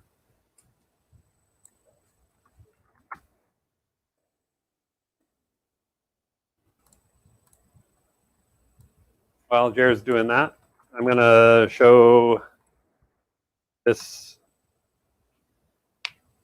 The new number is I-23. Wow, everything has been an I so far.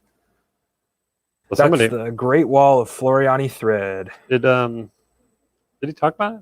Anybody talk about that yet? No, my dad was actually, he asked Trevor a couple times, but it's If, is you're it the 320? if you're the kind of person that wants everything, they're offering 360. So there's 100 kits, and then there's 60 kits. But this is all 360 colors. You get 6 of the racks that hold the thread, and so you have 6 racks to hold every color, and you get rainbow software, and you get another couple of gifts that, if you're interested in it. We're going to give out some Floriani design collections and a collection of the Floriani chrome needles as a bonus gift for watching our event today. And actually, I want to add on one more thing with those packs. I don't know if you talked about it, but there's 15. What are they called? Like add-on packs or like little. You design it. You design it, so you get 15 sent directly from Floriani to you. They're that's what he was talking about at the end of the video with little stick figures and monster trucks and monsters. There's 15 different collections that come to you absolutely free if you do buy the FTCU. It brings the value. I know we've talked about FTC before in previous. The reason why we're bringing it up today again is because our Westworld event with the Sewing and Craft Show, I came up with this bundle. And we're like, wow, we need to maybe reiterate how cool Floriani is to offer a bundle like this at the sale price that we have it at. But yeah, it's like $9,000 worth of Floriani product or a low price. Email Ger at Mold Queen. I always feel weird when we can't give pricing on the phone or live on the air or advertise it on our website. So I guess if we didn't, I added one more. Okay. G49. G49. Come on, bingo. Is there a bingo out there? If there's no bingo there, Darren's going to talk about the. No, not that. The other one, the stabilizer one. Oh yeah, that's what I thought I had in my hand. Thank you. You have the picture. I gave you the pictures, unless you don't have it. You sent them as PDFs, but Oh. I can probably get. But here it is. Not as nice as if we had it, but Floriani now has what's called Boop and Go bundles. Let me They're- get this. They're all on our website. Ger can show you where they are on the website, so you can look at them individually. But there's an assortment pack, wet and gone, heat and stay, power mesh fusible, which is the new name for no show mesh. They call it power mesh now, and then perfect stick. So you have them pre-cut, pre-packaged, ready for your class, or just make it easy on you from having to have a roll and cut off the pieces. These are perfect for your smaller hoops or your bigger hoops. It's called Stabilizers for the Person on the Go. It's just brand new by Floriani. That's why we're bringing that up. They're on our website if you want to look at them in more detail.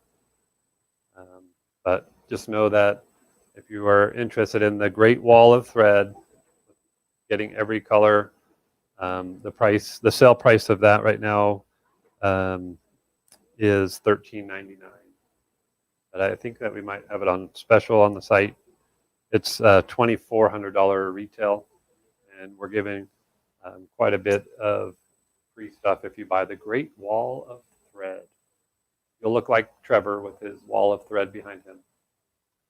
I think that's all for that, Ger. I think we need to play Judy's video, Okay. the one that we tried to play earlier, but our internet, for some reason, is lagging the video, so Ger has a makeshift way of making it happen. We didn't get a bingo, did we, out of that? Nope. So we'll call more numbers after Judy's video, and then we'll call it a day after that. We'll keep calling numbers until we get a winner after this. All right. So this video, just to reiterate what it is, or to say what it is one more time, it is about ruler work on your domestic machine or long arm, and a few of their favorite items, like the powder fuse. You'll see that in action here. Right now.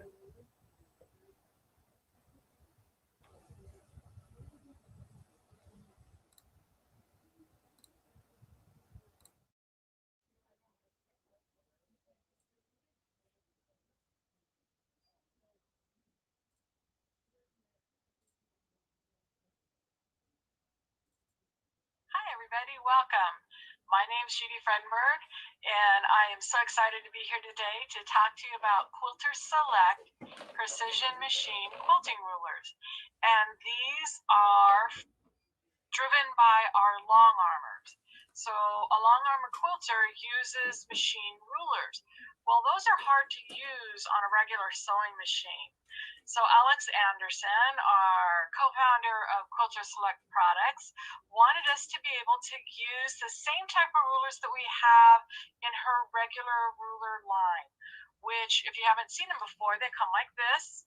They have their numbers left to right. They have a little hole for hanging up all the time. The back has the grip so it doesn't slide. And we have our directionals on this. But she wanted these same features on our, I'm going to say long arm rulers, but on our precision machine rulers so that we could do quilting ruler work on our sewing machine. So we have, the first one was our straight one. All right, this is the first one that we got, and that's a 2x8. Now there is a new 3x12 coming, but it's not due until October. So keep your eye out for that one. That one's coming up, all right? And then the next ones we have are the clamshells. Now there are 4 clamshells here. 1, 2, 3. Oh, there's the other one. 4, all right? And all of these are different. There's nothing repeat. So, for example, this one right here, this is the 6-inch clam on the top, but on the bottom, it has the 1-inch. And then if you look here, this is the 5-inch clam, and then at the bottom, this is your 2.5. And then we have our 4-inch, which has 2 of them on one, and then it has the 2-inch. Oops, 2-inch at the bottom. And then we have this one that is our 3-inch disc at the top here, and then 1.5 at the bottom. Now, I'm going to give you some tips on doing that, but first let me tell you how you should prep. When you're using your rulers, you really don't want to have to take safety pins out of the way. So for this technique, I fuse my quilt tops or quilt squares, whatever you want to do, whether it's a toad or whatever, to the fusible, the heat and stay fusible fleece. So that's been fused. And then to put the backing on, I use the free fuse, and that's the sprinkle powder that you sprinkle it on, and you just kind of baste to hold the backing to it, all right? This way, it will give you a quilt sandwich like this that you don't have to pin. And that's really good because you really don't want that on your rulers. You don't want to get it so it scratches the bottom of your rulers, but you also don't want to have to stop and take it out. So basting, it's really good. The other thing that you're going to want to have is a marking pin of sorts, and I'm going to be using the self-erase marker, which is really good when you're doing ruler work because if you make a mistake, you can erase it and draw the right line. It's important to have your lines right. Now, the other thing I'm going to show you, and I'll show you once we get to the machine because I already have it on there, is you have to have a ruler foot. Now, if you were to look at a regular foot, and I'm looking for mine right now, let me find it here. Oh, here we go. This will work. Okay, so the regular ruler, rotary cutter foot, regular rotary cutter foot. Okay, this is one we use. We put on our fabric, we cut our fabric. If you see how thick that is, that works great with a rotary blade. But when you're doing machine ruler work, that's not going to work. you're going to want to use a ruler that's made for that. Can you see the thickness difference? All right, it's huge. That's why you have to have a ruler foot, because if you use a regular sewing foot, it's either going to go under or on top, and your needle's going to break. All right, so you've got to use a ruler foot. And I'll show it to you when I switch the camera. The other thing that's different in the rulers is, can you see this one only has just this little hole right here for hanging? This one has that, but it also has these two big holes. These are so you can move the ruler as you use it, all right? Because when it's on the fabric, remember, it's going to grip. So I'll show you this too, all right? With that, I think I'll go ahead and flip the camera over. And let's go ahead and do this.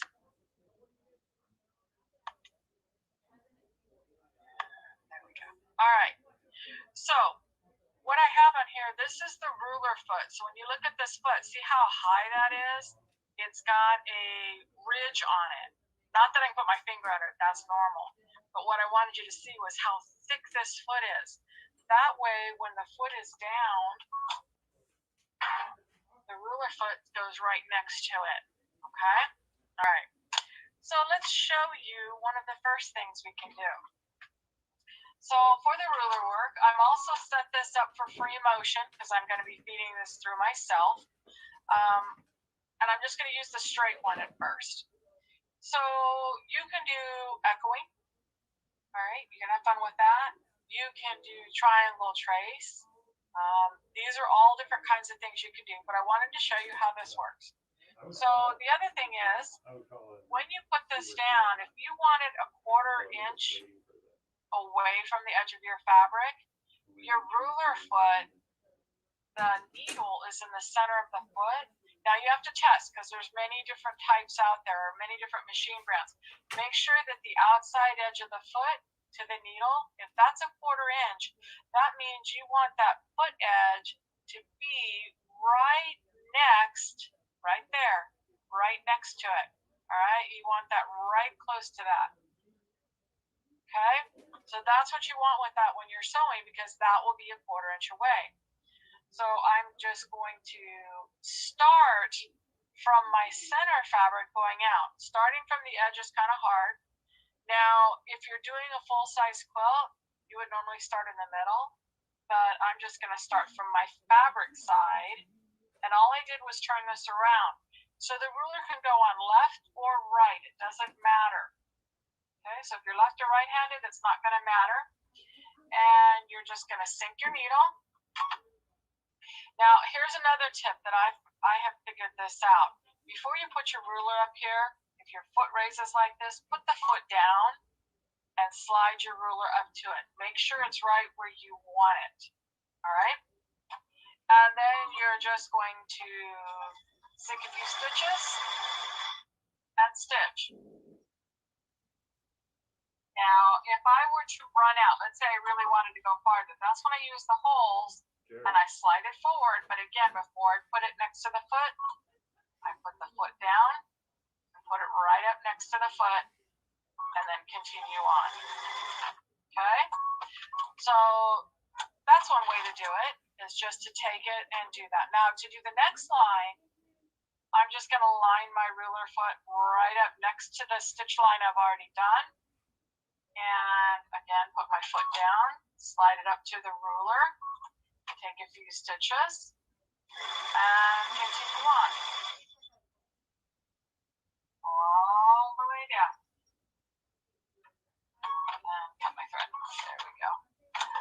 Boy, you gotta try this with a camera. This is fun. All right, anyhow, so that's how you can do straight, and then if you were turning, you just go round and round.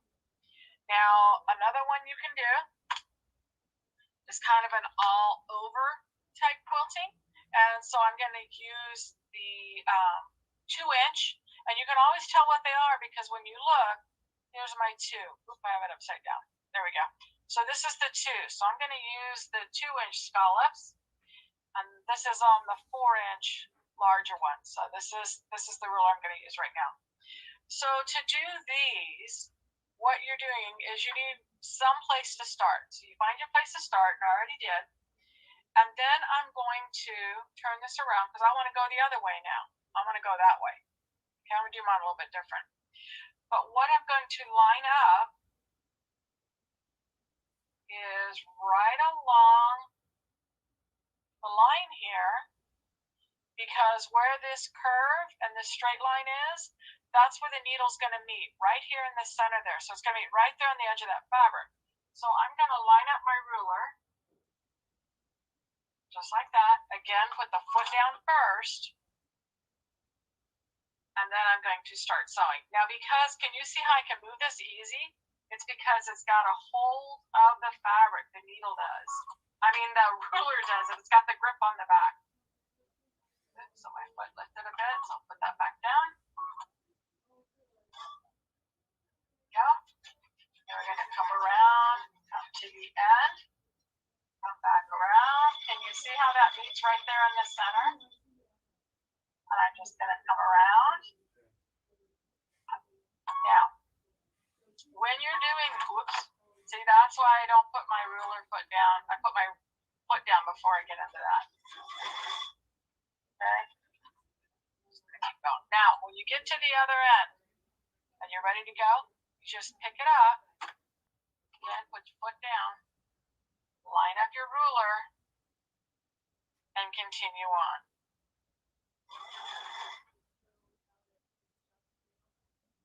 Like that. All right, great fun, easy to do. Ooh, that's kind of blurry. Let's try it again. Let's cut that. All right. Oops, didn't cut my thread. Okay, let's show you another one.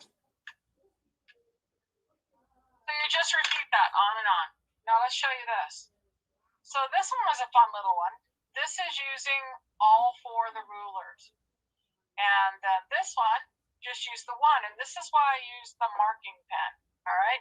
So on the first one, what I would do is I would take the little one, the 3-inch. I'm grabbing that ruler here. And I'll put it right here to match.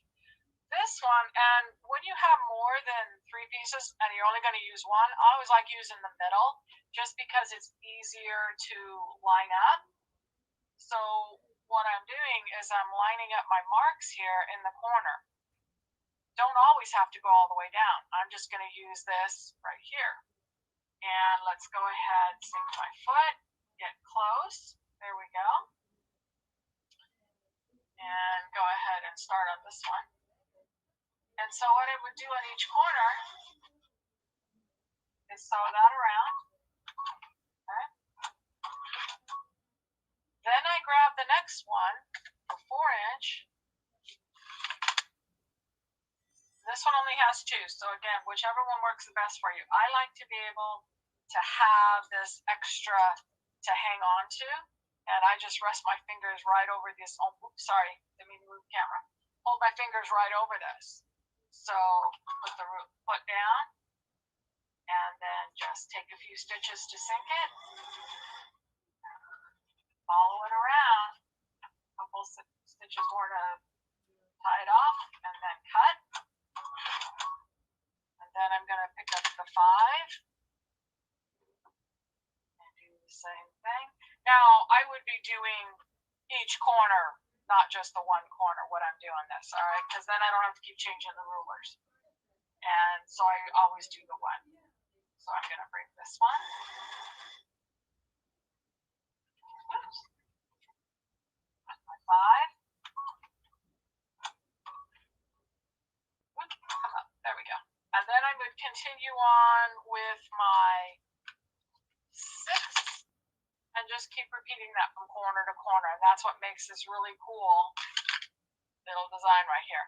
Now, the other thing I would do if I were you is I would use threads that either blend in or match. I'm just using colors so you can see it on the screen.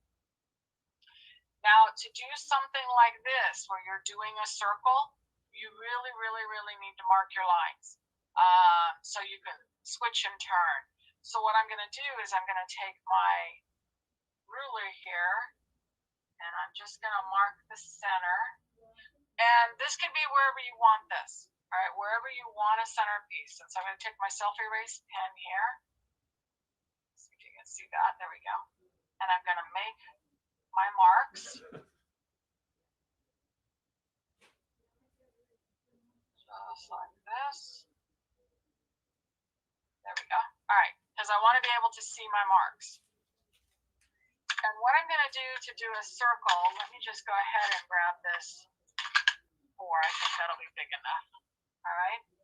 So to do the circle, what I'm doing is I'm going to line up just like this.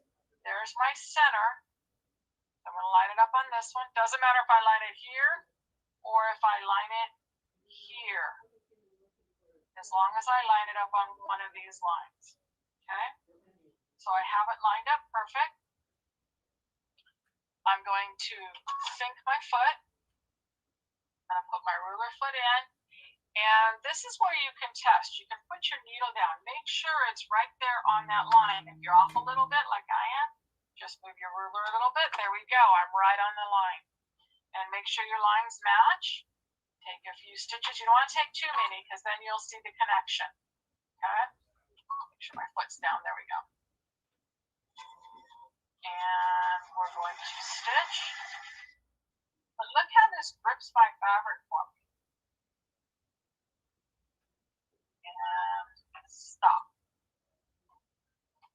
Then I'm going to turn this because I am going to continue around to complete my circle. So I'm going to put my foot down. Oh yeah, and if you have your needle down so that it always stops down in the fabric, that really makes this turning easier. So I'm going to line up my foot right against my ruler, line the line up. There we go. And continue on.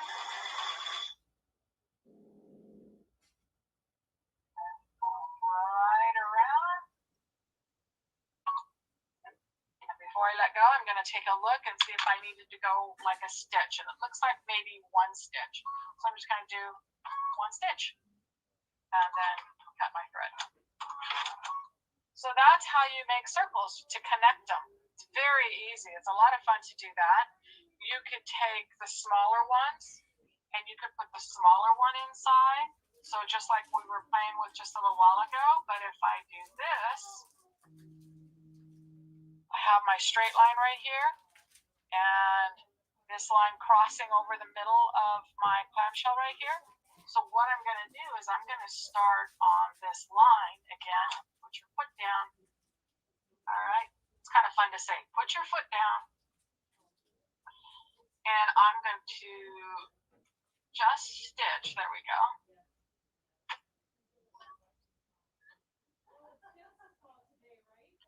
Around here. And then stop. Put the foot down again. And line it right back up. Go. And you can see my threads right here. Well, maybe you can't. Let's turn sideways. That's what's so cool. Look, I can turn this in any direction and stitch. So I already know that circle match. So this circle, I know that my stitch point right here needs to be where all these lines meet right there. So as long as I have that, I should be good. Come around. Oops. All right. There we go. And then if you really want to get creative, you can put another take the smallest circle right here, the smallest one with the small clamshell, the 1.5, and you could turn this into an olive. All right, just put that little half circle in there. All right, but I think you've got the idea, and that's what I wanted you to know. Oh, also, before I forget, when you're doing your sashing, you can take your clamshells and your clamshells, like this one, you can run it all the way down like this. So this is a lot of fun. You ready? Got it lined up. Here we go. Oops. Too far up. See where my needle is? It's right here. And there's my line. I want this down here. I have it too far up. So always check before you take your first stitch where it's going to be. I am set, and here we go. It takes a while, you just gotta get used to it. Trust your needle, trust your machine, because it has it. Gotta grip on my fabric, it's not moving. Stop. Now, I could have continued on, but my reach is out of the way, so I'm stopping here, and I'm just gonna pick up my ruler. I can start it in the middle, I can start it on the end, it's wherever you prefer to start. Again, I like to have a little extra down here to hang on to. Get my fingers down here and get a hold of it. And go. And sometimes wearing gloves will help you too. But I'm just going to go ahead and go around. Here we go. You come all the way down to the end.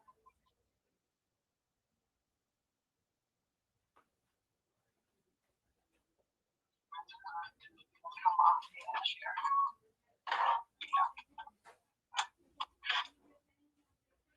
So it's hard to see, but I've just done this all the way down, and then I can come back and do the other way. So let me come back. I got a little sample to show you. Here we go. All right. So this little one right here that I did, this is just a little table runner. You might be able to see some of the quilting on it. There's straight lines, there's circles. I did this with the 80 weight thread, so it's kind of hard to see, but you look at the back, there we go. Now you can see all the quilting that was done with it. So it's a lot of fun to play with these. If you are brand new to using these rulers, my suggestion is use a fabric panel, because then you can hide anything on a fabric panel, or use shapes like this where you got straight lines to base off. So like the straight lines here for this one, or the half circle, because I could baste it here inside this triangle for the half circle. And then down here in the sashing, it has the runs just like I did just now, where it just goes straight down the sashing. So anyhow, I hope you enjoy ruler work. It's a lot of fun, and I'm so glad we can do it on our sewing machines now. It doesn't have to always be on the long arm. All right, everybody, take care. See you next time.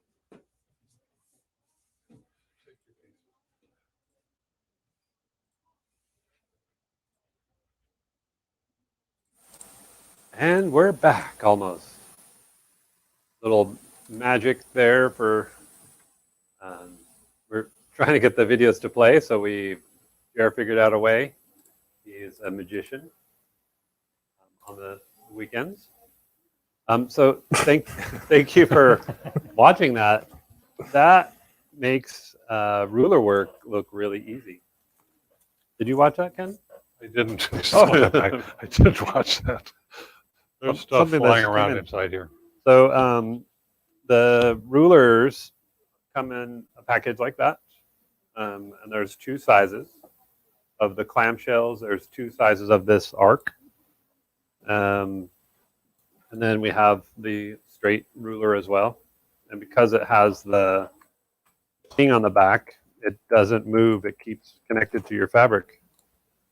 Uh-oh, somebody's coming in. We forgot to put the security camera. Mom, on. come It's say hi. Mom. Mom, Mom, come here just to say hi. Y'all want to wish you a happy anniversary. New bingo number is you can- G47. Let Mom call the bingo Mom, number. you can do. Mom, you want to do the bingo numbers? Nana, you call the next one. It's right here. This top one right here. Just say that in my microphone. B2. There you go. Hopefully that brought somebody luck and they got a bingo there.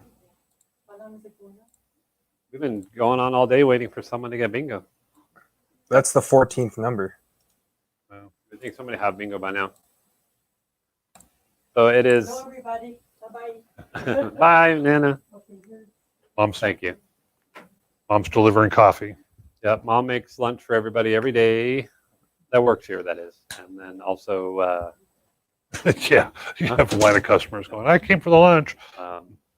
and Mom would be mad. she brings coffee and tea around to everybody in the afternoon to keep us awake.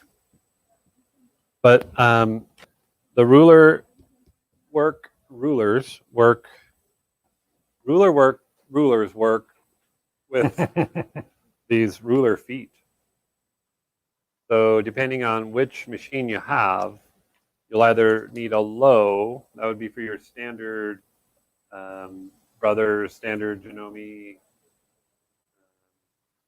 low shank, any standard low shank machine.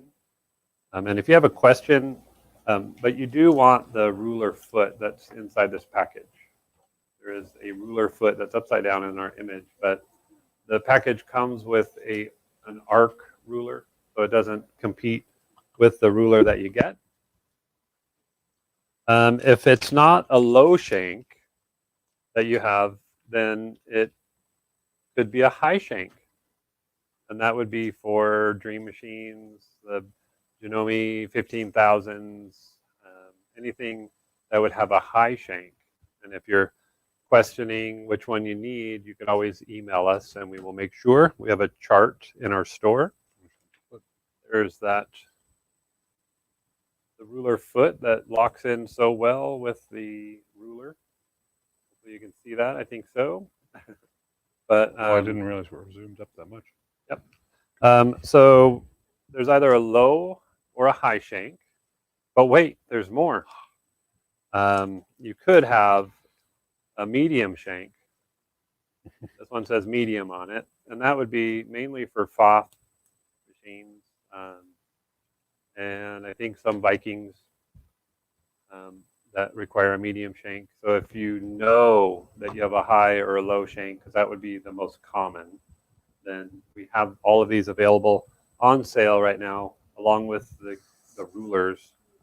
We do not carry a Bernina feet. We have, maybe one or two, but that's about it. If you're in the store, we may be able to order a Bernina foot for you. And then the last but not least, there's 4 types of connections. This one is not to be confused with a standard high shank, but this is a high shank special. Like my son Ger is special. Yep, this is a special foot. That's me.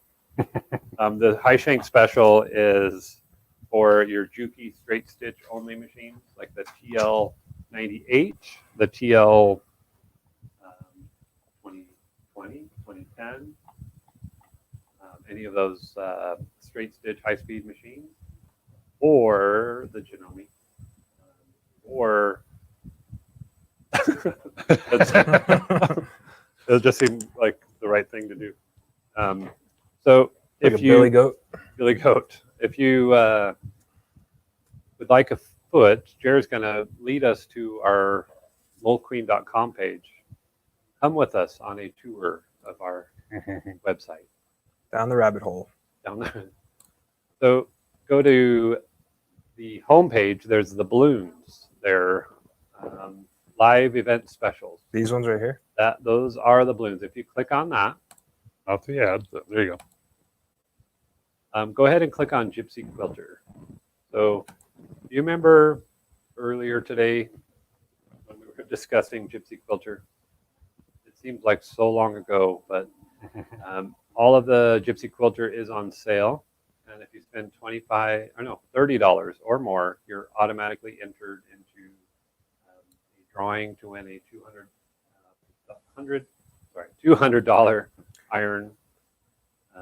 It's more than $200. Let me preface this as well. If you see a picture with the jars on there, you're not spending $3.30 to get an entire jar of thimbles. You're buying one thimble. Yeah, we need to adjust that. So we need to fix those pictures. But it has caused some confusion in the past year and a half over what you're buying. Well, that's like the 100th item that has a jar on it. Yeah, it is. But go back. Yep. So just know all of the Gypsy Quilter stuff. We wanted to entice you by giving a drawing where you have a chance to win. And Jared didn't know this, but we are drawing next Friday on the Gypsy Quilter, and then the winner will be announced on Saturday, and it'll be in our Sunday email. So you do have a little bit of time. I thought it was on Sunday.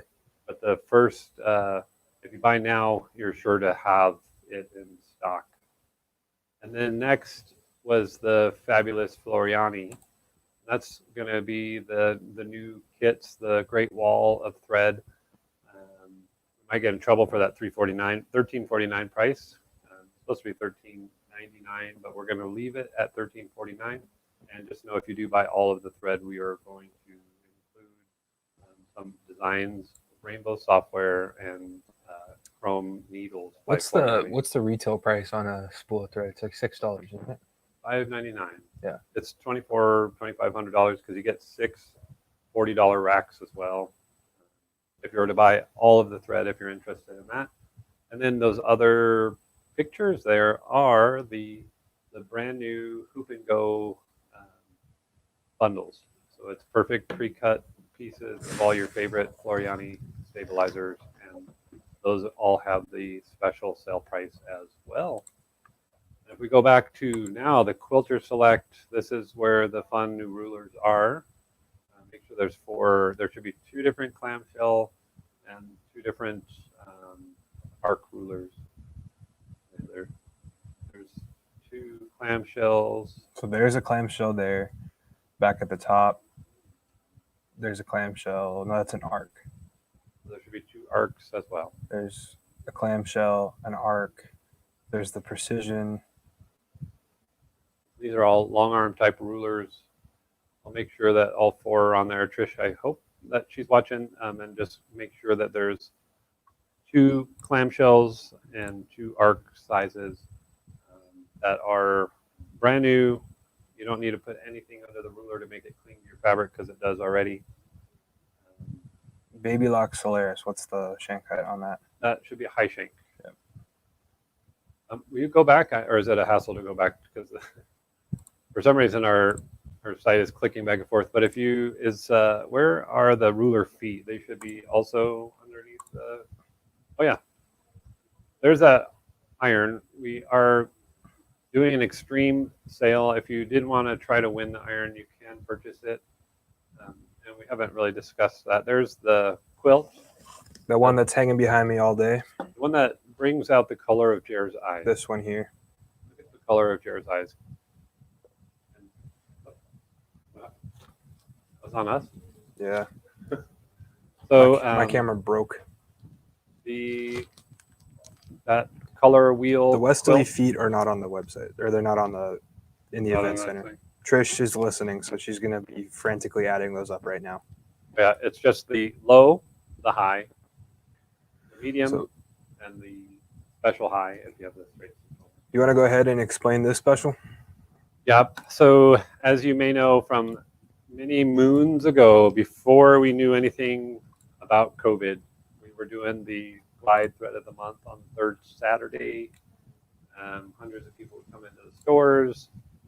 And we decided to stop doing that and start doing these virtual events. But we have been replenishing our stock of the Glide Thread of the Month. And this would be a good time for me to go grab some or grab a couple. Look at that quilt behind me. It's all blurry. That's not. It's coming off all right. It's a nice color palette through it. It's a great, yeah. Makes my beard pop. You know. You can't tell, but I've got just a perfect beard. Darren's just all gray. Ken's white. Look at that. Look at the difference. You got Darren. Actually, this is a perfect cartoon. That's identical to Darren. Except I don't have Need teeth. one of me. Where's me? Yeah, we need Kenneth now. Yeah, we're going to have to update those. We could just take Darren's and just Darken make the the beard white and the hair white. Why do I have blue eyebrows? That was your doing. So, have you comment if you have? Oh, what is Rainbow Software? Before we go on, let's see what the questions are. There's no other questions other than that. Let me ask. Okay, Rainbow Software, it turns any embroidery design into a rainbow, basically. So it'll, like, if you had a lace doily, you brought it into the Rainbow Software, it'll divide up your doily into all the colors of a rainbow, and you can stretch how much you want one color to be more than another, and you have full control of that. Have you played with it yet? No. I mean, yep, it's pretty cool add-on to purchase, although it normally only comes with 100. with 100 kit or more of the thread. But you can purchase it, but you get it for free when you buy the FTCU Universal Bundle or the expansion pack or Great Wall of Thread. And how do they buy those bundles? You email Ger@molcoin.com. Good girl. We had a lot of emails already, so hopefully that people take advantage of it.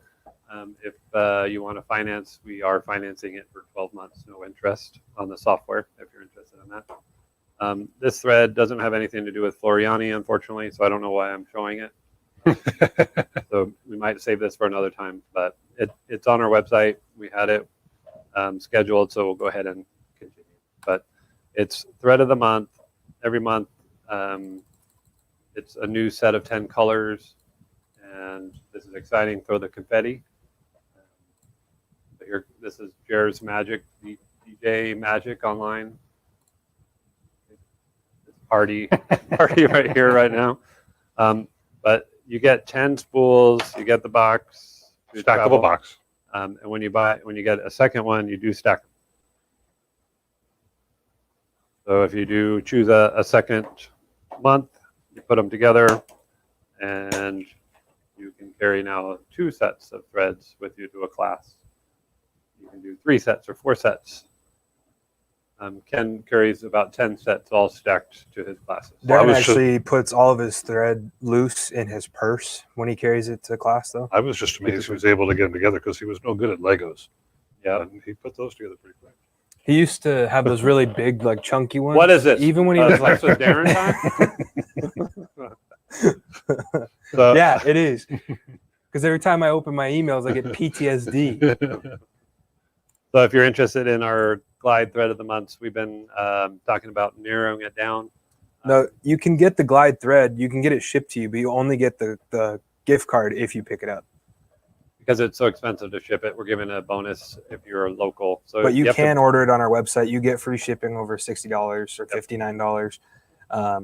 But yes, you get a coupon. You get a $5 gift card if you come into the store to pick it up. So buy it online, so you can see what we have. You can see the colors that are in the kits, and then choose curbside pickup. Just to make it easier, we'll have the gift card for you. And we have different containers that are not those specific ones that we do sell on our website. They're actually Floriani as well. But the Glide is a 40 weight polyester. It is not cotton. So no, the thread of the month does not come in cotton. But I do recommend the Great Wall of Thread. If you want everything that Floriani makes, they're the original. We've carried them for probably 15 years, I would say, or a long time. The Floriani thread. What was it before that? Weil Eye and I had ropes and Anton. Yeah. That was it. And Madeira. in 2008, I think we did the Floriani event. I don't know if anybody's out there that did our hands-on event with Janome Machines and Floriani, and we had Eileen Roche and Ricky Brooks. We had Walter Floriani there. Way back when. So do we sell those empty ones? They're $12.95. $12.95. Okay. They can be purchased at the Glendale store, except you don't get the discount. You don't get the $5 coupon. But I don't know which ones they have in Glendale anymore, because most of the ones that we have are here in this store. In Mesa. We stopped the Fun Club, and so we stopped really sending them to all the stores. You'll have to check that store to see if they have them. But if you do curbside, we'll transfer it each day. We'll transfer over what needs to be. Yeah, pay for it on the website. So just order it online and just select Glendale for curbside pickup, and you can call when you get to the store. We'll walk it out to your car along with your $5 gift card. Pam Wilkins went to that one. That's cool. Wow. It was at the Delta Hotel. That's where the same hotel that our event is in December. our That just Southwest happens to be Southwest Embroidery Conference and quilting too. December 1st through 4th, we're doing 3 glorious days of wall-to-wall embroidery and computerized quilting and serging and sewing. And, Yeah. what else? Still working on the projects, but And yeah. he's going to play his fiddle behind it. He plays it behind his back. It is Darren's gonna Irish dance to Ken playing the fiddle. Jig. so December 1st through 4th. It is more than half sold out. So if you're interested in that one, make sure you sign up. It's OESD and Handy Quilter and Jupi, all compiled into one happy family. And then January we have Trevor, and then we have the Rusty Barn at the State Fairgrounds. February we have the Mesa Quilt Show and the Bring yourself on the screen. If you're going to talk, Jared, you need to. There you go. Perfect. Mesa Quilt Show and the Modern Quilt Guild Quilt Con, and then November is Pinners. Yeah, Jared, we got to. We have to do bingo too. Those are all the dates. If I can learn how to hold a paper. If you want this email to you, just email Jer at Mulqueen, and you can email Barb, email me at jarrettmulqueen.com and I'll get you the link to the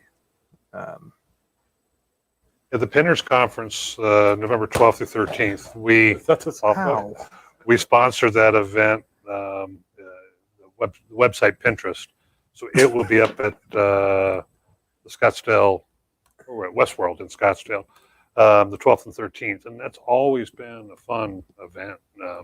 We supply 20 or 30 Janome machines to a classroom. Mom's watching. There's national educators from all over Pinterest, and then tons of booths, crafty stuff. It's not like the Sewing Craft Show that just went on, entirely different, but lots of hands-on stuff throughout it. It's a fun event to go to. Yeah, it's sponsored by Janome, who is basically our channel to sponsor that show. So Janome sponsors it by giving us booths, but in return we supply the show with machines. So we supply 30 machines for the sewing classroom, and then we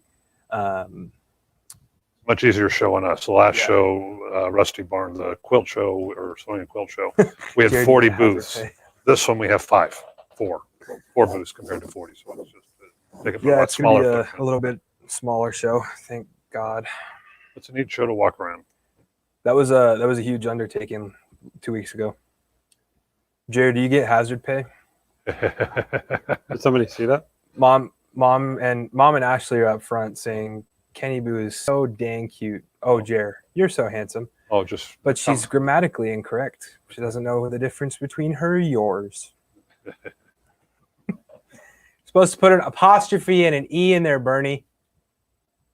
So, she said she doesn't have her glasses on. So, you got to do some bingo numbers. Yeah, I got to wrap up a computer and stuff in the back. Thank you guys for watching the video earlier. I hope you enjoyed it. Singer Store's probably dead. That's this one. He's literally right here typing on it. Just put it in front. So I'm going to leave these two guys. They're going to pull some bingo numbers. So thank you guys. We'll see you in the store, hopefully. All right. Lots of new projects coming up. I promise new kits. Bye, sweetheart. Bye-bye. Love you. Bye. Take your mic off. Yeah. Especially if you're going to use the restroom.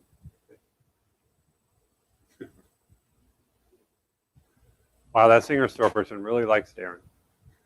Is that your email or your That's an old one. I don't know why it comes up like that. So, Jer, you better get to those numbers. We got to get a winner. People are dropping off. Like, I'm done with you guys. Okay, let's get a winner. Thank you all for joining us today. And if you need help with anything, please email Darren at Mulqueen. But most of the emails, please send to Jer at mulqueen.com. Bingo Game Manager. Jer's got the next numbers coming up here. All right, I'm going to call one more right now. We just got to. Because I don't have I'm gonna call two more. We'll more. call one and then call another one. Right? Okay, yeah. That way we can control who wins and when they win. So I'm gonna delete half the other numbers because I have officially run out of space. And delete that one. All right, so the newest one is N31. N31. Let's see. Oh, Darren's a baby. I wonder who wrote that. Oh, it says like Jeremy McQueen right on there. All right. Did we get a winner? I'll give it about 10 seconds. Can you count that high? Well, just know that at the Southwest Embroidery Conference, Jer, Ken, my brother Keith, we're all there trying to make it a fun event, right? You're doing handy quilter there too, aren't you? Yep. So I'll be there. That's right. You'll be there. That'll be the first time I'm at one of those shows. You were at it last year, weren't you? No. No? I was at Pinners. Oh, that's right. We did our Southwest Embroidery Conference in 2019, and it just so happened that Pinners happened at the same time at Westworld, and so Jer had it. So I worked at Pinners, and then that weekend, or like that Saturday to break down, Ash came over to finish up Pinners, and I went and broke down the show. All right, we'll add one more in. Next one, G51. G51. Anybody that is there, if you don't mind to comment, we're going to do a game show where it's all game show and a lot of silliness. If you can give us comment what game show you think that we should. Oh, look at Jared make it. I feel like I'm growing in size. Mom, I shrunk the kids. I shrunk the chair. Oh, what's going on? Oh, that's as big as I can go. I was going to zoom you in. Perfect. So if you know of any game shows we could mimic, create, it's going to be America's favorite sewing game show, all about sewing, but we're going to be like Gene Rayburn. You guys know Gene Rayburn? I don't. Jared doesn't know who that is. We're almost done. We're Dating game for Jer. there. You go. Yep. We should do that. That would be hilarious. That was Kristen Ball who said that. Family Feud. That would be good. Price is Right. Yeah, we could do that actually. Red Rover. Papa said the Gong Show. There you go. I'll be gonged off right away. Queen for a day. She said, "Can I tell you what numbers I need called?" You know, if anybody, Jer has Venmo. If you want to Venmo him some money, you might and just put the winning bingo number that you need. Just kidding. That would be called cheating, Jer. I wouldn't. Let's make. I make the rules. Thank you for the comments. Those are good comments. We're going to try to put this together. And we're going to have great prizes, I promise you. It'll be separate from our normal interviewing different guests. It'll be a game show all by itself. And Jared's getting more numbers. One more bingo number. Come on, winner. Name that tune. That would be good. B12. I'm going to go back here again.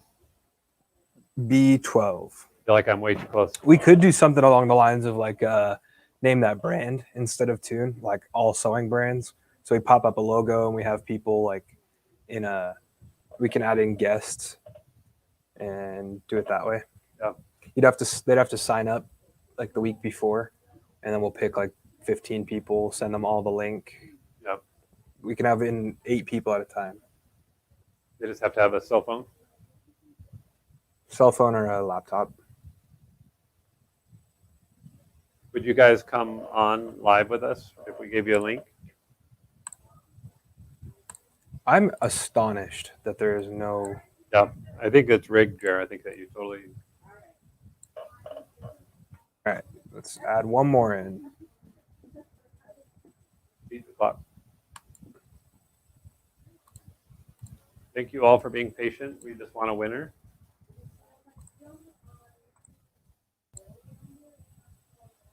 Oh, 68. Oh, Oh dear. oh dear, 68. Come on, Jared. Oh dear. It's dinner time already. Oh, 68. My comments aren't showing up, so if I yell bingo, you wouldn't even know it. Who said that? I don't know. It says Facebook user. That's probably the first O, to be honest. Yeah, it is the first O, actually.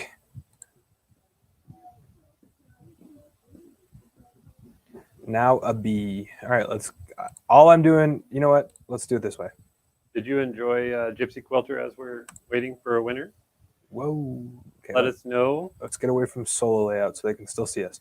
Yeah. Okay, so this is our screen. This is what I'm doing. I'm going to here. And all I'm doing is hitting next call. So this is the 20th call. Now I have I-16, okay? I-16, that's the next number. All I have is 1 O. I haven't picked a single number. Why? I don't pick them. Oh, it's automatic generated. Mm-hmm. I believe you, Jared. I believe myself. Okay. That's all that matters. I like how our screen is doing that. Ooh.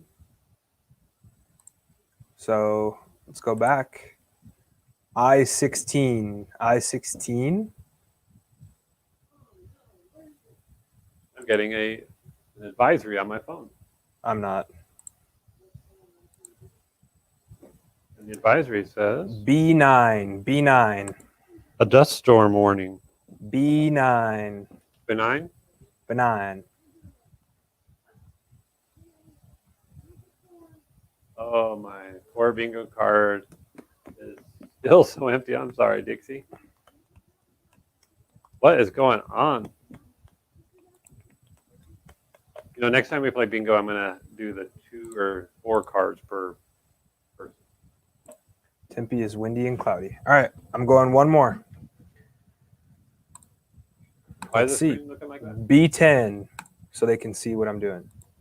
B10, these are all the numbers that I have so far.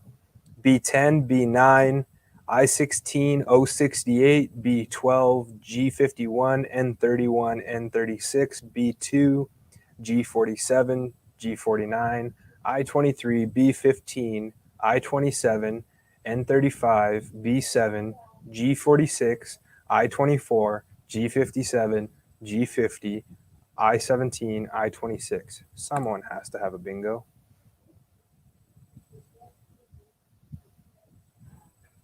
No, no bingo. What? How is this possible? You can probably. I'm going to just do them one at a time, just a little bit quicker. 065. 065. Did you guys enjoy that ruler? Isn't that cool? 065. Did you guys enjoy that ruler while we're waiting?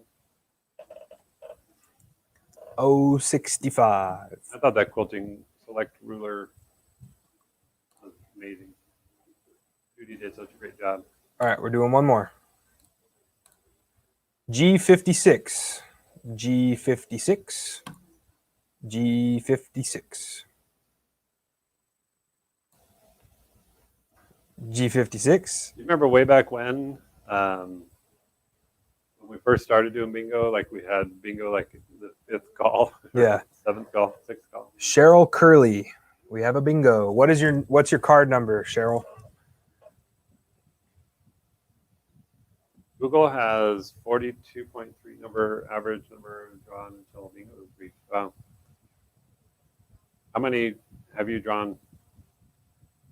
We're at like 22.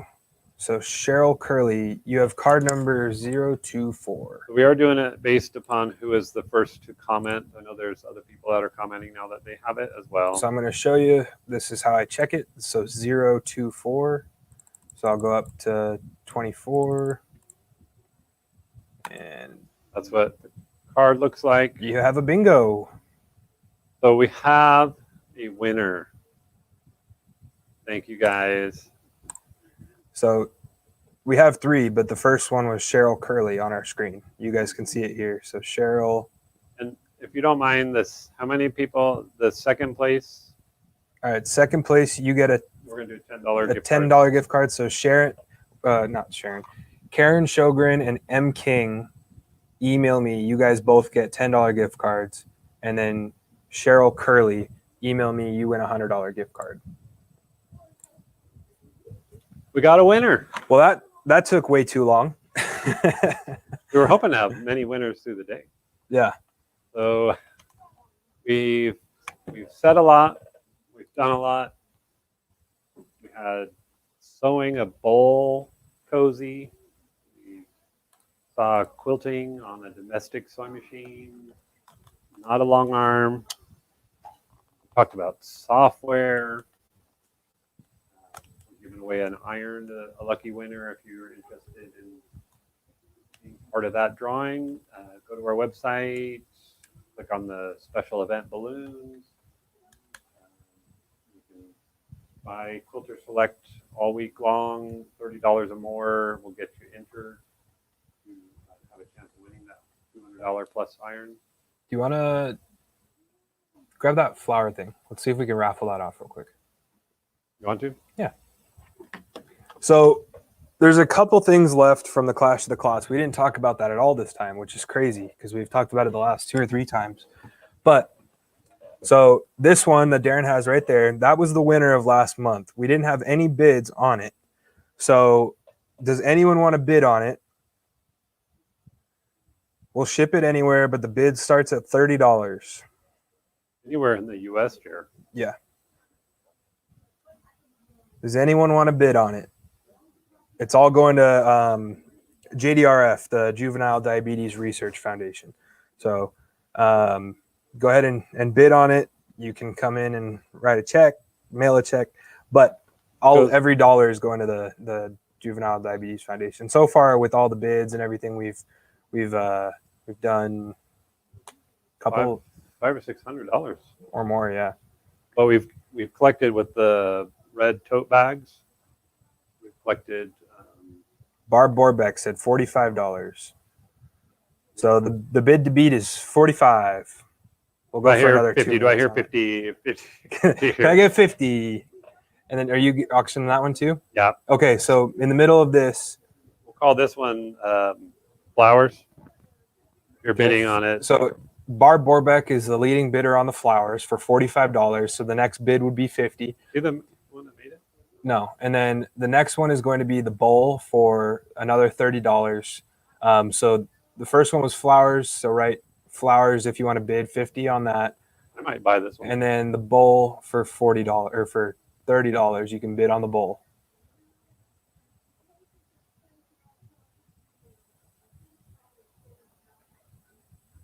I'm going to put my cereal in here. All right. Hi, guys. It's Well, been great once- spreading the whole day.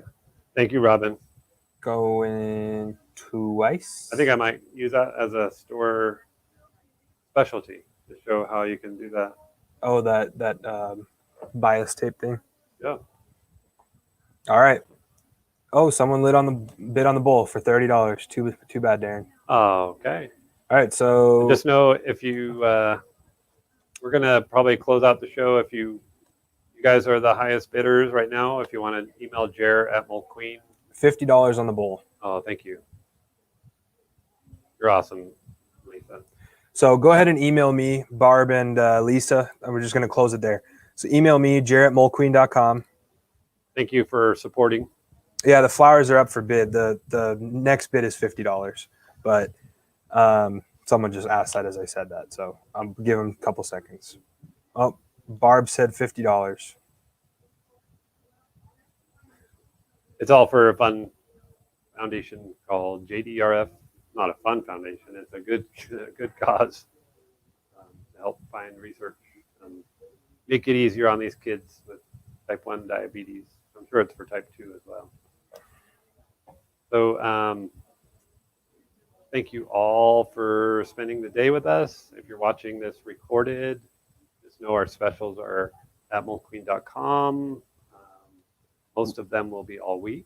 Robin, email me and I'll email you the gift card for Clash of the Clots. I must not have emailed you. So go ahead and email me and I'll get that to you.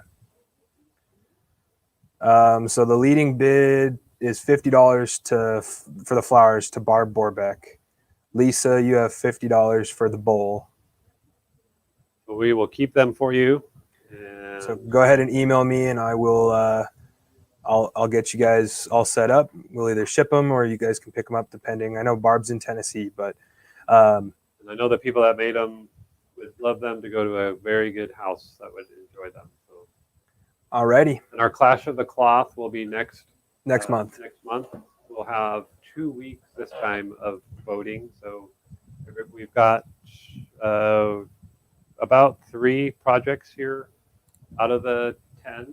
So we're still waiting for 7 to come in, so we can put them all up, have photos, and let you vote on them. And then the next Clash of the Cloth, I think, is going to be using grandkids and brothers. Well, yeah, there'll be still 10 people, but then there's myself, Ashling, and Declan versus you, Ken, and Keith.